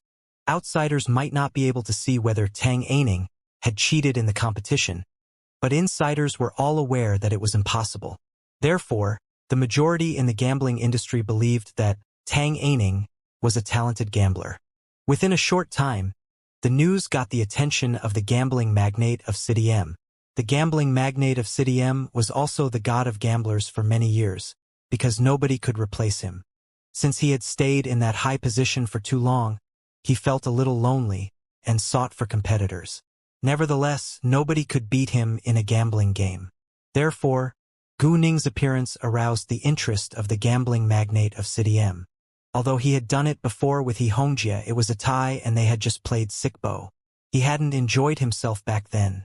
Because the gambling magnate of City M and He Hongjie were acquaintances, they had each other's phone number, so he called He Hongjie right after he read the news. When He Hongjie received the call from the gambling magnate of City M, he had just separated from Gu Ning's group, who were on the way to the island. He didn't go to the island along with them, because he was an old man after all.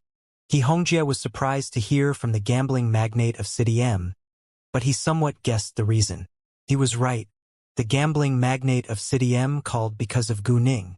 The news was too shocking, so it was understandable that the gambling magnate of City M was interested in it. In addition, he thought that it was a good chance for Gu Ning. Nevertheless, he wasn't with Gu Ning now, so he couldn't let Gu Ning talk to the gambling magnate of City M on the phone. And as for Gu Ning's phone number, He Hongjie wouldn't give it to anyone without her permission. So he told the gambling magnate of City M that he would pass on his invitation to Gu Ning. The gambling magnate of City M understood, and was willing to wait for Gu Ning's answer. He Hongjie called Gu Ning later. Miss Gu, the gambling magnate of City M just called me and invited you to have a gambling competition with him. What do you think? He Hongjie asked. Hearing that, Gu Ning was a little surprised, but soon figured out why. It's my honor to have a competition with the gambling magnate of City M. However, please don't tell him my real name and give him the phone number that I use as Tang Aining, Gu Ning said. No problem, He Hongjie said. Afterwards, Gu Ning told He Hongjie the phone number that she used as Tang Aining before she hung up the call. He Hongjie called the gambling magnate of City M back at once. The gambling magnate of City M was worried that Tang Aining might turn him down, because he knew little about her. He Hongjie gave him Tang Aining's phone number a while later. The gambling magnate of City M then called Tang Aining without delay. The gambling magnate of City M was named Yi Chaoxiong. He was 57 years old and several years older than He Hongjie. When Gu Ning received Yi Chaoxiong's call, she had already been on the He family's yacht with the others for a short while. "Hi, who is this?" Gu Ning answered his call. "Hi, Miss Tang. I'm Yi Chaoxiong," Yi Chaoxiong said in a deep, calm voice. He sounded serious and powerful but not threatening. "Nice to hear from you, Mr. Yi," Gu Ning said with confidence and politeness. She didn't think that she was inferior to him. From the simple sentence, Yi Chaoxiong could already feel that the person wasn't simple at all. "Miss Tang, I bet that you must know why I called you," Yi Chaoxiong said. He stopped for a second, then continued, "I just read the news that you had a gambling competition with Fan Jihao, and that you didn't lose once. Would you mind playing around with me?" Yi Chaoxiong was very kind and polite. He wouldn't force her to gamble with him. "It's my honor to gamble with Mr. Yi, but I think that there should still be a bet since it's gambling," Gu Ning said. She wouldn't waste time on gambling without making any money. "Of course," Yi Chaoxiong said. He also thought it would be boring if there was no bet. "Well, Mr. Yi, when do you want to have the competition?" Gu Ning asked. "The sooner, the better. I'm free every day." "It depends on your free time," Yi Chaoxiong said. "I'm sorry. I'm occupied right now. Can I call you back when I'm done?" Gu Ning asked. She wasn't sure whether they could find He Xiang this time, and how much time it would take. "No problem. Please feel free to call me." Yi Chaoxiong was very considerate. After that, they hung up the call at the same time. Gu Ning went back to the cabin and sensed the tense atmosphere inside. He Yishao didn't know that Lang Xiaoting was Gu Ning's boyfriend, so he kept talking to Gu Ning right in front of him. Gu Ning had done the He family a great favor, so He Yishao was very grateful to her. Moreover, He Yishao admired Gu Ning for her outstanding gambling skills, so he treated her with a lot of enthusiasm. Therefore, Lang Xiaoting directly took action to show his ownership of Gu Ning. He pulled Gu Ning aside without saying a word and left He Yishao there alone in embarrassment. Seeing her boyfriend being jealous again, Gu Ning didn't know what to say. After knowing that they were a couple, He Yishao also realized that his behavior was a little inappropriate. "Well, you're going to make a fortune again," He Xin said to Gu Ning. She believed that Gu Ning was the best gambler she had ever seen. "Why are you so confident in me?" Gu Ning was amused. "Haha, you're the best gambler in the world in my eyes," He Xin said. Only Gu Ning could correctly tell the specific numbers on the dice every time during Sickbo. Only Gu Ning could be so lucky as to win the most bets in 5-card stud. Only Gu Ning could make money every time playing the slot machine and even win all the chips in the prize pool. It was a 1 in a million chance that a person could do that after all. Gu Ning smiled, but didn't explain it. "You're famous now, and there will be more and more skilled gamblers who want to compete against you. You'll make endless money," He Xin said. She was envious, but not jealous of Gu Ning. Money was a good thing, but it came with a price. Gu Ning was indeed famous now, but it brought her trouble as well. Many people in this world would do illegal things to get rid of their enemies or people who stood in their way of their own benefits. Thinking of that, He Xin was worried about Gu Ning's safety. "You must be very careful from now on." "I will, don't worry." Gu Ning was grateful that He Xin cared about her. In fact, it was very hard for others to hurt Gu Ning, unless they could kill her within a second. As long as she had time, she could save her life with magical power on her own. Lang Xiaoting remained silent, but thought to himself that he would do everything to protect his girl. After that, they talked about their plan to find He Xiang. "We need to discuss our plan to find my younger brother now, because signals are very weak on the island. Whether we can find him during the day or not, we must meet back at the shore before the sky gets dark. It's very dangerous to stay on the island at night. There are beasts," He Yishao said. Although he was anxious about his younger brother's safety, he also cared about his friends. They didn't know whether He Xiang was still safe, but none of them should be put in danger either. "Well, I hope that you all can listen to me this time, Gunning said with a serious face. What do you plan to do? Yi Xiao asked.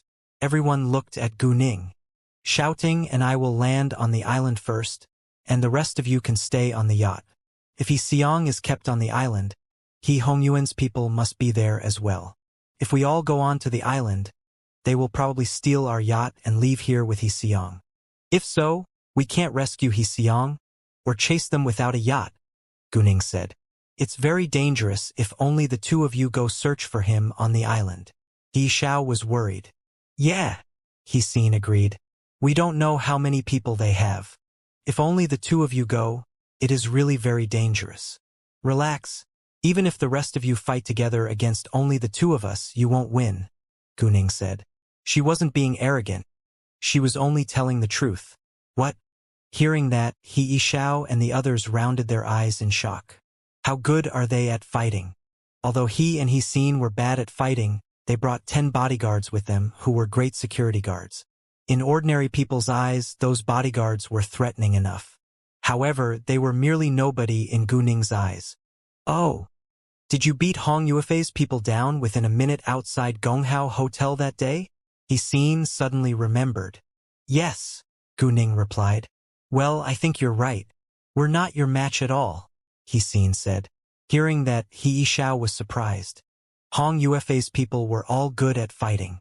If Gunning was able to beat them down within a minute, she must be super good at martial arts. My hearing and sense of smell are better than that of ordinary people too, but it could affect my judgment if there are too many people around me. Whether we can find him or not, we'll come back after 2 hours, Gunning said at the end. Yi Xiong was on the island now, so He Hongyuan's people must be there too. In case any accidents happened, Gunning told Gao Yi and Xiaoye to stay in the yacht with the others. Yi Xin and Yi Xiao agreed. Gao Yi and Xiaoye listened to Gunning, so they stayed in the yacht as she told them to. After that, Gunning walked aside with Xiaoye and secretly gave her a gun. She took this gun away from a bunch of bad guys before. It wasn't the one that Leng Xiaoting gave her. Xiaoye was surprised that Gunning carried a gun with her without anyone finding it, but she knew that she shouldn't ask further about it.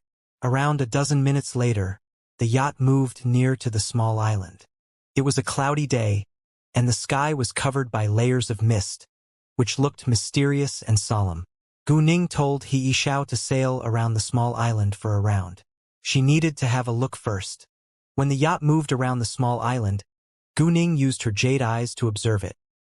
However, because of the distance and mist, Gunning couldn't see very far with her jade eyes. Although this island wasn't very large, it was quite rugged. Waves were violently beating the rocky reefs at the edge of this island. People could get through from some places, but it was very dangerous to just go close to it. There was also a large area of cliff, which was nearly 40 meters tall with rocks under it as well. After moving around the island once, the yacht could only stop at the beach that was around 20 meters long with a few rocks. It was the only access to the small island. Both Gunning and Leng Xiaoting took a dagger with them, then got off the yacht together. Be careful. Although Yi Xin and Yi Xiao believed that they could protect themselves well, they were still worried about them. Don't worry, we will. Gunning comforted them, then walked into the dense trees with Leng Xiaoting.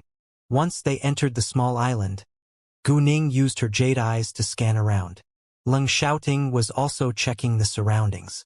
Even though he didn't have jade eyes, he had acute senses.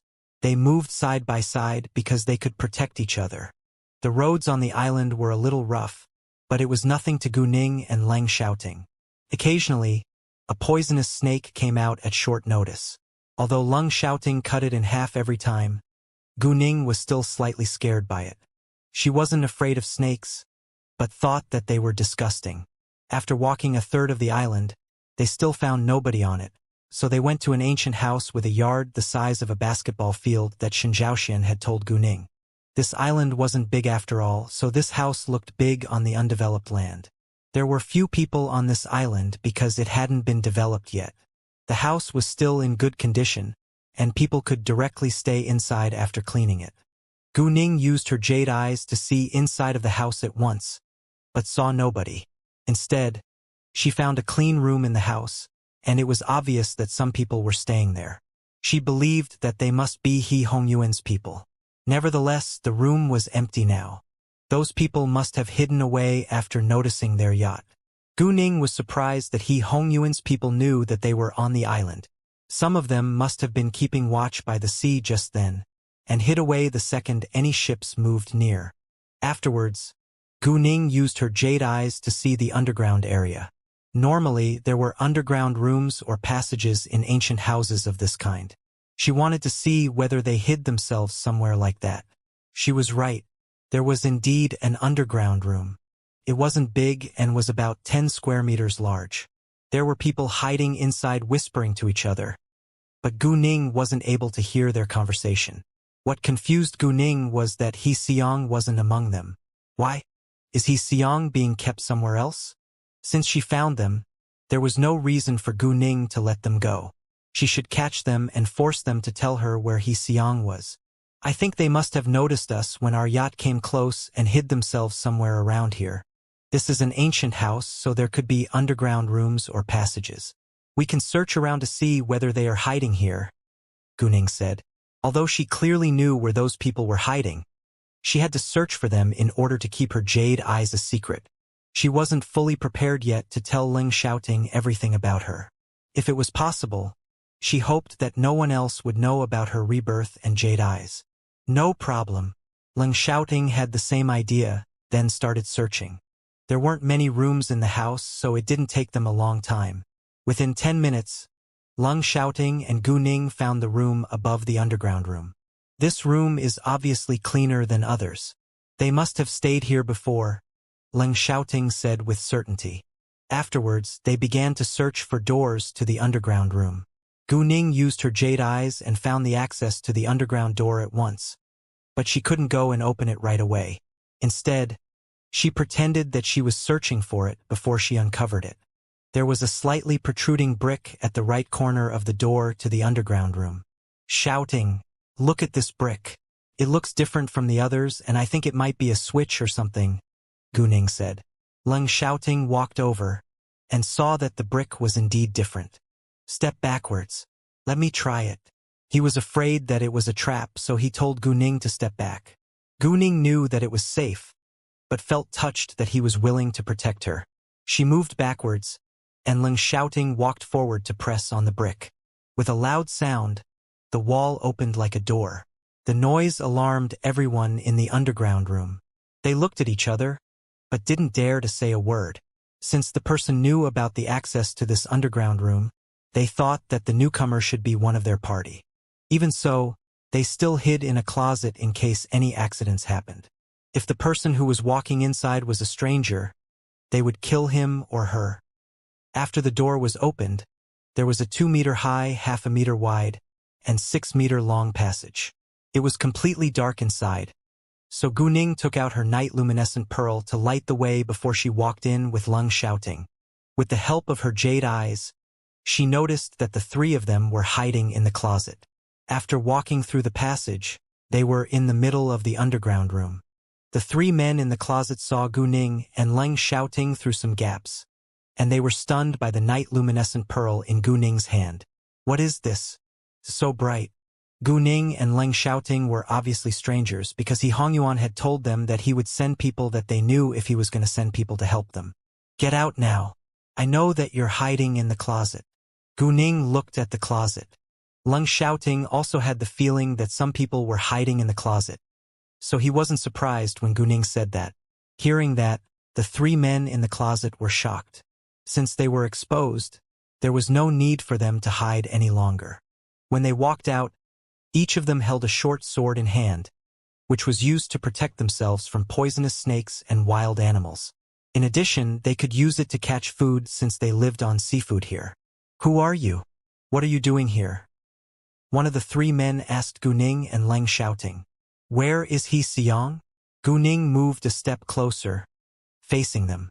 The three of them were surprised when they heard that the people came here for He Xiang.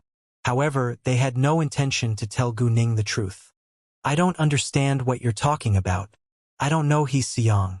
"Oh, really?" Gu Ning didn't believe a single word he said. "I don't know him. the man insisted. However, their surprised faces already betrayed them when they heard He Xiang's name just then. Don't regret, Gu Ning sneered, then gave Leng Xiaoting a glance. Without delay, Leng Xiaoting attacked the three men. Gu Ning also moved to catch them. Although the three men weren't weak, they were barely comparable to Gu Ning and Leng Xiaoting, so they were soon beaten down on the ground. After that, Gu Ning took out ropes and tied them up. The three men were astonished again by Gu Ning and Leng Xiaoting's high level of martial arts. Tell us, where He Xiang is? Gu Ning coldly questioned them. We don't know. They still refused to tell Gu Ning where He Xiang was. If you don't know, what are you doing on this deserted island? Gu Ning asked with a sneer. We're gravediggers and we heard that there are real antiques on this island. So we came here to search for treasure, one of them said. Gravediggers? Don't you think that I've seen a gravedigger before? Don't lie to my face, Gu Ning said. The man was struck dumb. Are you going to tell us or not? If not, we can bury you right here. Gu Ning threatened them. It's illegal to kill people. They still tried to struggle. It's illegal? I'm not afraid of the law at all, Gu Ning arrogantly said to frighten them. Sometimes it was necessary to be cruel. Gu Ning wouldn't promise that she wouldn't kill people, but the person had to be her enemy or a criminal before she killed. The three men didn't know how to retort now. Since Gu Ning and Leng Xiaoting came here to find He Xiang, they must have some relationship with the He family. The He family was a well-known, influential family in HK, and it was very easy for them to kill and bury three unimportant people. They hesitated. Oh, by the way, He Hongyuan lost the gambling competition, so he can barely protect himself now, let alone you, Gu Ning said. Hearing that, the three of them were in despair. Master Hongyuan lost? They had received He Hongyuan's call an hour ago, and He Hongyuan ordered them to find He Xiang as soon as possible. It sounded like it was an emergency. They wondered back then whether He Hongyuan had already lost the competition. Otherwise he wouldn't have given that urgent order. If He Hongyuan was the winner, he wouldn't ask for He Xiang in such a hurry. They were worried that they would live a bad life if He Hongyuan lost. So although they didn't know the final result of the competition, they still had to do their job well. However, now Gu Ning told them that He Hongyuan was the loser, and they started to panic. After hesitating for a while, they gave in. Will you let us go if we tell you the truth? As long as He Xiang is safe and sound. Your lives will be safe at least, Gu Ning said. It wasn't up to her how to punish them. The three men didn't know whether they should trust Gu Ning, but they could at least stay alive if they told her the truth. They didn't dare to fight back after all. The three of them exchanged a glance with each other. Seeing that, Gu Ning thought that He Xiang was in danger, so she was annoyed at once. Is He Xiang in danger? Leng Xiaoting was a little jealous that Gu Ning cared about He Xiang so much, although he knew that she was just helping the He family. No. They denied it without hesitation. If Gu Ning believed that they had hurt He Xiang, they would be killed right away. He Xiang just had some minor injuries. But he escaped yesterday afternoon. We've been searching for him all day, but he's nowhere to be found. What? He escaped? Gu Ning cocked her eyebrow. Are you telling me the truth? Yes. Although we captured He Xiang, we didn't dare to do anything to him without Master Hongyuan's order. He Xiang escaped yesterday when we weren't paying attention to him. 10 of us have searched for him for a long time, but he's still missing. The 3 of us went to the beach to search for him because it's the only access to this island. But we noticed a yacht, so we ran back and hid. He's still missing? Gu Ning frowned. It wasn't good news. There were poisonous snakes and wild animals on this island. Besides, he could also fall down the cliffs and be washed away by the waves. Let's go search for him somewhere else, Gu Ning said to Leng Xiaoting, and was about to leave. Just as she turned, she stopped and coldly looked at the 3 men. You better stay here. If any of you wants to run away, your life will be in danger. Good luck. Afterwards, she left the underground room with Leng Xiaoting. The 3 men were scared, because they knew that there couldn't be only 2 of Gu Ning and Leng Xiaoting on this island. They must have come with their people as well. Besides, they were fastened by ropes right now. A short while later, Gu Ning and Leng Xiaoting ran into two men. It was obvious that the two men didn't know that there were strangers on this island. So they swaggered over. "We've searched around this island, but He Xiong is still nowhere to be found. I'm exhausted," Mane complained in annoyance. He couldn't wait to have a rest.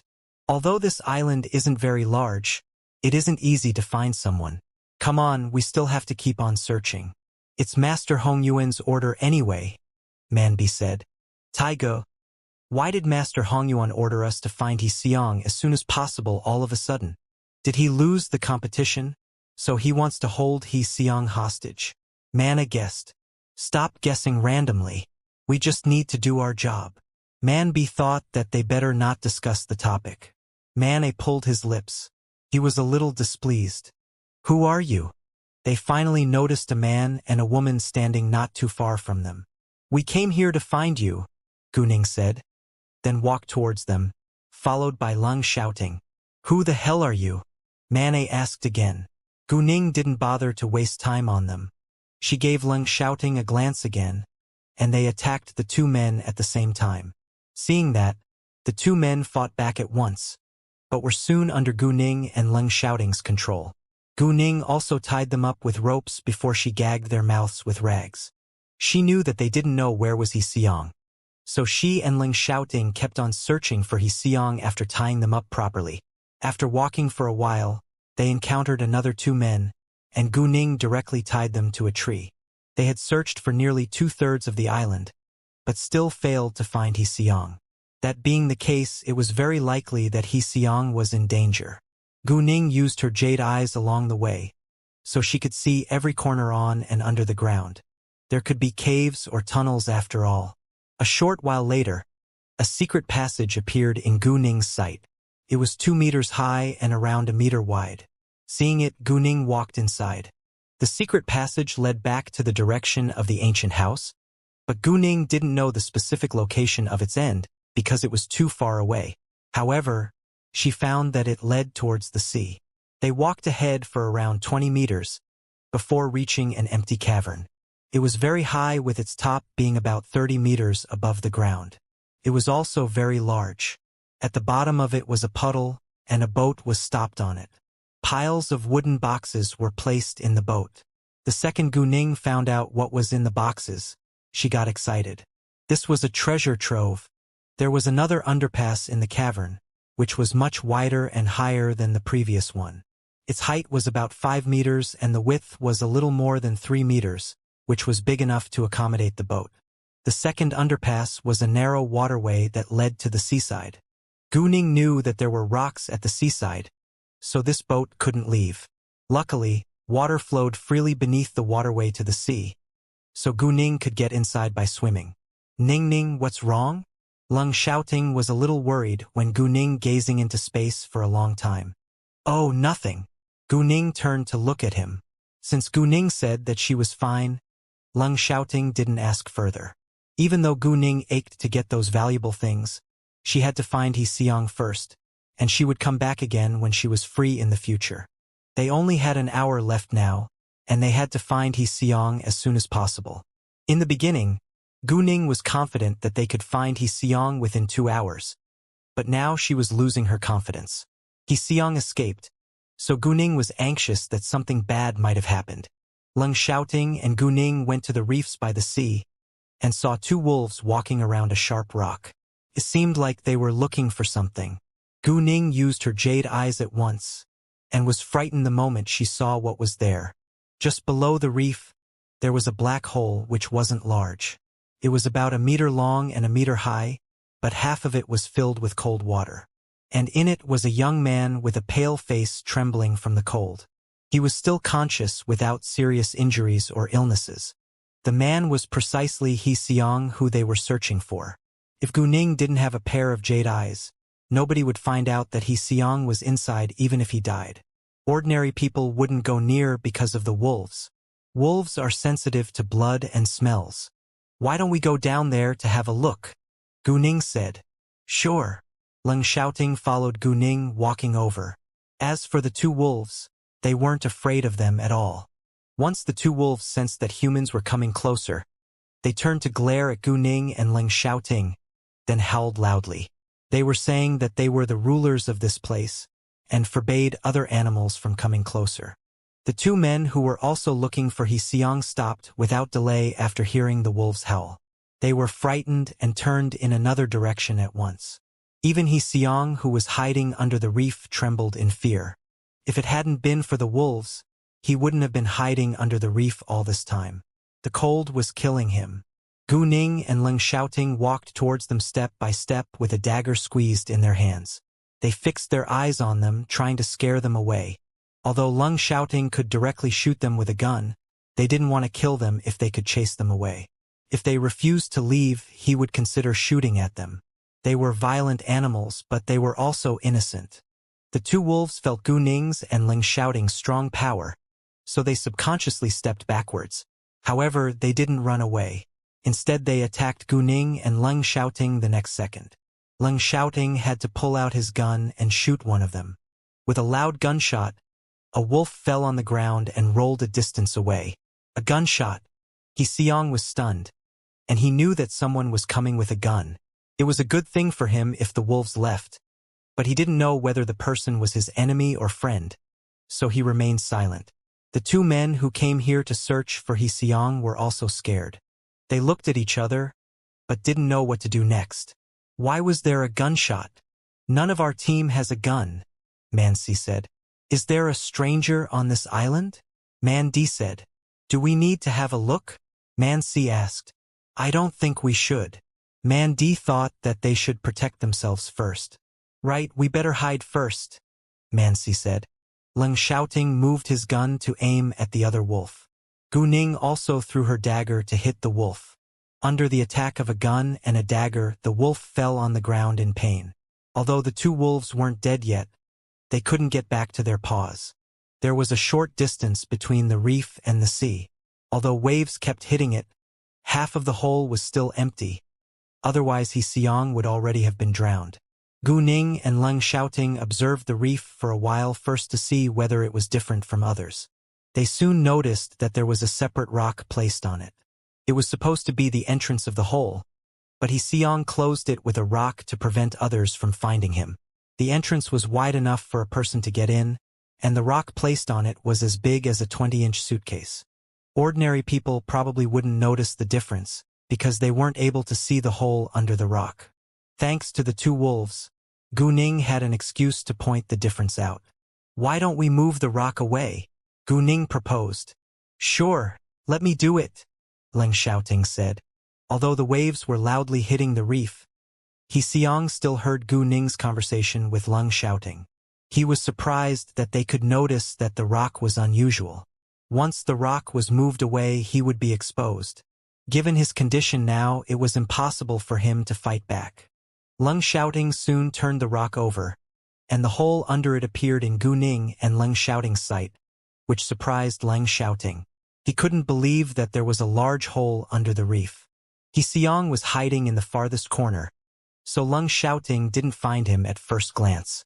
Without hesitation, Ling Xiaoting stuck his head inside and found a person sitting there looking at him. He Xiong. Ling Xiaoting recognized him the second he saw his face, because he memorized He Xiong's photo before he came. To Ling Xiaoting's astonishment, He Xiong was right in this hole. Hearing that, Gu Ning looked inside as well. Although she already knew it, she still had to pretend that she was surprised too. Oh, he's here. Who are you? Hearing them calling his name, He Xiong was struck dumb. He had a feeling that they were looking for him. We're your family's friends. Your older brother, He Xiao, and your younger sister, He Xin, are here with us. They are waiting in a yacht by the beach. I know that you don't feel safe, so I can call them for you to hear their voices, Gu Ning said, and took out her phone to call He Xin, then put it on speaker. She didn't have He Xiao's phone number, so she could only call He Xin, and because they were by the sea now, the reception wasn't bad. He Xiong started to believe that they were here to help him out when Gu Ning took out her phone. He Xiao and the others had waited for an hour and a half in the yacht, which was a torture, but they had to be patient. The brothers in the He family in He Hongjia's generation didn't get along, but things were different in He Xiao's generation. He Yishao and his siblings got along very well, and they wouldn't fight against each other for family properties. He Yishao was good at business, while He Xiong was talented at gambling. He Xiong wasn't interested in, nor good at running a company, and he just wanted to live a simple, rich life. When He Xian's phone rang, she picked it up at once. "Gu Ning, how is it?" He Xiong almost cried when he heard He Xian's voice, and relaxed a lot.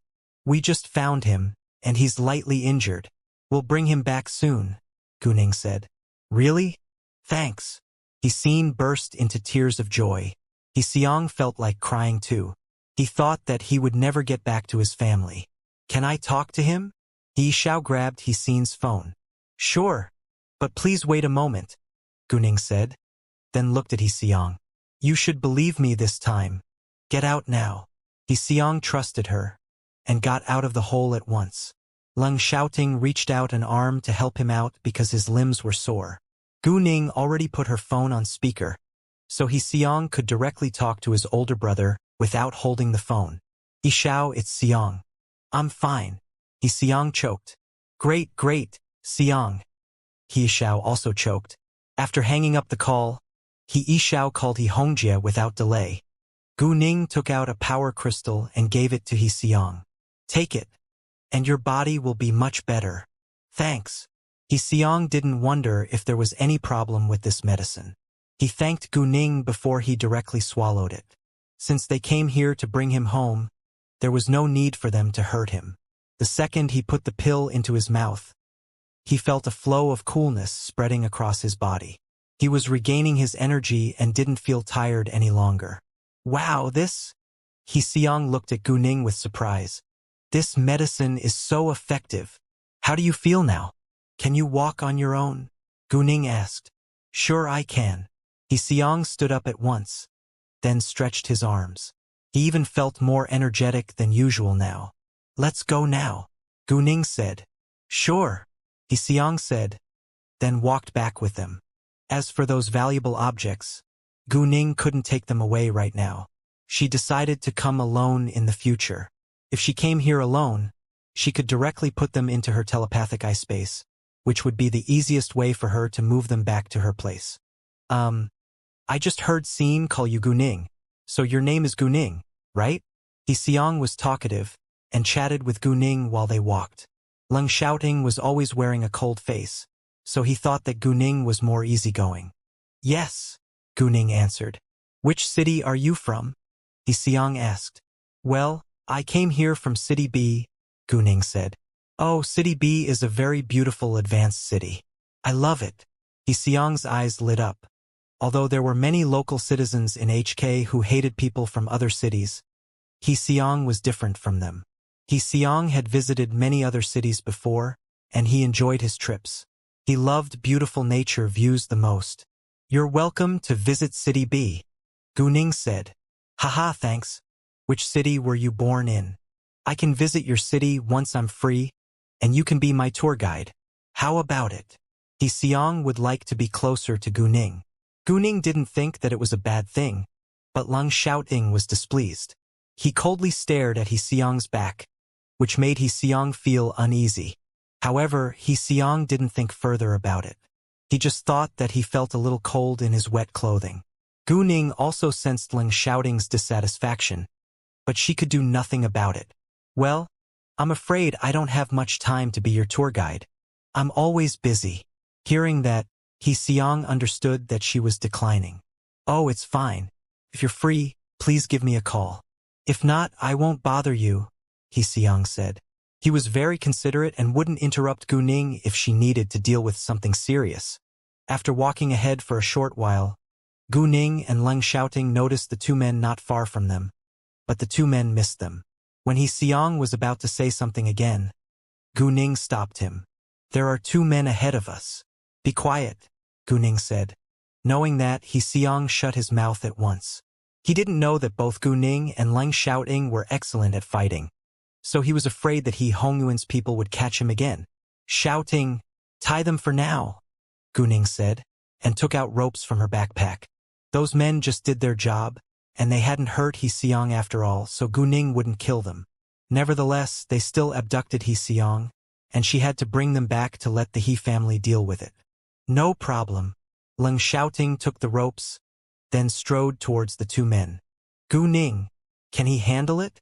He Xiong was worried. Of course he can, Gu Ning said. Leng Xiaoting didn't bother to hide his movements, so the two men soon noticed him. Who are you? The two men were alert the second Leng Xiaoting showed up. Leng Xiaoting ignored their question and directly attacked them. The two men fought back at once, but they were barely comparable to Leng Xiaoting and were easily caught by him. Both of the men were struck dumb. Who the hell are you? Why did you catch us? Let me go. A man struggled. The He family, Leng Xiaoting coldly said. Hearing that, the two men closed their mouths in an instant. The He family catching them was obviously because of He Xiong. Leng Xiaoting pulled them back to Gu Ning. No matter how unwilling the two men were, they had to follow Leng Xiaoting. He Xiong didn't notice how Leng Xiaoting beat them, but he saw Leng Xiaoting walking back with them tied up after just a minute, which shocked him. Jesus, he's so awesome. Gu Ning smiled, but didn't say a word, and felt proud of her boyfriend. Before long, Leng Xiaoting pulled the two men in front of them, and the two men rounded their eyes in shock when they saw He Xiong. They had searched for He Xiong for so long in vain, but Gu Ning and Leng Xiaoting were able to find him before them. He Xiong, however, got angry when he saw the two men. I told you that I'd pay you back once I catch you. Saying that, He Xiong walked to them, then punched and kicked them with great force. Gu Ning and Leng Xiaoting didn't stop him. He Xiong didn't dare to fight against them if they weren't tied up, because he wasn't their match. However, they were tightly tied now, and weren't able to fight back, so He Xiong did everything he wanted to do to hurt them. Although He Xiong couldn't wait to kill them, he knew that it was illegal, so he stopped beating them after a while. After that, they walked together to the beach. Oh, why are my older brother and younger sister just waiting for me at the beach? He Xiong asked Gu Ning all of a sudden. He Xiong felt a little uncomfortable when He Yishao and He Xin didn't come to search for him in person. Gu Ning understood his feelings. I told them to do so, because we didn't know that you had already escaped. We thought that you were still captured by He Hongyuan's people. If we all left to search for you, He Hongyuan's people could escape with you in our yacht. We didn't want that to happen, and I was confident that we could find you within 2 hours, so I told them to wait for us in the yacht. Gu Ning explained. Hearing that, He Xiong nodded and was cheered up. How did you know that I was under the reef? He Xiong asked again. Gu Ning then told him that they saw the wolves, and He Xiong admired her and Leng Xiaoting more than ever now. Because Gu Ning was talking with He Xiong the entire time, Leng Xiaoting felt utterly displeased. Gu Ning, on the other hand, wore a resigned look. He Xiong was talking to her all the time, and she couldn't ignore him. He Xiong only remained silent for a minute, then asked Gu Ning once more. Oh, I heard that He Hongyuan had a competition against the He family for the leading position today. What's the result? Although He Xiong was caught, he heard many discussions from He Hongyuan's people, so he managed to know something about the gambling competition. He cared about the result because he was a member of the He family after all. Relax, the He family won, Gu Ning said. Really? He Xiong beamed. That's wonderful. The two men, who were He Hongyuan's people, were surprised to learn the news, but soon accepted it. I heard them say that my father's hearing isn't good now. Who helped my family to win the game? Is he a skilled gambler? He Xiong asked. Although he was a talented gambler, he wasn't confident that he could beat Fan Jihao in the gambling competition. Gu Ning thought that He Xiong talked too much, but she understood him. It was a very important event for his family. I helped your family win the game, Gu Ning said with a faint smile on her lips. What? He Xiong was shocked, because Gu Ning was a female and she looked to be around 24 years old. Gu Ning was still in the appearance of Tang Aining. If He Xiong found out that she was only 18, he would be stunned. Yeah, it was me, Gu Ning said, and felt amused by He Xiong's reaction. He Xiong was struck dumb for a few seconds before he asked, How many rounds did you win? Almost every round. He barely won a few times, Gu Ning said. It was the truth. Fan Jihao had just won a few times, and Gu Ning won almost every round. Every round. He Seong was short of words to describe how astonished he was right now. When He Seong wanted to ask something again, he heard He Seen's voice. Seong. He Seen ran to He Seong, followed by He Ishao and several bodyguards. He Ishao and He Seen got off the yacht once they knew that He Seong was safe, and they walked to the beach, waiting for them. The second He Seong showed up, He Ishao and He Seen got excited and ran towards him. There were 4 children in the He family. If they ranked according to their ages from the eldest to the youngest, they were He Ishao, He Seong, He Sehan, and He Seen. Among the 4 kids, He Ishao's name was different from the others, because there was no C in his name. In fact, He Ishao was a half-brother of the other 3 kids of He Hongjia. He Ishao's mother had postpartum hemorrhaging after his birth, and soon passed away. 3 years later, He Hongjia married his second wife, who was He Ishao's 3 siblings' mother. He Hongjia's second wife treated He Ishao very well, and regarded him as her own son. Mrs. He also taught her biological children not to take what didn't belong to them from the He family's properties. Therefore, the 4 siblings were very close. He Sehan worked abroad as an internationally famous clothing designer, so she didn't know about what had happened to the He family yet. Seeing Ishao. He Seong ran to He Ishao and He Seen at once, and totally forgot what he wanted to ask Guning. Seong, are you all right? He Seen burst into tears. Yeah, I'm fine. He Seong hit his chest with his own fist to show that he was still strong. All right. Stop crying, my beautiful younger sister. Ha ha. He Seen laughed with tears in her eyes. Come on, let's go to the yacht. I need to take a warm shower right now. He Seong said. All right, go have a warm shower. Don't catch a cold, He Ishao said. He Ishao was a grown-up man, so he wouldn't show his emotions on his face like He Seen, but he cared no less than He Seen did about He Seong. Bye-bye, He Seong said, then walked to the bathroom, but he stopped after a few steps. Guning, I need to take a shower and change my clothes now, he said to Guning. Great, bye, Guning said, and He Seong left. He Seong's behavior displeased Leng shouting again. He Ishao and He Seen also exchanged a glance with each other. He Seong treated Guning differently. However, no matter what He Seong thought of Guning already had a boyfriend now. Even though they didn't know much about Leng shouting, they understood that he must be very outstanding given Guning's unusual ability. Since the He family planned to maintain a good relationship with Guning, they better not annoy her. How will you deal with them? There are 10 of them in all. 3 are kept in the underground room of the ancient house. 4 are tied to trees. Here are 2, and we haven't caught the last one yet, Guning said.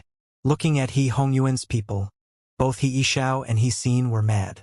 He Ishao said, they're unkind people, but Seong is safe and sound now, so we can't kill them. We can let Seong vent his anger after he puts on clean clothes, and we can throw their phones into the sea before we leave them on this island. It was the He family's family affair after all, so Guning agreed with them.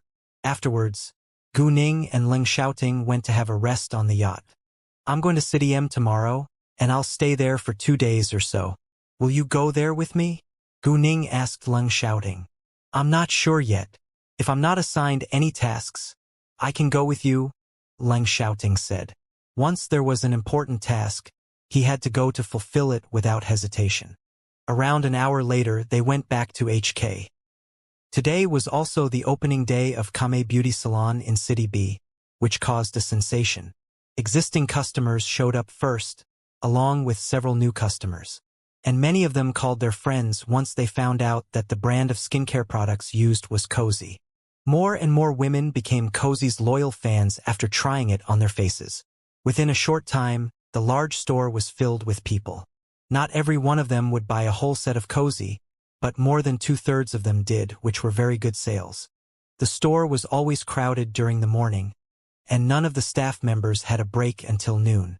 Luckily, they had eaten more at breakfast, so they weren't hungry. Manager Ding sent Guning many pictures which showed the popularity of the store when she was free. Seeing those pictures, Guning beamed with satisfaction. Why are you beaming? He Seen asked with curiosity. Guning looked at He Seen, and an idea dawned on her. What skincare brands do you use normally? Chanel? Dior, and so forth, but my skin doesn't get much better, He said. She wasn't satisfied with her skin condition.